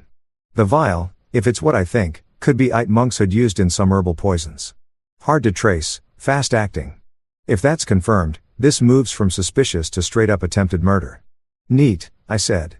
Deadpan, so normal marriage stuff. She cracked the smallest grin. "You'd be surprised how often I hear that." We went over timelines, who poured what, who moved when. I told her about the exact moment Brittany accidentally doctored my drink, how I swapped the glasses, how Lorraine collapsed. Reyes tapped her pen on the page. "You ever confront your wife about it?" "Nope," I said. "I like breathing." That got another flicker of amusement. She stood, pacing lightly, absorbing the house like it was a crime scene, which technically it was. "You understand?" she said finally. "If this is what it looks like, it's going to be ugly. Attempted homicide, financial fraud, elder coercion, conspiracy. People don't like going down for that quietly." I leaned back, hands behind my head. "Yeah, but they also don't like getting caught trying to make a loved one their early retirement plan." Reyes looked at me for a beat, then asked, "You still living with her?" "Hell no," I said. "She's been bouncing between her boutique and her mother's condo, probably practicing her grieving widow face in the mirror." Reyes scribbled that down, then said, "Okay, you're not under arrest, obviously. But I need you to understand, you're a witness now, a high-value one. That means you don't eat out. Don't drink what you didn't open. Don't trust anyone who knocks on your door unless they're wearing a badge or holding a subpoena." "Got it. Got it," I said, though my brain was still processing the phrase high-value witness. She continued, "We'll need the champagne bottle analyzed. We'll get a search warrant for her phone, her mother's, and anyone connected to that Golden Birch scheme. You'll be looped in before we move. Until then, stay predictable. Don't tip her off." "Detective," I said slowly. "She tried to kill me at my own party. I think she's past the point of caring about subtlety." Reyes didn't disagree. She collected the evidence, carefully tucked everything into labeled bags, and before she left, she said something that somehow felt colder than the freezer. "Mr. Hale, from this point forward, don't drink or eat anything you didn't seal or plate yourself. Not from your wife, not from family, not from restaurants, not even a mint at church." I stared. "Not even a mint?" She raised an eyebrow. "You'd be surprised how many people get creative when the inheritance clock starts ticking." I exhaled and nodded. "So, I'm basically living like a paranoid monk now." "No," she said, heading for the door. "You're living. Then she paused at the threshold, turned back, and added, "Oh, and Marcus, good instincts on swapping that glass. Most people wouldn't have noticed the dropper." I shrugged, "Yeah, well, most people don't have a wife who treats cocktails like chemistry class." She actually laughed that time. A quick dry laugh that said, "You're insane, but I respect it." After she left, the silence felt thick. The hum of the fridge sounded like tension. I sat down, staring at the sealed bottles on the counter, and realized something. I'd been living in autopilot for years, pretending stability was love, that keeping quiet was peace. But when a detective tells you to treat your own house like a potential crime scene, the marriage isn't broken. It's buried. I texted Regina. "We're in motion. Reyes is solid." She replied instantly. "Good. Play dumb. They'll trip themselves." I turned off my phone, stared at my reflection in the dark window, and said to no one, "Well, honey, guess it's your turn to drink from the chipped glass." Then I locked every door, checked every camera feed, and made a mental note to start drinking my coffee black because cream suddenly felt like a luxury I couldn't trust. You ever walk into a room knowing everyone else, and it showed up to rob you blind, but you still smile like you're about to present the winning PowerPoint at a TED Talk? That was me strutting into the bank that morning, tailored suit, compulse, heart rate steady enough to fake sainthood. Brittany sat at the glass conference table, all fake pearls and real delusion, flanked by her wannabe lawyer, loan shark, Andre, and some chipper woman from Golden Birch, who looked like she sold timeshares to the elderly. "Baby Brittany Koo, this is just so we can take care of you. Translation, sign here so I can own your soul and Venmo your assets to my new boyfriend." The folder in front of me had more pages than the Bible and smelled like fraud. But I smiled, nodded, and signed. Regina's decoy poi, the one that only gave her access to a checking account holding $100 sad little dollars. Andre leaned forward like he'd just witnessed destiny. Brittany looked like she could taste victory, and the Golden Birch rep was already mentally redecorating my suite. Then Brittany gave the signal. "We'll move $400,000 for the entry fee," she said, all sweet and confident. The branch manager, God bless his poker face, typed something, looked at the screen, and chirped, "Perfect. That'll come from account ending in 48-1 balance 100. Even the silence that followed was art. You could hear the sound of Brittany's brain buffering. Her fake smile faltered so hard, I almost felt bad for her. Almost. Then came the tap on the glass door. Detective Reyes, sharp as caffeine, stepping in like a walking verdict. Behind her, the bank's fraud investigator, all clipboard and calm doom. "Mrs. Hale," Reyes said, voice crisp enough to cut marble. "Thank you for demonstrating intent in a recorded financial institution. That saves us so much paperwork." Brittany's lips parted, trembling, her tone cracking. "Wait, this isn't." He's confused. He doesn't understand what he's signing. And right there, I slid the neurocognitive assessment across the table, stamped and dated, the verbal equivalent of an Uno reverse card. Competent, it read, bold as gospel. Reyes smiled the way predators smile before pouncing. "Brittany Hale, you are under arrest for attempted murder, attempted grand larceny, fraudulent access to a financial account, and elder coercion." Andre's chair squeaked as he leaned back like the walls were melting. The Golden Birch lady looked like she wanted to reincarnate as a house plant. Brittany sputtered, "This is insane, Marcus. Tell them." But her voice cracked right over the sound of the cough snapping shut. I just looked at her calm as summer and said, "Oh, I'm telling them plenty." When they let her out of that bank, I swear the universe exhaled. Because for the first time in months, I didn't feel like prey. I felt like the man who built the trap and washed it close perfectly. You'd think after your wife gets arrested for trying to turn you into a Netflix documentary, life would get quieter. Nope. The universe looked at me and said, "Plot twist, pal." That night, my doorbell rang at 9:42 p.m., the universal time for bad decisions. Outside stood a woman in a lab coat that screamed, "Amazon discount medical cosplay." Flanked by two guys built like failed linebackers. "Mr. Hale," she said, flashing a clipboard. "I'm Dr. Simone.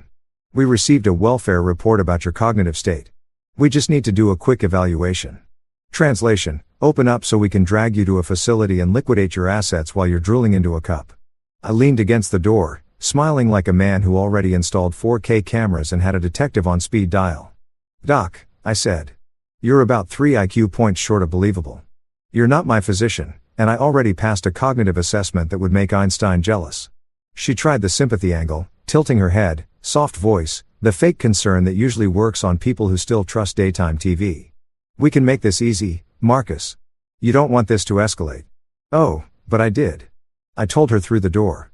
Perfect. I'll call Adult Protective Services for you. Her eyes flickered. The split-second panic of a scammer who realizes the mark brought receipts. 30 seconds later, my panic pendant went off, sirens in the distance, and the look on her face turned from smug to lawsuit. When the squad car lights hit my driveway, she tried to smooth things over. "We're just here to help," she muttered.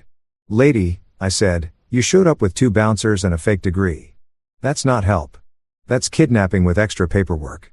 Enter Detective Reyes again, stepping out of her unmarked car like divine intervention in leather boots. "Evening, Doc," she said, flashing her badge. "You got a medical license number I can verify?" Dr. Simone stammered something about confidential evaluation, which is cop. "I'm about to lose my bail." The 2 bodyguards suddenly found the horizon fascinating. 5 minutes later, the cops detained all 3. I watched from the doorway, coffee mug in hand, unpoisoned, sealed, sanctified. Tyler, my son, filmed the entire circus from the hallway, narrating like a YouTuber. "Hi, I'm Tyler Hale, and this is what attempted kidnapping looks like." When Reyes told them APS already had protective orders in my file, including their names, it was poetic. The fake doctor's jaw actually dropped. They got hauled off and Reyes gave me that look again. The one that said, "You were right to be paranoid." I told her, "At this point, I'm not paranoid. I'm professional." Tyler laughed. "Dad, that was savage." I grinned, ruffling his hair. "Nah, son. That was documented." That night, as the house quieted, I realized the war wasn't about money anymore. It was about control, and I'd just taken mine back. If justice had a playlist, mine started with the rhythmic squeak of courtroom chairs and ended with the sound of my ex-wife's freedom getting revoked in high definition. The day Brittany shuffled into court, she was dressed like a sad Pinterest board titled Forgiveness Chic. Soft beige dress, demure pearls, and that tragic face people wear when they're rehearsing sympathy for the camera. Her lawyer did the whole misunderstanding between loving family members routine dripping with insincerity. The prosecutor didn't even blink. They rolled out the receipts like it was Black Friday for karma. Lab results showing AITA champagne. Screenshots of the fake Golden Birch retirement home. The search history that read like a serial killer starter kit. How to disguise poison taste. Aconite lethal dose. Husband's assets after death. The courtroom air turned electric and for once Brittany didn't have a single fake tear left to squeeze out. Then they played the ring cam audio. Her voice clear as a church bell hissing. "Sign it now or we'll just have you evaluated and placed anyway." The silence that followed could have powered a small city. When the judge finally looked up, his expression said, "I've seen villains, but this one's a first ballot inductee." Her lawyer tried to recover with, "Your Honor, my client was under emotional stress," but the judge shut that down like a bouncer at closing time. I stood, buttoned my jacket, and gave my statement. Not dramatic, not tearful, just truth in its cleanest, sharpest form. "I'm not confused," I said. "I'm not declining. I'm just inconvenient to people who treat loyalty like an ATM. I swear." The judge actually nodded. Then came the verdict. Bail revoked. No contact order. Charges upgraded from attempted murder to premeditated with financial intent. I didn't cheer, didn't smirk, just exhaled. Lorraine tried her best act in the hallway, crying about how I humiliated her by letting her drink the wrong glass. "Lorraine," I said, "I literally saved your life." "You're welcome." Even Tyler winced. "Dad," he whispered. "That was cold." "No, son." I told him that was documented. We drove home in silence, the kind that feels like peace after a storm. My neighbor brought banana bread, real care, not the weaponized kind. And for once, I accepted it without scanning the ingredients. That night, I poured a drink from a freshly sealed bottle, cracked it open in front of my kitchen camera like a ritual, and raised my glass to the quiet. To poisoners with bad timing, to paperwork, to survival. I took a long sip, tasted freedom, and smiled because they thought a signature could bury me. But in the end, signatures were exactly what buried them. Story 4. My fiancée ambushed me with a prenup at a $1.90 steak dinner. Her friends applauded. Her lawyer smiled. I closed the folder, stood up, and said, "Enjoy your legal buffet." Next day, her attorney called. "What did you do with your estate?" It was already gone. Have you ever noticed how wealthy people have this uncanny gift for turning a perfectly enjoyable dinner into some kind of hostage situation? I'm talking about the type of person who can't appreciate a beautifully cooked steak without attaching some kind of emotional price tag to it. That's exactly what went down on what was supposed to be a romantic evening overlooking San Francisco Bay. Except romance had apparently clocked out early, and no one had bothered to give me a heads up. We were at Swan, one of those rooftop spots where the waitstaff speaks in whispers and the wine menu requires both a translator and possibly a second mortgage. Rachel had insisted on the place, said it was perfect for a celebration, which in hindsight should have been my first warning sign, because in my experience, when someone tells you something is perfect, they're usually about to make it the exact opposite. The view was breathtaking, I'll give her that. The bay spread out like liquid silver beneath the setting sun. Sailboats drifting along without a care in the world, which made exactly one of us. The table was packed with her friends, and I use that term loosely, because half of them I'd never laid eyes on before that night, and the other half I'd crossed paths with once at some charity gala where everyone pretended to care about endangered wildlife while sipping champagne that cost more than actual conservation efforts. There was Bethany, who worked in private equity, which I'm pretty sure translates to I shuffle rich people's money around and act like it's complicated. There was James, whose entire identity lived inside his watch collection. And then there was the lawyer. Harold Dempsey, Esquire, attorney at law, guardian of assets, destroyer of good energy. The man waltzed in wearing a tuxedo that probably cost more than my first car, sporting one of those smiles that says I bill $800 an hour, and right now I'm billing you just for thinking about me. He settled into our table like he'd received a formal invitation to Thanksgiving dinner, which struck me as bizarre immediately, because who brings their attorney to a romantic dinner? Apparently, Rachel does. I was halfway through my steak, a glorious $90 cut of beef that had been raised on organic grass and probably daily motivational speeches, when Rachel tapped her champagne flute with one of those tiny dessert spoons. The whole table went quiet, and that is never a good sign. In my experience, when wealthy people stop talking and start listening, somebody's about to get played. And the smart money said that somebody was me. Before we lock in the wedding plans, Rachel said, her voice carrying across the table with the confidence of someone who'd been rehearsing this in front of a mirror for days. There's just one small thing we need to take care of. She smiled at me like she'd just announced we were adopting a puppy. Everyone else at the table was smiling too. Nodding along like this was some charming romantic tradition I'd somehow missed in all my years on Earth. That's when Harold the Destroyer reached into his briefcase, an actual leather briefcase that probably had its own liability coverage, and produced a folder. Not just any folder, but one of those high-end ones with an embossed cover and a little ribbon tie. He slid it across the table toward me like a Vegas dealer, except in Vegas, at least you know going in that you're losing money. It's just a prenuptial agreement, Rachel said, still smiling, still acting like this was perfectly routine, completely normal protocol for people in our position. Our position. I love that. As if we were both titans of industry instead of me being a guy who'd busted his tail to build a solid life, and her being someone who'd inherited enough money to purchase a small nation and was now apparently anxious I might try to take a piece of it. Her friends actually applauded. I am not joking. They clapped like she'd just solved a global crisis instead of insulting me in front of a room full of strangers. James said something about being smart, and Bethany nodded knowingly like she'd watched this film before and already knew the ending. I opened the folder, because what else was I supposed to do? Page 1 seemed reasonable enough. Boilerplate stuff about keeping separate property, fine. Page 2 started getting a little murky with language about income disparity management and asset protection protocols. By page 10, I was reading things like waiver of spousal support and limitation of community property rights, and my personal highlight, acknowledgement of financial inequality and acceptance of same. Let me translate that for you in plain English. Everything she owned would stay hers forever, and everything I own would become a fun little footnote in legal history titled "Good luck proving that was ever yours." The document essentially said that if we ever divorced, I'd be entitled to whatever coins happened to fall out of her couch cushions, and honestly, I'd probably still have to fight her for those. I sat there reading clause after miserable clause, each one more offensive than the last, while Rachel watched me with this expectant expression, like she was waiting for me to say, "Oh honey, this is wonderful, where do I sign?" Harold the Destroyer sat with his hands folded, already mentally spending his consultation fee on a new boat or whatever lawyers buy when they're not busy dismantling people's dignity. Here's the thing about a moment like that. You've got two choices.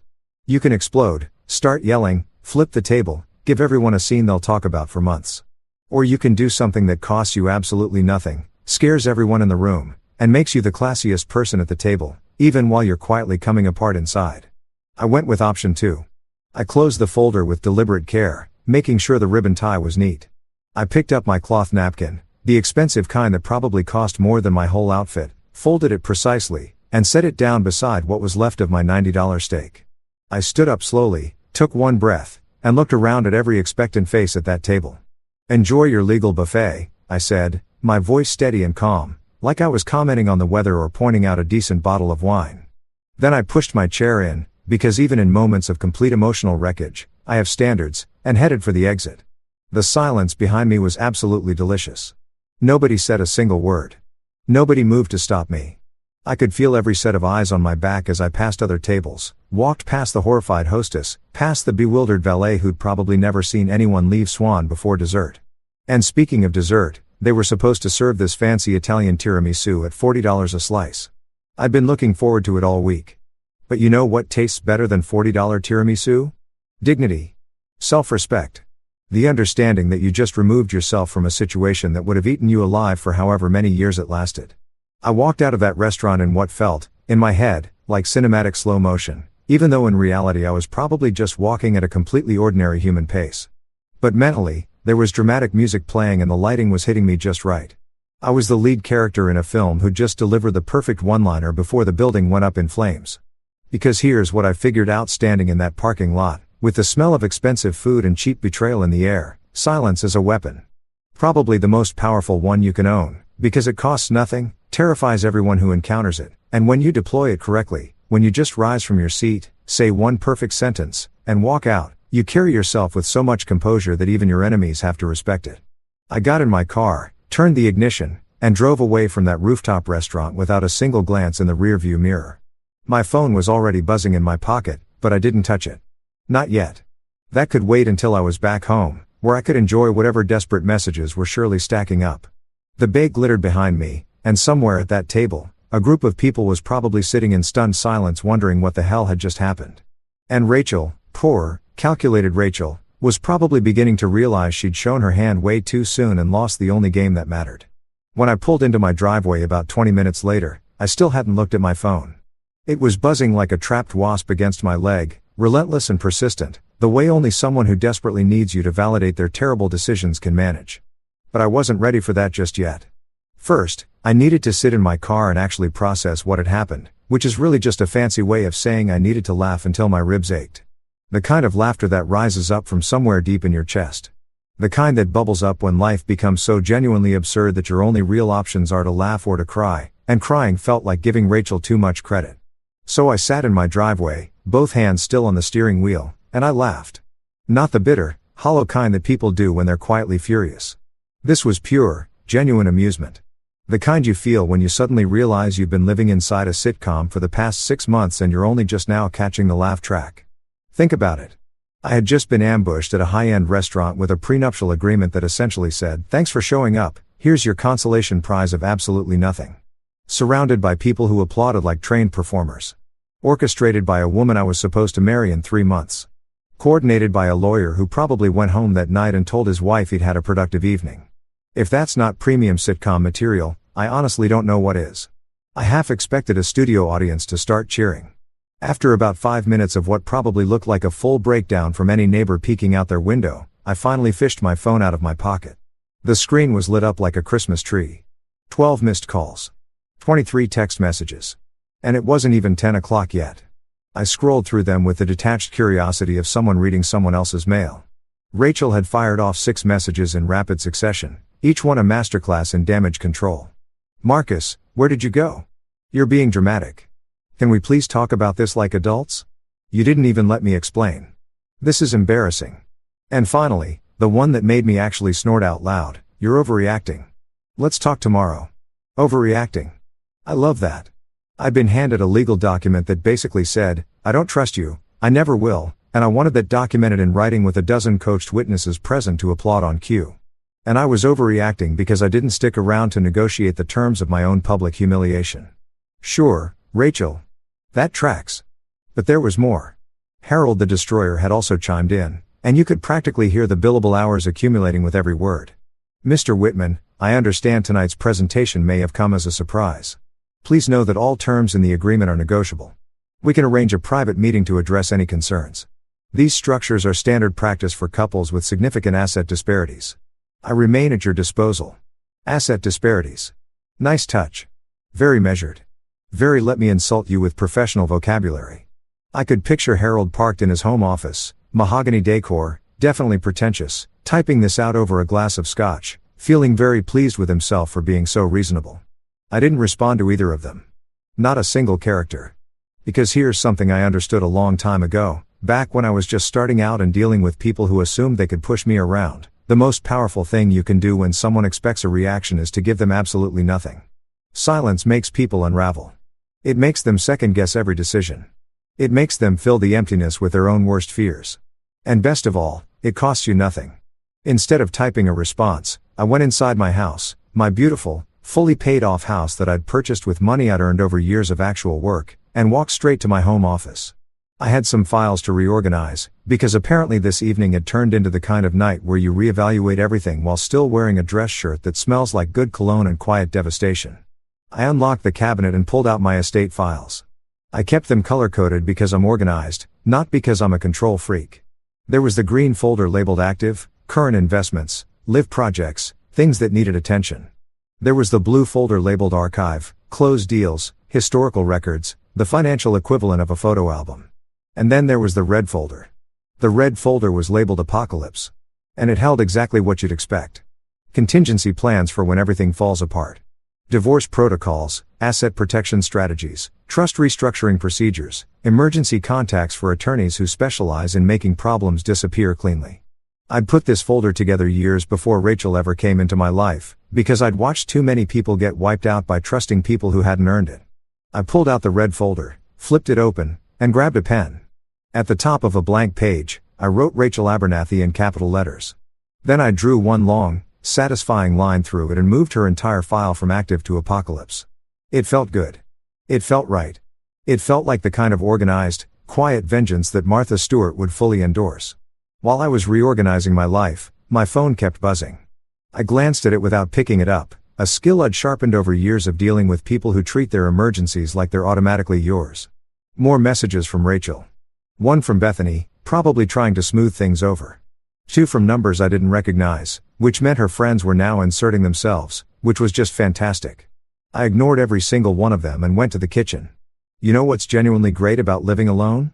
You can eat whatever you want, whenever you want, and nobody's there to critique your choices or suggest you order something more sophisticated. I found a container of leftover Chinese noodles in the fridge, 3-day-old lo mein from that place down on Market Street that stays open until 2 in the morning and has absolutely no judgment about your life choices. I dumped the noodles in a bowl, hit the microwave for exactly 2 minutes and 30 seconds, and grabbed a bottle of wine from the rack. Not the nice stuff I saved for company or special occasions. I went straight for the $8 Cabernet from Trader Joe's, the one with the kangaroo on the label that probably tastes like mild regret and questionable decisions, but costs less than the appetizers I never got to finish at dinner. I poured myself a generous glass. And by generous, I mean almost to the brim, like someone who never learned about proper wine portions and doesn't particularly care. I sat down at my kitchen table with my lukewarm noodles and my budget wine and my freshly reorganized life.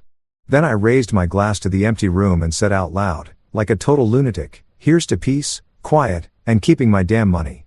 I took a sip. It tasted like victory, the kind produced by a winery that believes in quantity over quality. The noodles were a little soft. The vegetables had definitely seen better days. And here I was eating dinner alone at 10 on a Friday night after walking out of what was supposed to become a marriage. And you know what? It was perfect. Completely, genuinely perfect. Because here's the thing nobody warns you about when you walk away from something toxic, the immediate aftermath feels strangely peaceful. No more pretending. No more performing. No more waiting for the other shoe to drop, because the shoe already dropped, and you sidestepped it like a champion. My phone buzzed again. I glanced at the screen, saw Rachel's name, and smiled, because I knew exactly what was happening on her end. She was panicking. Harold was probably panicking. Her friends were definitely dissecting my exit in some group chat, analyzing every move like it was a reality show plot twist. And all of them were waiting for me to engage, to argue, to give them something to negotiate with. But I wasn't going to. Not tonight. Not tomorrow. Maybe not ever. Because nothing, and I mean absolutely nothing, destabilizes a control freak more than being ignored by someone who was supposed to fall apart. They expect outrage, confrontation, drama. They prepare for arguments and countermoves and emotional explosions. What they never prepare for is silence. Steady, deliberate, maddening silence. I finished my noodles, washed the bowl, and put my wine glass in the dishwasher like a functioning adult. Then I switched my phone to Do Not Disturb, walked to my bedroom, and slept better than I had in months. Tomorrow, Rachel was going to wake up to a completely different kind of problem. But tonight I was just a guy who'd eaten cheap noodles, drunk cheaper wine, and felt like the wealthiest man alive. I woke up the next morning feeling like I'd just had the most restorative sleep of my entire life, which is strange considering I'd technically blown up my engagement less than 12 hours earlier. But there's something about removing toxic people from your orbit that works better than any sleep aid on the market. 0 side effects. Maximum clarity. And you wake up with this remarkable sense of calm that no amount of money can replicate. It was Saturday, which meant 0 obligations and unlimited possibilities. I made myself a real breakfast, scrambled eggs, toast, bacon that came out a touch crispier than intended, but whatever, I'm not a chef, and carried it out to my back porch. I've got a simple setup out there, a table, a couple of chairs, and a decent neighborhood view. Nothing like Rachel's Bayview penthouse, but it's mine, it's paid off, and nobody can strip it away from me with a legal document. I was sitting there sipping coffee and watching a duck waddle across my yard like it owned the property when I finally checked my phone. Still on Do Not Disturb, but the notifications were stacking up like digital tumbleweeds. 37 new messages. 19 missed calls. 3 voicemails I would probably never play, because voicemails are where self-respect goes to die. But here's the thing, I wasn't checking because I cared what Rachel had to say. I was checking because I was waiting to see exactly when the second bomb would go off. See, while everyone was fixated on the prenup drama, they'd completely overlooked a small financial arrangement Rachel and I had put in place about 6 months earlier. We'd opened what she called a joint vineyard account for our shared dream project. Rachel had this fantasy about owning a Napa Valley vineyard, one of those estates where wealthy people go to pretend they understand wine while sipping their own mediocre Cabernet and feeling deeply sophisticated. She'd sold me on it as our legacy, our retirement vision, our contribution to the agricultural arts. She had approximately a million romantic ways to describe what was essentially a very expensive hobby requiring 0 actual farming knowledge. We both contributed to the account, though in the interest of honesty, I'd put in significantly more, because I had actual liquid assets while her money was tied up in trusts and investments and whatever else people with inherited wealth do to keep it from sitting still. The account was meant for land acquisition, consultants, soil analysis, all that vineyard startup romance that sounds thrilling until you realize it's basically just throwing money at dirt and hoping grapes eventually show up. What Rachel hadn't noticed, because she never truly read the fine print on anything that didn't involve protecting her own interests, was that the account carried a custodial control clause. And the custodian was yours truly. Which meant 1 phone call and a few signatures was all it took for me to restructure the entire thing without her consent. And that's precisely what I'd done. On Thursday afternoon, right after Rachel texted me can't wait for our special dinner tomorrow night. With roughly 17 heart emojis, I'd walked into my bank and moved the entire vineyard account into an independent trust. Not a joint trust. Not a family trust. An independent, irrevocable, Marcus Whitman is the only person who matters trust. The timing was immaculate. She'd already scheduled her prenup ambush for Friday evening. I'd already executed my financial exit on Thursday afternoon. We were like 2 chess players who had no idea we were playing entirely different games. So there I was, Saturday morning, tossing crumbs to a duck who had absolutely no awareness it was witnessing the aftermath of financial warfare, when I imagined Rachel waking up in her penthouse. Probably pouring some organic, single origin, ethically sourced coffee that costs more per pound than actual gold, and deciding to check the vineyard account. Maybe she wanted to transfer some funds. Maybe she wanted to feel productive after the disaster of Friday night. Maybe she just wanted to look at the balance and remind herself things were fine. Whatever her reason, I knew the exact moment it happened, because my phone lit up with an incoming call from a number I recognized immediately. First Pacific Bank. Private Wealth Management Division. Rachel's bank. Our bank, technically, for the vineyard account. I let it ring. Instead, I topped off my coffee and waited. The duck quacked at something, probably judging everything about my choices. Ducks are more judgmental than people give them credit for. I tossed it another piece of toast. 3 minutes later, the same number called again. Then a text from Rachel arrived in all capitals. Call me now. Full caps. That's how you know someone's morning has completely unraveled, when they abandon punctuation and just start screaming through their keyboard. I pictured the scene perfectly. Rachel, probably still in designer pajamas that cost more than most people's monthly rent, sitting at her kitchen island, laptop open, staring at a banking portal delivering very unwelcome news. The account was still there. The money was still there. But the access was absolutely gone. I imagined her calling the bank, getting transferred approximately 47 times because that's what banks do when the problem is too awkward to handle quickly. Until finally she reached someone in custodial services. Someone, let's call her Jennifer, because there's always a Jennifer in situations like these, who'd pulled up the account with the practiced efficiency of someone who deals with wealthy people's crises all day and has zero emotional investment in any of them. "Ma'am," Jennifer probably said, using that professionally pleasant voice that means she's reading from a script and absolutely does not care about your feelings. "I'm showing a change in custodial control on this account." "What kind of change?" Rachel would have asked, her voice climbing that ladder of panic that starts at confusion and ends at full hysteria. "The account has been moved under an independent trust structure," Jennifer would have explained, probably also scrolling her own email, checking her own calendar, because this was just another Tuesday for her. "Mr. Whitman executed the restructuring on Thursday at 3:47 p.m. Thursday at 3:47 p.m. I love that timestamp. It was proof positive that I'd done this before the prenup disaster, which meant it wasn't retaliation. It was just smart planning. Proactive asset management. Me being responsible about my financial future. But it was a joint account," Rachel probably sputtered, because wealthy people always assume joint means they hold the power. "It was a joint access account with custodial designation, ma'am," Jennifer would have clarified, and I'd bet real money she put some emphasis on that ma'am with the quiet satisfaction of a bank employee delivering bad news to someone who's been rude to service workers their whole life. "The custodian holds the right to restructure as needed. The funds are now held in the Whitman Independent Agricultural Trust, registered under Federal Sovereign Shelter Status." Federal Sovereign Shelter Status. Lord, I love my lawyer. That was Malcolm's idea, my old friend from policy work who also happened to be a trust attorney with both a sharp mind and an appreciation for creative legal architecture. Putting the trust under Federal Sovereign Shelter Status didn't just protect the assets. It placed them in an entirely different legal universe. It would take an act of Congress to get anywhere near that money. "I need to speak to a manager," Rachel would have demanded, because when wealthy people don't get what they want from the first person, they escalate, like the world's most entitled customers. "Of course, ma'am. Let me transfer you to our senior custodial oversight department. Please hold." And then, my absolute favorite part, she would have been placed on hold. Probably listening to some inoffensive jazz designed to be just irritating enough to make you question whether the money in your account is worth this level of psychological wear.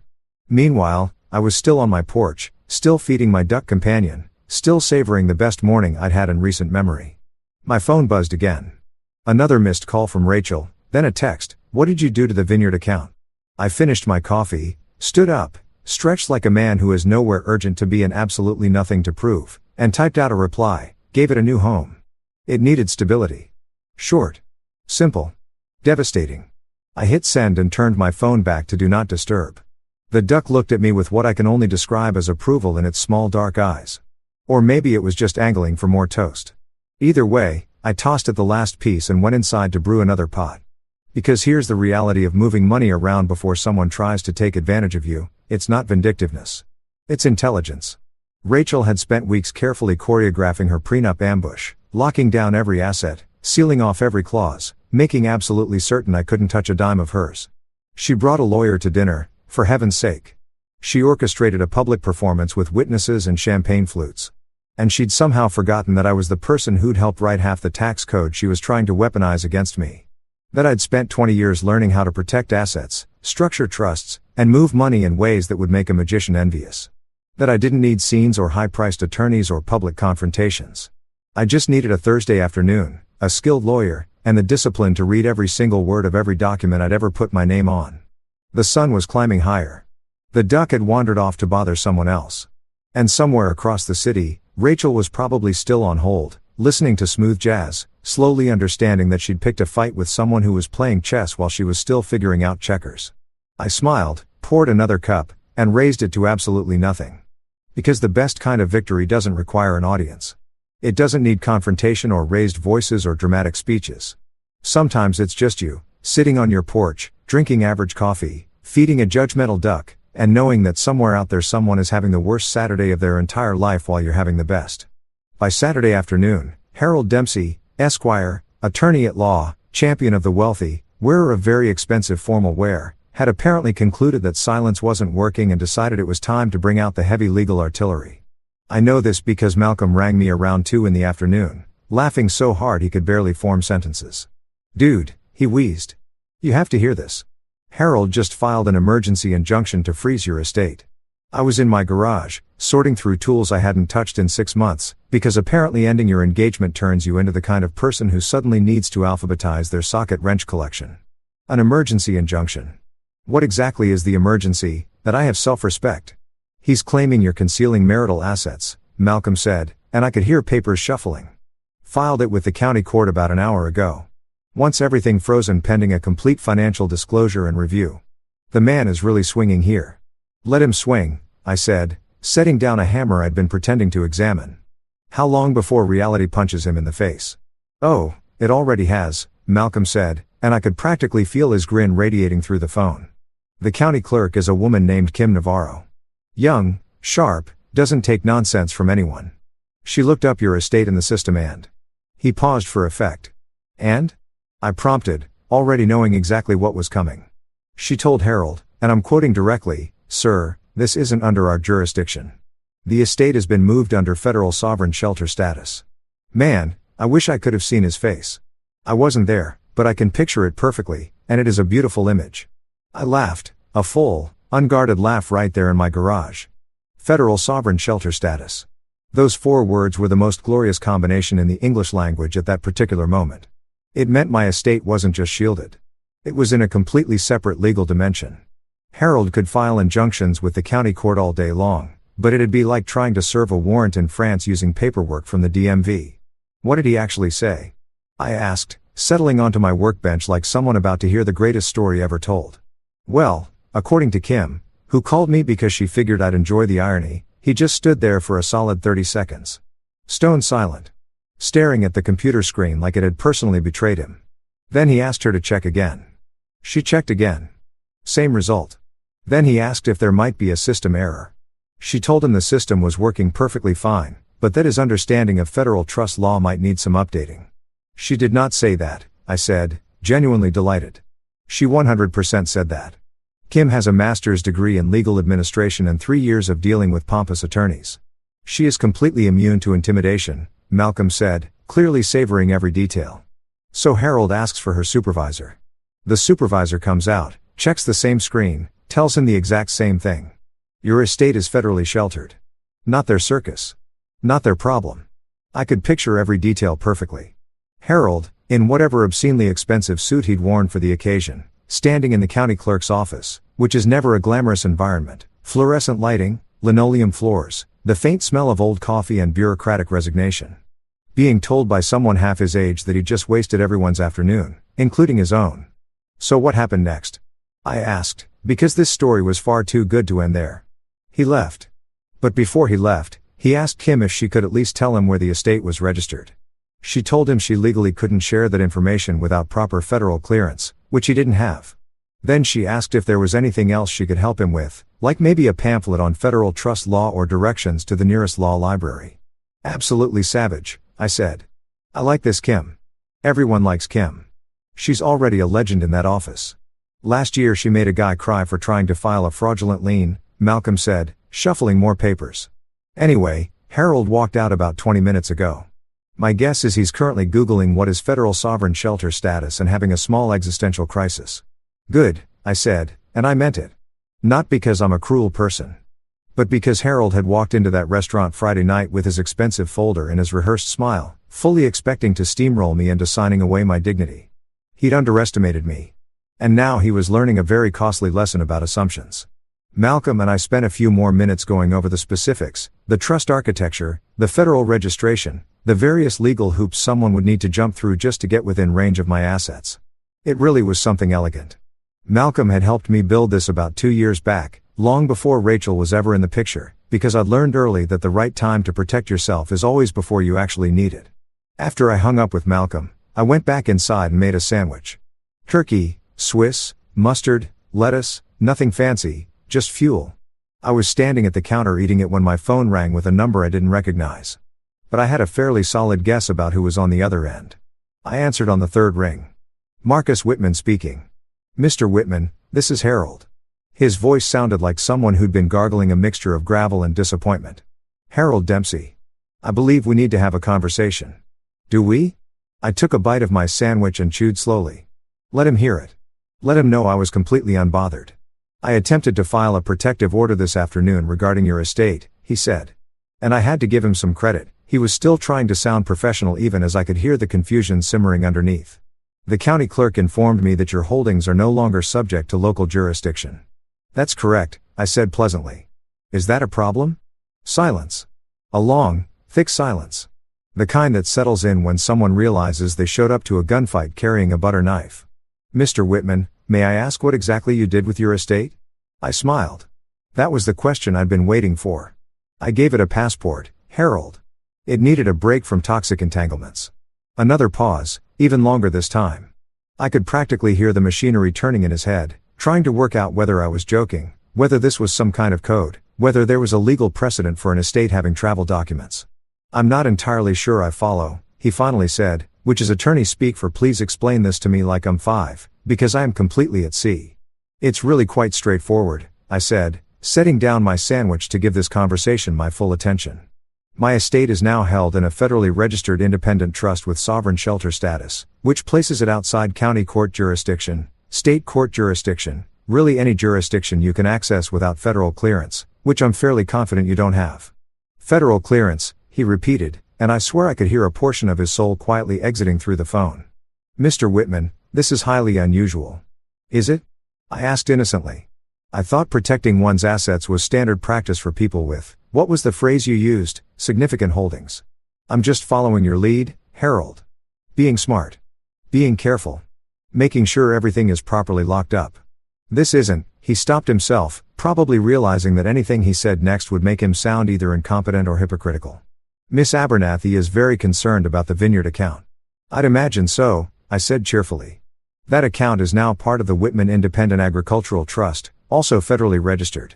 It's perfectly safe, perfectly protected, and completely inaccessible to people who ambush their partners with prenups over dinner.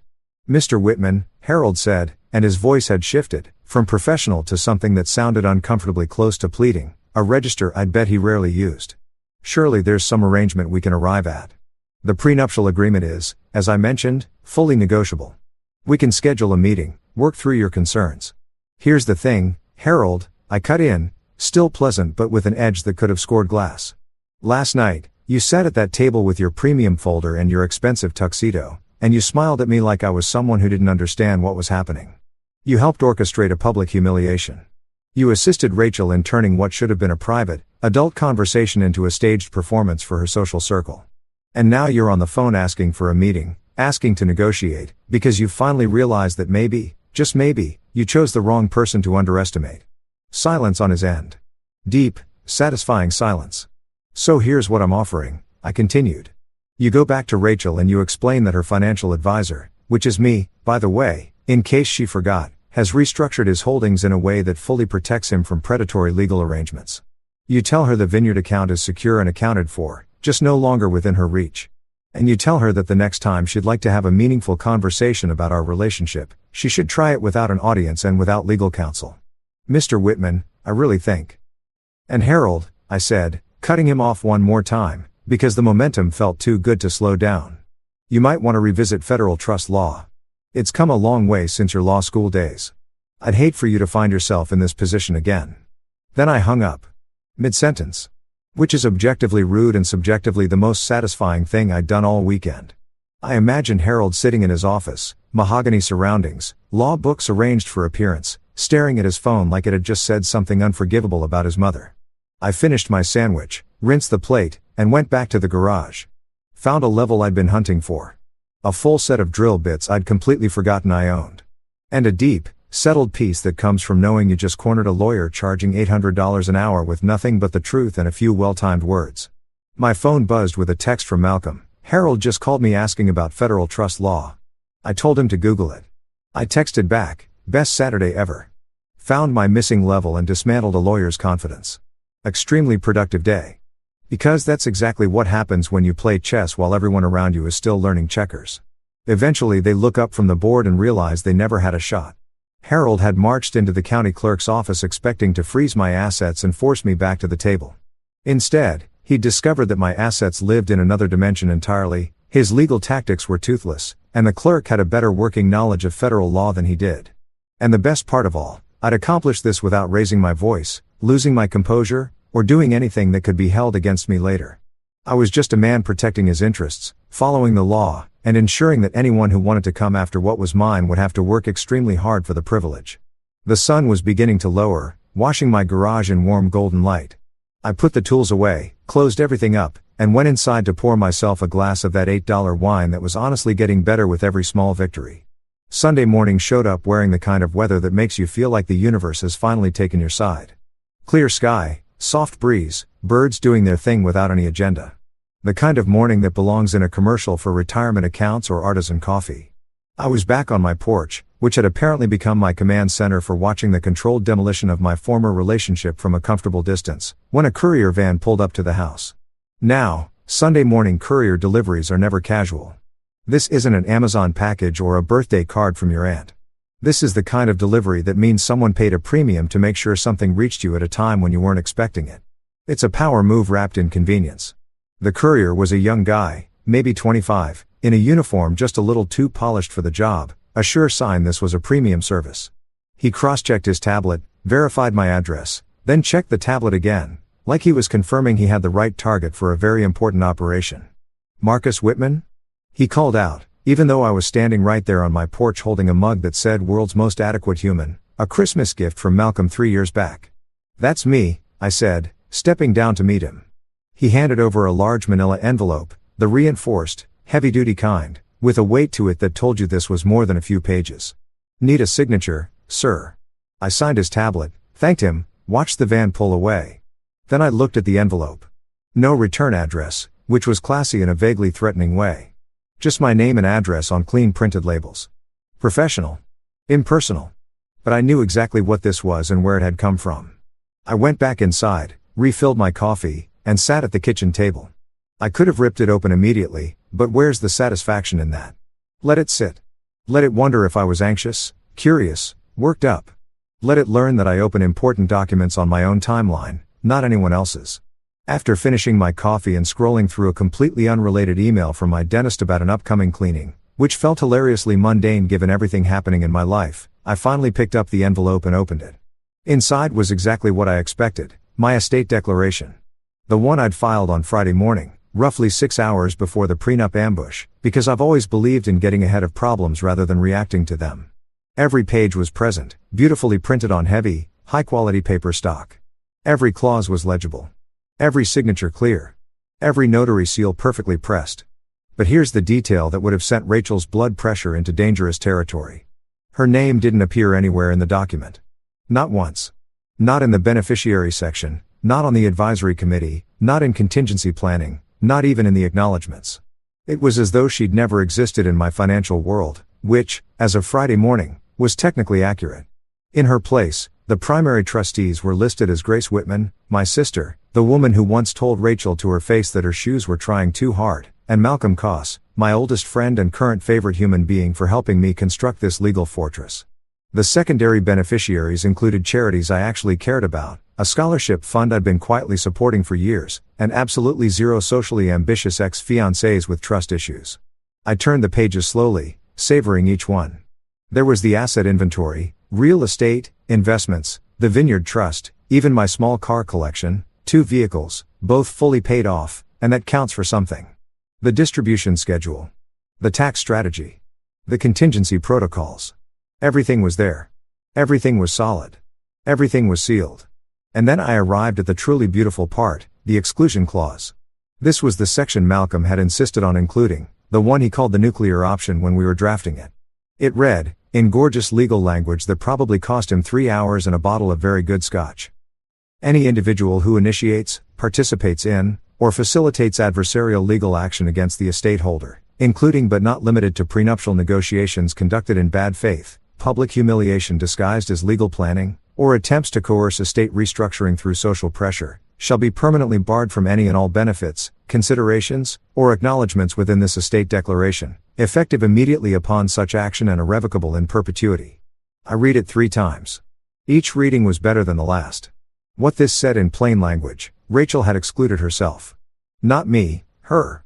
By staging the prenup at dinner, by turning our relationship into a legal negotiation, By making a public spectacle out of protecting her money while trying to access mine, she had personally activated the one clause that locked her out permanently. She'd fired the gun herself. I hadn't had to do a thing except watch it happen. It was, as Malcolm would say, self-executing poetic justice. Or as I preferred to call it, consequences finally catching up to actions over a very nice meal. I pictured Rachel receiving her own copy of this document, because of course she would, that's how these things work. Probably sitting in her penthouse right now, pajamas still on, surrounded by half-empty coffee cups and the specific variety of panic that comes from understanding you've just maneuvered yourself into a permanent corner. She'd call Harold immediately, no question. What does this mean? She'd demand, voice climbing that desperate ladder from confusion toward meltdown. And Harold, poor Harold, billing her at his Sunday emergency rate for the privilege of delivering more bad news, would have to explain that she'd essentially nominated herself for permanent exclusion. But we're engaged, she'd insist, waving her ring around as though jewelry had legal standing. You were engaged, Harold would correct, because lawyers treat verb tenses like sacred objects. And according to this clause, your conduct at Friday's dinner constitutes adversarial legal action conducted in bad faith. Which means what? Rachel would demand. Which means you're out. Permanently. There is no appeal window, no negotiation mechanism, no workaround. The clause is self-executing and irrevocable. Harold would probably pause here, leafing through pages, hunting for anything useful. Miss Abernathy, I have to ask, were you aware he had this clause in his estate declaration? Of course not. How would I possibly know that? Because it was filed on Friday morning, prior to your dinner, which means he anticipated your plans and protected himself before you acted. Harold would sound genuinely impressed despite himself, because even attorneys have to tip their hat to superior legal strategy. This is actually quite sophisticated estate planning. I could picture Rachel working through several shades of red as the timeline fully landed. I'd filed this Friday morning. The prenup ambush happened Friday evening. Which meant I'd already read her move and made my countermove before she'd even played her hand.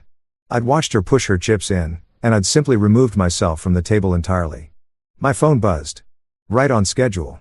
It was a text from Grace. Did you actually list me as primary trustee on your estate? I texted back, yes. You have excellent judgment and you told Rachel her shoes were trying too hard. Fair point. Does this mean I have actual responsibilities now? Only if I die. Please try not to let that happen. Deal. By the way, Malcolm called me laughing. What exactly did you do? Protected my assets from predatory relationship practices. Most Marcus answer in history. I'm proud of you. Also, Rachel has been calling me. Don't pick up. Wasn't planning to. Her shoes genuinely were trying too hard. I adore my sister. She has the kind of unfiltered honesty that makes family dinners memorable and major life decisions crystal clear. When I first introduced her to Rachel at some charity event last year, Grace took one look at her and whispered, "She's calculating your net worth right now." I can see it in the way her eyes move. I'd laughed it off at the time. But Grace had been right. Grace is always right, which is alternately irritating and deeply reassuring. My phone buzzed again. Malcolm, Rachel's lawyer, just called me asking if the exclusion clause is negotiable. What did you tell him? I told him that irrevocable means irrevocable, and if he doesn't understand what irrevocable means, he might want to reconsider his career path. Then I hung up. Too much? Perfect. Good. Want to grab lunch? I feel like celebrating. Celebrating what specifically? The fact that you just drafted the most beautiful piece of preemptive legal architecture I've ever witnessed. And you built it before the offense even took place. That's not revenge, that's prophecy. I smiled, looking down at the estate declaration spread across my kitchen table. He wasn't wrong. This wasn't revenge. Revenge is reactive, messy, emotional. This was just preparation. This was me paying attention when someone showed me who they were, and responding accordingly. Rachel had revealed herself the moment she proposed a joint vineyard account where she contributed less than half but expected equal authority. She'd revealed herself again when she began talking about protecting our individual interests while only meaning her own. And she'd made it unmistakable when she planned a prenup ambush with spectators and legal counsel instead of sitting down for an honest conversation like two adults. I'd just been listening. And unlike Rachel, I'd actually read every word of everything I'd ever signed, including the fine print I'd written myself. The morning sun was streaming through my kitchen window, falling across the estate declaration like a spotlight on a stage. Every page was clean. Every clause was airtight. Every decision was entirely mine. My estate. My rules. My peace of mind. I gathered all the papers, slipped them back into the envelope, and locked them in my safe. Then I texted Malcolm back, "Lunch sounds great. Pick somewhere good. I'm celebrating financial independence." "You're always celebrating something." "That's because I keep winning." And the beautiful thing was, I wasn't bragging. I was simply reporting facts. Rachel had tried to play chess, but she'd forgotten to check whether I even wanted to be at the board. So I'd picked up my pieces, redesigned the game from scratch, and left her sitting there wondering how it had all slipped away. That's how you protect yourself from relationships that were never built on solid ground. Not with anger. Not with spectacle. With paperwork, clear thinking, and a really good lawyer who has excellent taste in scotch. Malcolm and I had lunch at this Italian place downtown that makes pasta so good it probably ought to be regulated. We sat outside on the patio in that perfect kind of afternoon that makes all your problems feel impossibly distant, except I no longer had any problems, because I'd methodically dismantled them one legal document at a time. We were somewhere into our second bottle of wine, a considerably better vintage than my $8 Trader Joe's special, when Malcolm's phone buzzed. He glanced at it, then started laughing hard enough to almost lose his grip on a forkful of fettuccine. "What?" I asked, twirling my own pasta like a civilized adult, despite strong internal pressure to just shovel it in. "Oh man," Malcolm wheezed, dabbing his eyes. "You remember how Rachel called me yesterday?" "Vaguely. I was busy reorganizing my garage and enjoying my life." "Well, she apparently didn't stop there. She forwarded the estate documents to her old law professor." He turned his phone toward me, showing an email chain. "Dr. Elias Monroe. The man's a genuine legend. 30 years at Yale. Wrote half the textbooks on estate law. Literally invented several of the trust structures we use today." I leaned in, now fully interested. "She sent my estate declaration to Elias Monroe." "She did." And he just responded. Malcolm was grinning like it was Christmas morning. "You want to read it, or should I perform it dramatically?" "Dramatically. Use your full lawyer voice." Malcolm cleared his throat, straightened up, and adopted the measured gravitas of someone delivering a verdict. "Dear Rachel," he began. "I have reviewed the estate declaration you forwarded to me, along with your account of the circumstances surrounding your recent engagement complications." "Engagement complications," I repeated. Elegant way to describe I laid a trap for my fiancée and it blew up in my face. "Quiet, I'm not done," Malcolm said, raising a hand. "After careful review of the documents and the timeline you provided, I find myself with one essential question. Why did you attempt to corner a man with a prenuptial agreement when he quite literally helped write portions of the tax code you're attempting to cite?" I nearly sprayed wine across the table. "He did not say that." "He absolutely did," Malcolm confirmed, scrolling on. "But it gets even better. Mr. Whitman's estate structure is not merely legally sound, it is frankly a masterclass in preemptive asset protection. The self-executing exclusion clause is particularly elegant. I've seen comparable mechanisms deployed in corporate law, but rarely applied to personal estates with this degree of precision. The federal sovereign shelter status is creative, thorough, and nearly impossible to challenge without expenditures that would far exceed any conceivable recovery." "I genuinely like this man," I said, feeling a warmth that had nothing to do with the wine. "Furthermore," Malcolm continued, visibly relishing every word, "the timing of the filing, executed prior to your prenuptial presentation, demonstrates that Mr. Whitman anticipated your approach and responded not with emotion, but with strategy. This is not the behavior of someone acting impulsively or out of spite. This is the behavior of someone who understands legal protection and exercises it with discipline." "Discipline," I echoed. "I should frame that." "He's still not done destroying her," Malcolm said, scrolling further. "Rachel, I speak to you now not as a legal consultant, but as someone who has known you since you enrolled in my estate planning 301 course. You have always been sharp, driven, and capable. However, you have also consistently underestimated people you perceived as less socially positioned than yourself. Mr. Whitman may not come from generational wealth, but he is demonstrably a sophisticated legal thinker with resources and knowledge that rival, if not surpass, many of the attorneys you have relied upon." I raised my glass in quiet tribute to not coming from old money and still outthinking everyone in the room. Malcolm clinked his glass against mine. "To that. But here comes the closing argument. My professional recommendation is to cease all legal action immediately. The estate architecture is impenetrable. The exclusion clause was triggered by your own conduct, and any attempt to contest it will generate substantial legal costs with virtually no realistic chance of success. My personal counsel is to ask yourself why you felt the need to shield yourself from someone you claim to love, and why you chose to do so through public spectacle rather than honest conversation. Regards, Dr. Elias Monroe." We sat with that for a moment. The weight of that final paragraph landing on the table between us like something perfectly cooked, precise and quietly devastating. "He just academically leveled her," I said eventually.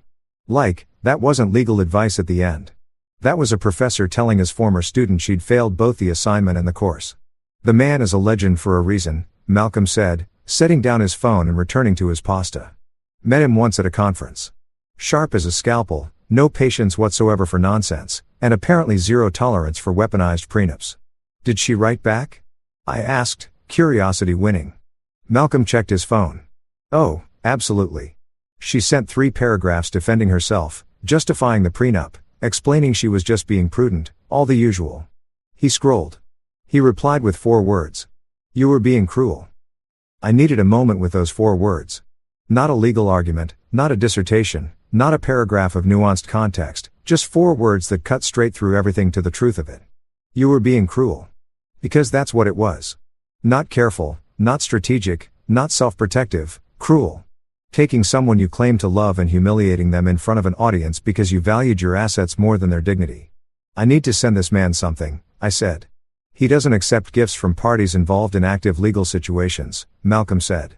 "Already looked it up. But I forwarded him a thank you on your behalf, and he replied that watching competent estate planning executed in real time was thanks enough." "Professional solidarity," I said approvingly. "Respect." We finished lunch in the comfortable silence of 2 people who'd known each other long enough that not every moment needs filling. Malcolm had been my friend since college, back when we were both broke and arguing about policy reform over instant noodles like it actually mattered.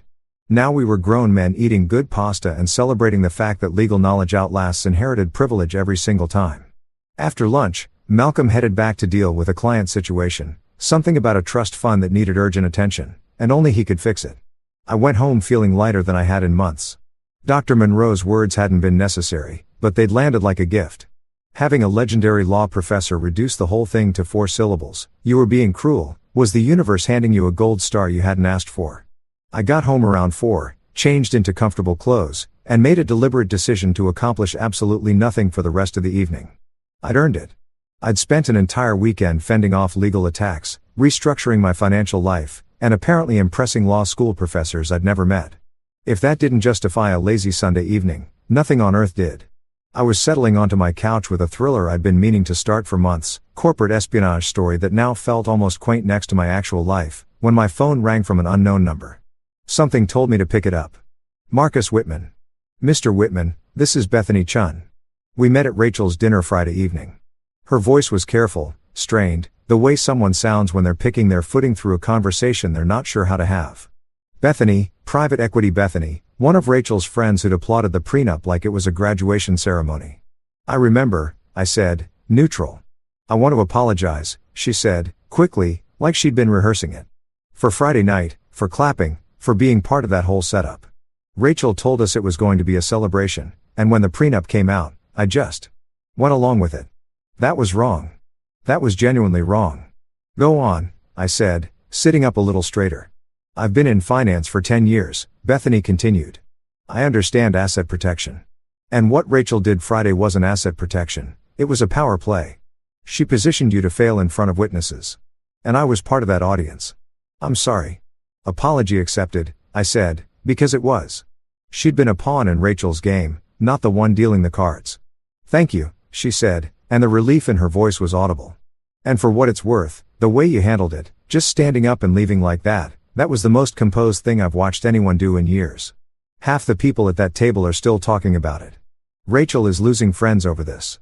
"That's a shame," I said, and I actually meant it. I didn't want Rachel's whole social world to crumble.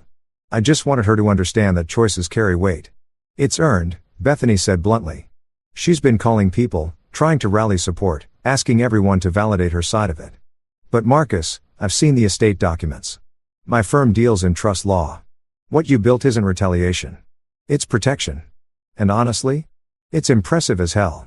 We talked a few more minutes, Bethany asking some professional questions about the federal shelter structure. Apparently her firm was looking at similar setups for certain clients, and me sharing general information without getting into specifics. By the time we hung up, I had a feeling Bethany was going to be just fine. She'd learned something valuable about choosing your audience carefully and not applauding someone else's cruelty. As the evening wound down, I made dinner, nothing complicated, Just chicken and roasted vegetables, because adulthood occasionally requires eating something that isn't noodles, and turned over the strange arc of the weekend in my mind. Friday night, I'd walked out of a restaurant feeling blindsided and betrayed. By Sunday evening, I had a law professor complimenting my estate planning, my ex-fiancé's friends calling to apologize, and a sense of inner calm that truly cannot be purchased at any price. The thing about revenge, and I say this as someone who apparently just executed a masterclass in it without entirely intending to, is that the best kind isn't theatrical. It's not about making scenes or torching bridges or getting even in some dramatic, public fashion. The best revenge is just living well, protecting yourself with intelligence, and letting other people's poor decisions speak for themselves. Rachel had tried to pin me down with a prenup, and she'd pinned herself instead with an exclusion clause. Harold had tried to freeze my assets and frozen his own confidence instead. And Dr. Monroe, a man I'd never crossed paths with, had summed it all up with more precision than I ever could have managed. You were being cruel. I finished my dinner, washed up, and poured one last glass of wine. Not the $8 stuff and not the restaurant splurge, something right in the middle. Good enough to genuinely enjoy, affordable enough not to wince if I spilled it. Then I went out to my porch and watched the last of the daylight fade, feeling grateful for legal knowledge, loyal people, and the kind of clarity that only arrives after you walk away from someone who was never really on your side. Monday was coming. The rest of the world would return to work. Rachel would probably try a new angle. Harold would continue his quiet reckoning with federal trust law. But tonight, I was just a man with good food in his stomach, decent wine in his glass, and the best legal protection money could buy. Monday morning arrived and I woke up dangerously energized, which is never entirely a good sign. It usually means I'm about to do something that seems reasonable in the moment and haunts me just a little later. I made coffee, checked my emails, and found myself staring at an invitation I'd received 2 weeks prior and completely forgotten about. It was from Wealth and Estate Quarterly, one of those professional publications that financial advisors and estate attorneys read to feel current and occasionally to actually learn something. They'd asked me to submit a short piece for their Expert Perspectives column, a thought, an insight, something about estate planning. Nothing heavy. Maximum 100 words. I'd been ignoring it because I'd been busy planning a wedding that was never going to happen. But now I had free time, strong opinions, and a weekend's worth of lived experience that had given me some very specific thoughts about trust, relationships, and the value of legal protection. So I opened my laptop, pulled up the email, and stared at the blank response field. 100 words. What could I say in 100 words that would be useful, professional, and not obviously pulled directly from my own weekend wreckage? I thought about Rachel, the prenup, the vineyard account she could no longer access. I thought about Harold and his failed injunction, about Dr. Monroe's 4 words, about the exclusion clause Rachel had triggered herself. And then I thought about wine, because lately, everything in my life seemed to orbit back to wine or vineyards or bottles that cost more than they had any right to. My fingers started typing before my brain had fully approved the plan. Trust is like wine. Give it time or it turns to vinegar. Fortunately, trust is revocable. I read it back. 20 words, well inside the limit. Clean, professional, and directly applicable to real estate planning, since revocable trusts were a legitimate, widely used structure. But also sharp, beautifully precise, aimed at my situation in a way that only people who knew the whole story would fully recognize. It was perfect. Professional enough to publish and pointed enough to satisfy something deep in my soul. I hit send before I could talk myself out of it. The editor replied within the hour, "Love this. Running it in tomorrow's digital edition. Thank you, Marcus." And that was that. I went about my Monday, real work, real clients, real phone calls, some light reorganizing because I was apparently still in a tidying phase, and didn't give the quote another thought until Tuesday morning. Tuesday morning, my phone started buzzing at 7:23, which is far too early for anyone to have strong feelings about anything. I ignored it for 4 minutes before curiosity got me and I checked to see what had happened while I was asleep. Turns out disaster was the wrong word. Phenomenon was closer. My quote had appeared in the digital edition of Wealth and Estate Quarterly, which typically received a solid but measured readership from the professional finance world, except this time, someone had screenshotted it and posted it online, and it had taken on an entire life of its own. The caption read, "Estate attorney drops the most elegant divorce-coded advice ever," with the screenshot of my quote attached. 47,000 likes and climbing. The replies were something else entirely. "This is about someone specific and I absolutely need to know who. My divorce attorney quoted this in our meeting this morning. Iconic. Trust is revocable. I'm getting this tattooed, from someone who definitely shouldn't be making permanent decisions based on online content." But the genuinely fascinating part was the legal community's response. Attorneys were reposting it. Estate lawyers were sharing it with commentary. Someone had created the hashtag #TrustRevocable.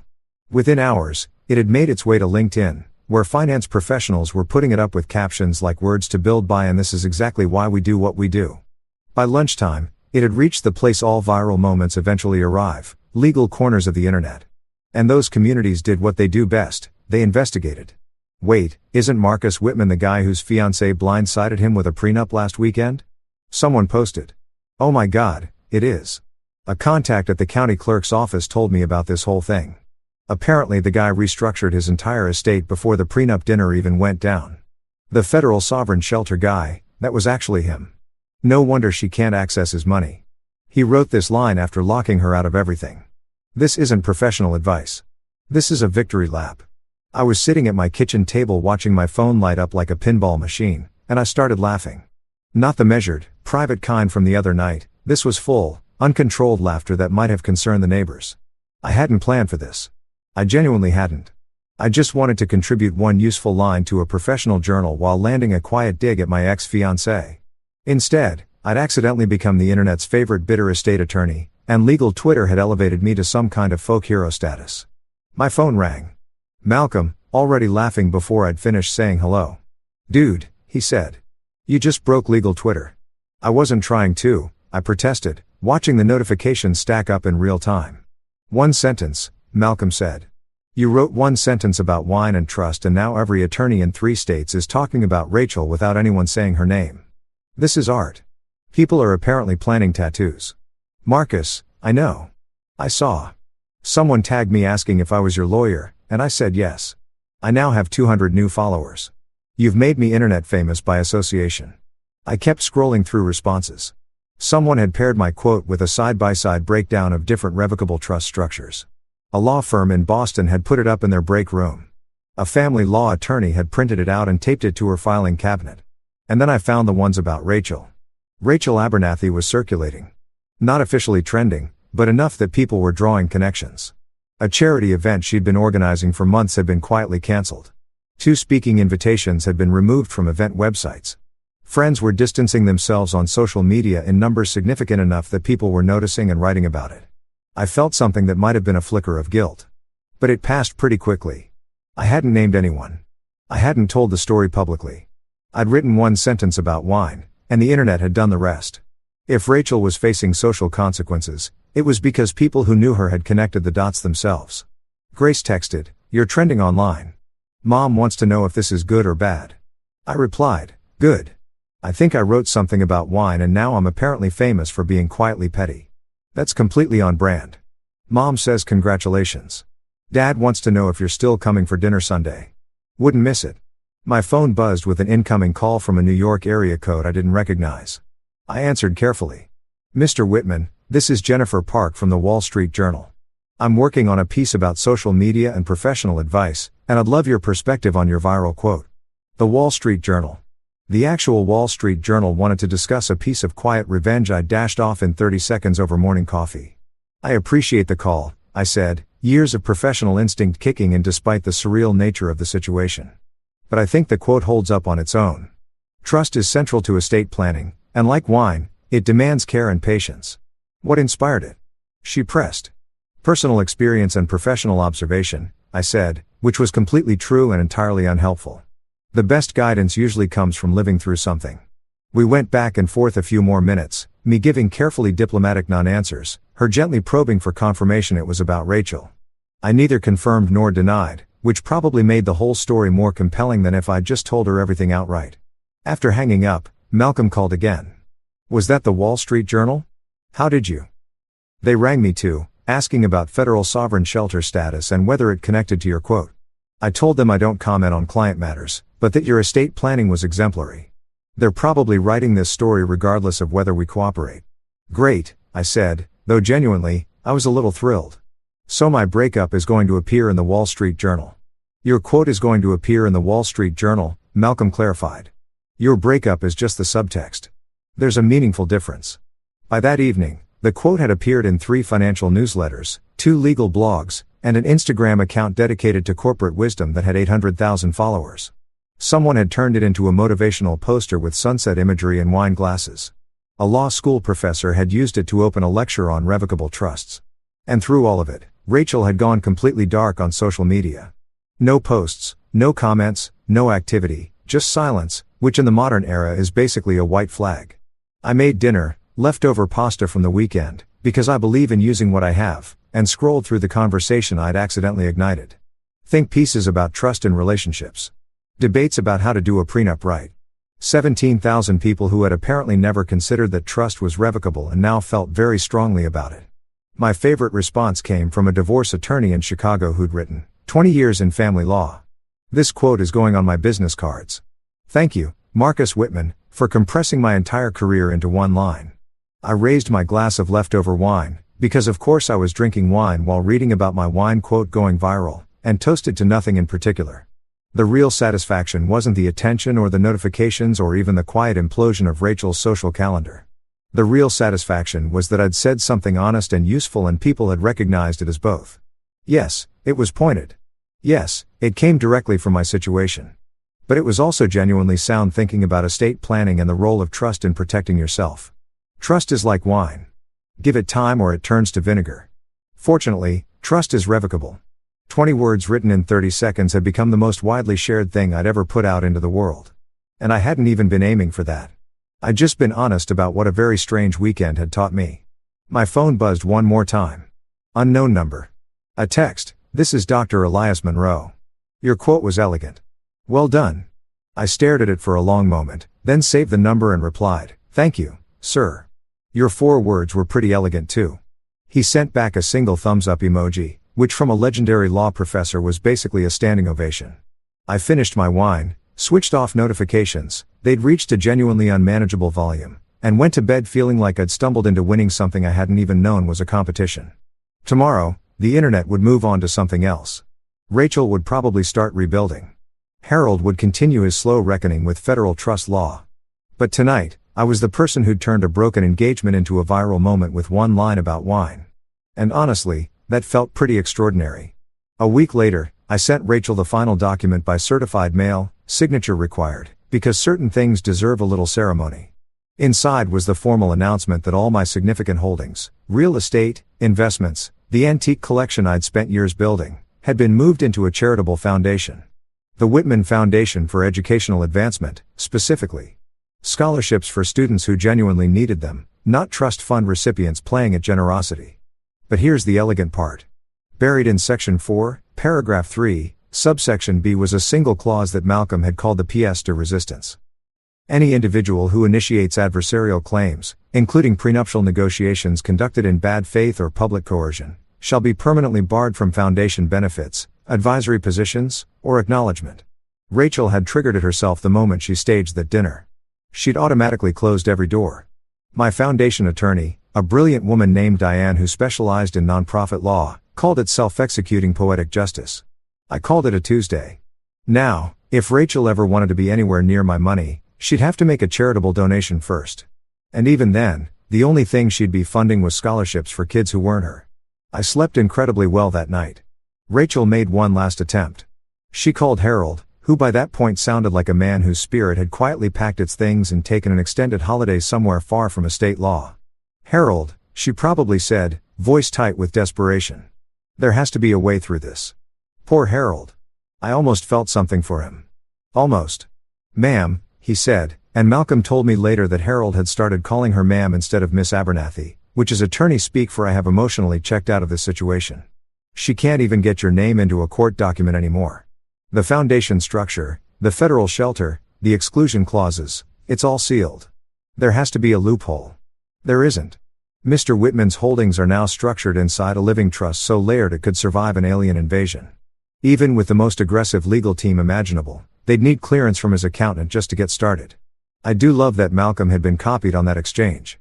Harold had sent it as a professional courtesy, which really translated to, "Please confirm I haven't lost my mind entirely." The funny thing was, I wasn't even angry anymore. I was entertained. Most love stories end in heartbreak. Mine ended in an IRS-approved fortress. A week later, Rachel showed up at my gate in the rain. No makeup. No entourage. No lawyer in a tuxedo. Just her, soaked through, looking like regret given human form. She stood there shivering and asked the one question I'd been expecting. "You knew I was going to ask for the prenup, didn't you?" I looked at her through the gate. This woman I'd nearly married. Someone who'd chosen control over connection at every possible turn. "I hoped you wouldn't." I slid an envelope through the bars.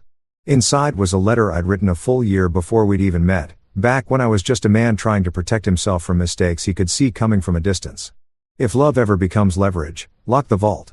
Marcus Whitman." She read it. The tears came, not the pretty kind from films, but the honest, ugly kind that surfaces when you realize you've dismantled something irreplaceable through your own choices. I didn't gloat. Didn't lecture.